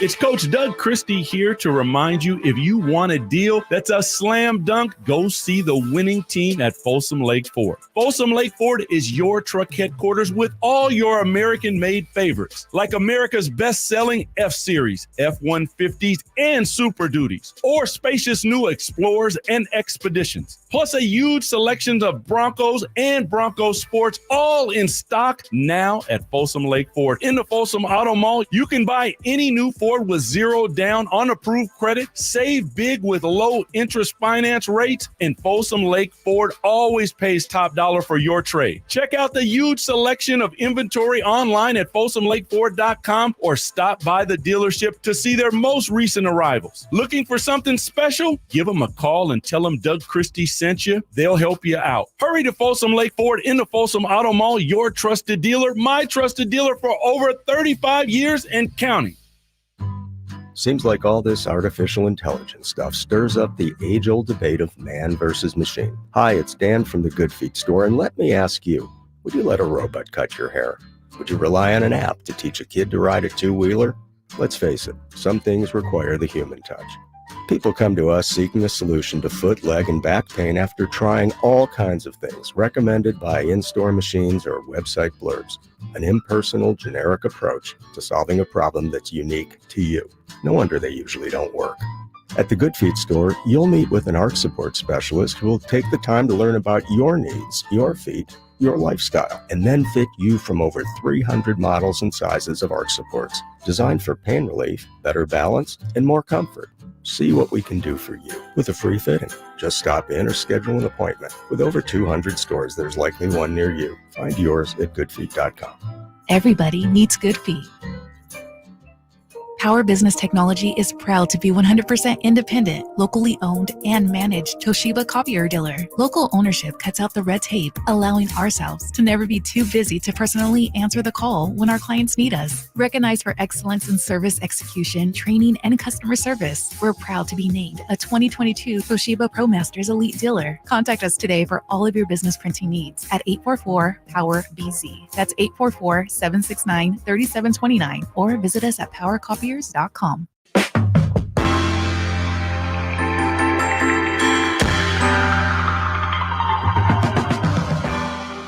afternoon home for Kings Talk and so much more. The Drive Guys on Sactown Sports. Chatting with Howard Beck brought back memories of the Lakers funeral that we had way back when. Next time I do one, I'm going to invite Jamal Murray to the Laker funeral. Okay. Dude, he's given him plenty of nightmares over the years. Here's the problem I have with the whole Kings Nuggets thing. And I understand that the front office looks at the Nuggets as a team whose blueprint you'd like to follow. You've mentioned that. I get that. Yeah. I mean, to look at Denver and go, we'd like to do it that way. I get that. That makes sense. Except the thing is with Denver, the key move in everything they've accomplished is that with the 41st pick in the 2014 draft, they got the best player in the world. That just doesn't happen. And that's what I was trying to ask Howard about, Howard Beck of The Ringer. Because ultimately, when you look at champions, usually it goes to a team with a top 5 guy in the league. Yeah. Giannis, Jokic, Steph, Kawhi at the time, LeBron. Like, it goes to – so how do you get that guy? Can De'Aaron be that guy? Or do you have to figure out another way to get to be that guy? Or do the Kings try to thread the needle and be the 04 Pistons? Whew, that's tough. Think about it. You got to go back to 04, the last time that's happened, right? Mm-hmm. I mean, and the thing about that team is I think those guys were great players. They just weren't widely recognized as such. Yeah, and you may have to be that. But that's sad in the NBA, man, because if we're being real, you look at the Western Conference, and this is why I asked Howard this. Is Anthony Edwards the guy yet? On that team? Like, in terms of, is he a top 10 player in the league right now? Anthony Edwards, I'd say, yeah, off the top of my head. Okay. Without breaking it down. Yeah. You know, Right. the What do you other say, Jay? interesting thing, fellas, that Pistons team has 2 Hall of Famers now. Exactly. That's what I'm saying. And a great Rasheed Wallace. Yeah. And Tayshaun. And a Hall of Fame coach. Some of them, when people said, oh, there's no superstars, they were just kind of wrong. Right. They didn't recognize how good those guys were. Yeah, those guys, exactly. And that's the thing about the NBA. And if you go through the NBA, look at the Celtics, and I keep bringing it. As great as Tatum is, they haven't even won it yet. Mm-hmm. And so you got to have a top 5 guy, and then you got to surround them with talent. Mm-hmm. And so this goes back to, somebody asked on the text, should we trade De'Aaron Fox? I say no. But the question is, how do we put ourselves in the caliber of being a champion? As great as Devin Booker is, he hasn't won a championship. He's made it. But, you got Devin Booker and it's hard to win a title, man. I still think this is one of the issues for the Kings. Yeah. Come after me. You say, you guys are always pandering. I'm not Pandering, pandering right. here. This, I think, echoes a question that Jay has had for us. It's funny because, and I know I told you this yesterday, Kyle, Sunday in my house, there was an argument between my wife and one of my daughters about how good De'Aaron Fox was. But I wonder if is there a question as to whether he is good enough to be that guy that you're talking about? And I know a lot of people would say, yes, he is. What's wrong? Of course he is. But I still think that he still needs to get better for them to get to where they want to get to. And he said the other day during his exit interviews with the media, he still has room to grow in his game. And that's why I've said I would like the ball in his hands more, so I can see if he can be the guy. Mm-hmm. Average 30 and 9 assists with 5 or 6 rebounds. I feel like because we run the offense through Domantas Sabonis, and last year was an elite offense, we know that. I don't know if we're seeing the best version of De'Aaron Fox yet. His numbers have gone up. His scoring has gone up. But I would like to see him be more of a playmaker as well. More of an initiator of the offense. Mm-hmm. I look at Boston, Tatum. Tatum has the ball in his hands all the time. They got Drew Holiday, but Drew Holiday is not the prototypical point guard. I look at Minnesota. Anthony Edwards brings the ball up a lot of times. Well, they do have Conley, though. But they got Conley, but it's not, it's different, though. It's different. They're not running their offense as an equal opportunity offense. Anthony Edwards is the guy, and he's initiating a lot of it, and his playmaking is on display. Oh, they just turned it over. I know Gobert turns it over. Was it ESPN? There's a piece today. Why do so many players hate Rudy Gobert? Yeah, because that was in the anonymous poll. He was the most hated player, overrated player. Most overrated. Yeah, most overrated player. Yeah. I don't know, man, because we're talking about winning championships. And the Kings are in a tough spot because you got Fox and Sabonis. That's your core. But is that good enough? Yeah, that's a good question. Maybe, like you said earlier, we become the Pistons. Keegan gets better. You trade for a Jeremy Grant or something, and you just have wild depth where you got 4 guys that can score 20 or more a night. I don't know.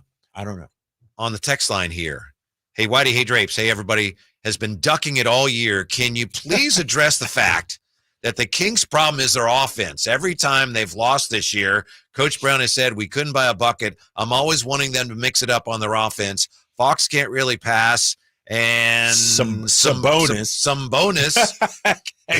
Some bonus. Not Sabonis. Can Some pass, bonus. but there's no motion from the other players. They just stand in the corner and wait for the handoff. Thank you. Thank you, 209. I agree with you, 209. It was a big problem this year. With the offense, yes. Yeah. And I've said it time and time again. We need to diversify the offense. We need to have different looks out of our offense. And I felt like too many times teams would take away our traditional offense, and we didn't have, and especially with no Malik Monk, we didn't have playmakers, guys who could say, shoot, the offense bogged down. Give me the ball. I'll make something happen. We didn't have enough guys that can make something happen out of nothing. Mm-hmm. And then the purpose of any offense is to get good shots. And then that's why Mike Brown kept saying you get to spray threes, we get those open shots. But if they're not going in, then obviously, right. Yeah. You know, too many times they did not fall in. So maybe that's not the best offense. We keep talking about what do the Kings need. And it's clear it's not just one thing, right? To me, you got to get a deeper bench. To me, we need Keegan Murray to, excel and be better. To me, you also need another ball handler, playmaker. You need another defender, 3-and-D guy. I think we're about 3 or 4 pieces away, Whitey, from really contending for a championship. Mm-hmm. Hi, fellas. Eric with Fat Cat here. How can he vote Nas when his stats are padded from starting? This is only based on team and standings. Yeah, he's talking about Howard Beck, who was honest enough to say, I had Malik Monk second, Nas Reed first. Looks like maybe that's the way it's trending. And if it continues that way and we find out the voting goes that way tomorrow, a lot of Kings fans are going to be very upset. Yeah, and rightfully so. And I get Nas Reed is tremendous. Ultimately, what it comes down to is a couple of things. The Timberwolves are winners. They are third best record in the West. But also, I feel like they're a sexier team. Like the Timberwolves are sexy now. Nas Reed, sexy now. Nobody's talking sexy about the Sacramento Kings. Last year. That was last year. Last year was our sexy year where we're the darlings of the NBA. Now, honestly, we're the underachievers of the NBA when you look at it. And Howard Beck mentioned it. He would have voted Bogdanovich if the Atlanta Hawks would have been any good, but they weren't good. Mm-hmm. I think the reason why Nas Reed gets the edge is because they're one of the darlings of the NBA, and they've won number 3 seed this year. And it's hard to argue with the notion that you should vote for the guys on teams that do better. Right. Because ultimately it's about winning, right? And Nas Reed helps them. And so I don't want to, I think Malik Monk's importance to this team, if we would have finished in the top 6, I think it would have. If he hadn't gotten hurt, and if he hadn't got hurt, right, exactly. Yeah. I think if we would have actually made the playoffs, finished top 6, we'd have a stronger case for Malik. 339-1140, 1-800-920-1140. We'll go right back to the phones when we come back, and we'll find out. Drape says he's thinking of just you're going to block Hollinger or just. Oh, yeah. I was thinking about blocking him. See if this changes your mind, what he has to say this week about the Kings. When we wrap things up, Drive Guys, Sactown Sports. On the move? Got somewhere to be? Take Sacramento Kings basketball with you. The Sactown Sports app will let you stay connected to your passion. Never miss a moment of Sacramento Kings basketball with the Sactown Sports app. Thinking of remodeling your home? Say goodbye to endless internet searches and visit Subcontractors United. Find a list of 3 pre-qualified and licensed contractors in each home service category. From cabinets to landscapers and everything in between, Subcontractors United makes finding qualified contractors free and easy, with no accounts to set up. Visit subcontractorsunited.com and experience the joy of stress-free home improvement. Save time and money at subcontractorsunited.com. Thunder, feel the thunder. It ignites something inside of you. Lightning and the thunder. Sets a light, an elevated state of being. Days are pure exhilaration. And the nights, they're simply electric. See it, hear it, feel it. Thunder, feel the thunder. Lightning and the thunder. Thunder Valley Casino Resort. Feel the thunder. Are you stressing about your IRS tax problems? Have you received notices from the IRS threatening to garnish your wages, levy your bank accounts, or seize your property? You need an ally. Allies Tax Relief has tax attorneys and enrolled agents that are ready to fight for you. They have saved millions for taxpayers just like you. Allies Tax Relief can help put a stop to IRS collections and, most importantly, negotiate your tax debt. Here's Brenda, a happy client of Allies Tax Relief. I owed the IRS around $57,000, and they're about to start garnishing my paychecks. I heard a commercial on the radio about Allies Tax Relief, so I thought I'd give them a call. After a day, they were able to at least stop the garnishments. And after a few months of negotiations, I walked away owing the IRS only $301. If you owe the IRS, call Allies Tax Relief right now for your free consultation. Call 800-230-5174. 800-230-5174. That's 800-230-5174. Progressive presents 10 things on a contractor's to-do list that are harder than getting a commercial auto insurance quote. Bidding a new client, giving an accurate estimate, finding affordable materials, getting a client to pay you for work you already did, getting a client to pay you, period, securing permits and workers and tools, getting those workers and tools to work together, and finding the perfect pair of overalls. Pockets, baby. But the easiest thing on a small business owner's to-do list? Seeing if you can save on commercial auto insurance. Get a quote in as little as 7 minutes at progressivecommercial.com. Progressive Casualty Insurance Company and Affiliates. Coverage subject to policy terms and conditions. eBay Motors is here for the ride. 120,000 miles of night drives, daily commutes, and who knows how many. Are we there yet? Through countless fixes, elbow grease, and a new radiator, you kept your ride alive. With eBay Motors, you have over 122 million parts to keep it running. And with eBay Guaranteed Fit, they'll be the perfect fit every time. Plus, at these prices, well, we're burning rubber, not cash. Keep your ride or die alive at ebaymotors.com. Eligible items only. Exclusions apply. Country in the Park is back May 17th and 18th at Cal Expo with Brantley Gilbert, Dustin Lynch, Jay Cohen, Walker Hayes, and more. Tickets start at just $46. Country in the Park May 17th and 18th at Cal Expo. For more information, visit CITPFest.com. Brought to you by Tug Shed, New Dawn Treatment Centers, and Raising Cane's Chicken Fingers.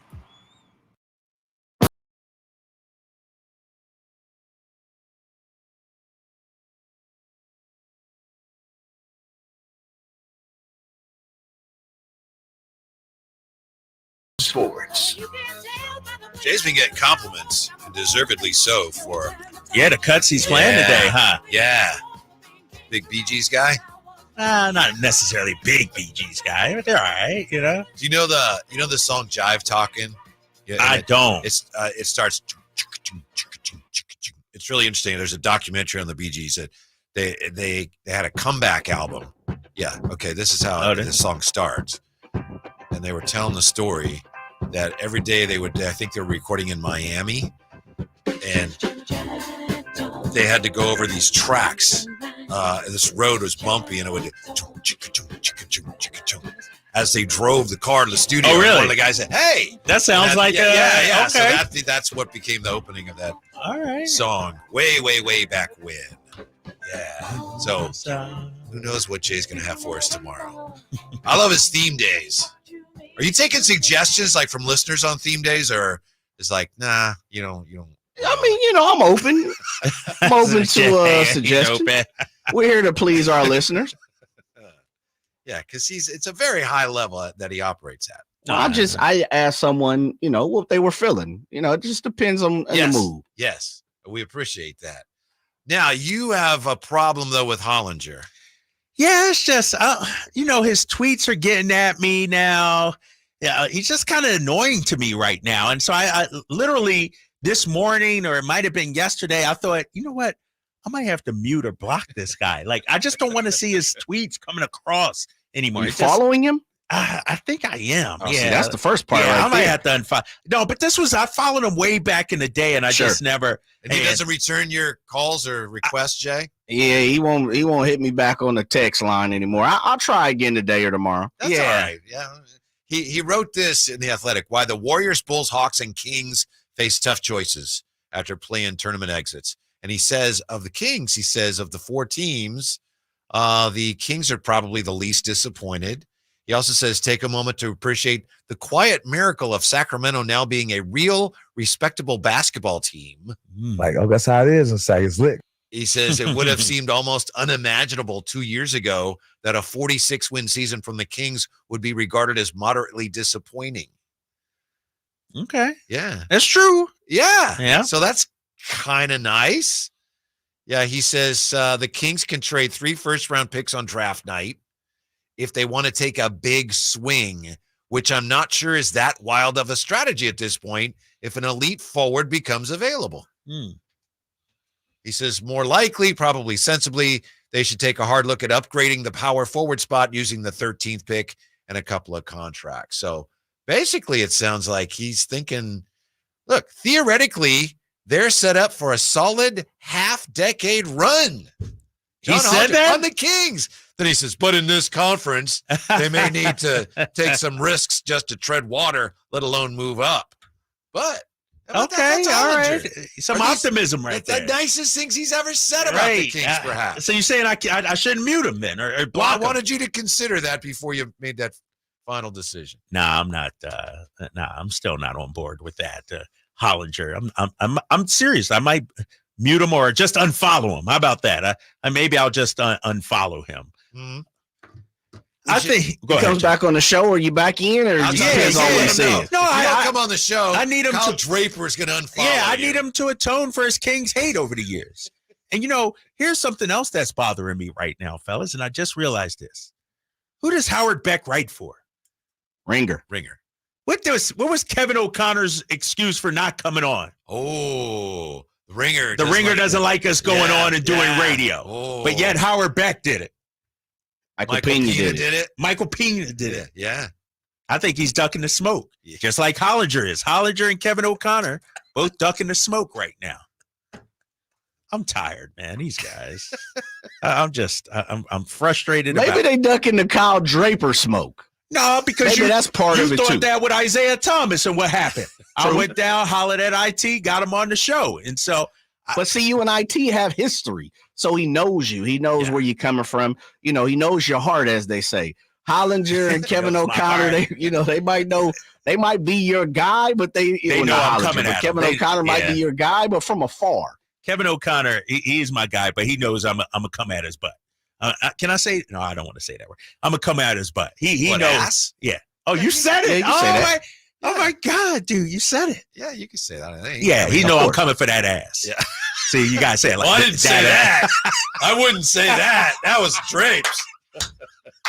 Have you told him that? What? O'Connor? No. But when he comes, no, I just think he's scared. Yeah. But here's the thing, and this is why I respect Amin El Hassan. Amin knew the smoke was going to come his way here in Sacramento. He knew there was going to be some backlash. Oh, yeah. And he dealt with it head on. Mm-hmm. He said, come on, let's talk about it. Kevin O'Connor is hiding behind his keyboard. I'm not really supposed to. My mom says it's too windy. Bill Simmons might get mad at me. So, dude, get on the air and explain yourself. Be a grown man, especially because I gave that dude his start back in the day. Oh, you gave him his start? Yes. He was a little guy. All right. That's unforgivable then. I gave him his start. He was this little guy in Boston, this dweeb, shopping around his draft guide. Yeah. It was like stapled together. It wasn't even in the binder. And so going into the draft, we started using it. I was like, all right, Kevin O'Connor's. And then all of a sudden, Bill Simmons heard him. He's like, oh, come on over here. And thanks to you and your kindness. To me. Look, you know what? I'm going to text him right now. I know we're up against it. And I'm going to see if he actually acknowledges I gave him his start. See what he says. I'm really going to text him right now. Hey, hold on for a sec. I'm going to voice text this thing. Hold on here. 3. Hold up. Hey, Kevin, it's Drapes. I need you to do me a favor. No, don't do me a favor. Hold on. I want to rephrase that. You don't want that. You don't want that. We're not begging for that. Just acknowledge I gave you your career start by using your draft guide back in the day in Boston. All right, I hit send. Now come on the show. the people of Sacramento want to hear from Kevin O'Connor. Like, he is one of those antagonistic, villains for Sacramento. I know. I don't know why. Yeah. All right. I sent it. Let's see if he texts back. I said, now come on my radio show. Was it one thing or a series of things that he said that? I feel like I lost track, fellas. I feel like it was all about Domas, Domas, right? Is it Domas slander all the time? It's a lot of Domas slander. Oh, and it was the Malik Monk slander too. Remember, I said, where would you rank Malik? And he said anywhere from 80 to 120. Yeah, that's right. Yeah. Right in that slot. But didn't he double down? He was giving out like a thermos and a lunch pail or something from Sacramento. From Kings PR. Oh, yeah, he did. Oh, yeah, he tweeted that out. And Fox All-Star campaign. Yeah. You got, there are a few people. Uh-oh. No, he has a response. Okay, I'm just reading this text that I sent to us. It's so funny, man. Y'all got me crazy, man. Kevin's got to come on. Kevin's got to come on. He's got to come on. In one of these days, we'll get him on. Season is done. Right. So now, we can't anything active. He's got opportunity and time. Can you send another one and tell Kevin O'Connor and say, and tell Hollinger I'm coming for that ass? Can you? Can you? No, I'm not gonna do that. I got some class, Whitey. Come on, man. I'm not that kind of dude. That's funny. Oh my gosh. Go ahead. You post it up on Twitter. And, I know, right? I know. They're gonna block me. Shoot, I'm talking about blocking him. He's gonna wind up blocking me and everything. Let me just end this here. Yeah. I'm looking at the 209. And maybe this is the same guy who heard Devin Booker with some rumblings and wanted to trade De'Aaron Fox. Zach LaVine for the 13th pick. If you can do that. Go for it, You're the executive of the year if you could pull that off. Zach LaVine for the 13th pick. Just a little more involved than that. Right. I don't know that the salary slots match. Why would somebody say that, man? What are we doing fans here? are going to fan. No, people are looking for solutions. No, the word is you could get Tatum for 2 second-rounders. So why would we waste the 13th on Zach LaVine when you could get Tatum for 2 second-rounders? Do we really want Zach LaVine, by the way? You do, huh? I'm 100% in on Zach LaVine right now. Then I'll have 2 guys on my roster making 40. I don't care about the money. You already hamstrung salary cap-wise anyway. It's not like you're going to go out there and sign a big-name free agent like that. So then I got to pay De'Aaron, although if he's my own, I can go. Yeah, you can go. Hey, it's Vivek's pocketbook, not a wallet, not mine. I'm wondering if the Bulls, maybe they see that, like, we got to get rid of this guy, right? I think so. They got to do something, over right? The barrel on him if there's not a big market for him, and that's that type of risky move with some upside that the Kings have to be willing to take. You know what's interesting, though? DeMar DeRozan's up also. So if you're the Bulls, are you hitting the full reset right now? Lose DeRozan, trade LaVine, Did you hear the comments of some of the players after their loss? They were saying, who was it? Was it Kobe White saying, I don't care what we do. We just have to win. We just have to figure something out. They're tired. Some of the Bulls players are tired of them just running it back. We're going to run it back. And then they're out of the play-in every year. Right. So, right. They're tired of that. Yeah. And we don't want to become the Bulls. No. We don't want to become them. No, we do not. Thanks for being with us today. We're back with you tomorrow. We'll get you ready for the NFL draft, which is coming up, of course, right around the corner. And stick around for CBS Sports Radio next on Sactown Sports. What's the missing piece for the 49ers? Which names will they add during free agency, whether it's in season or off season?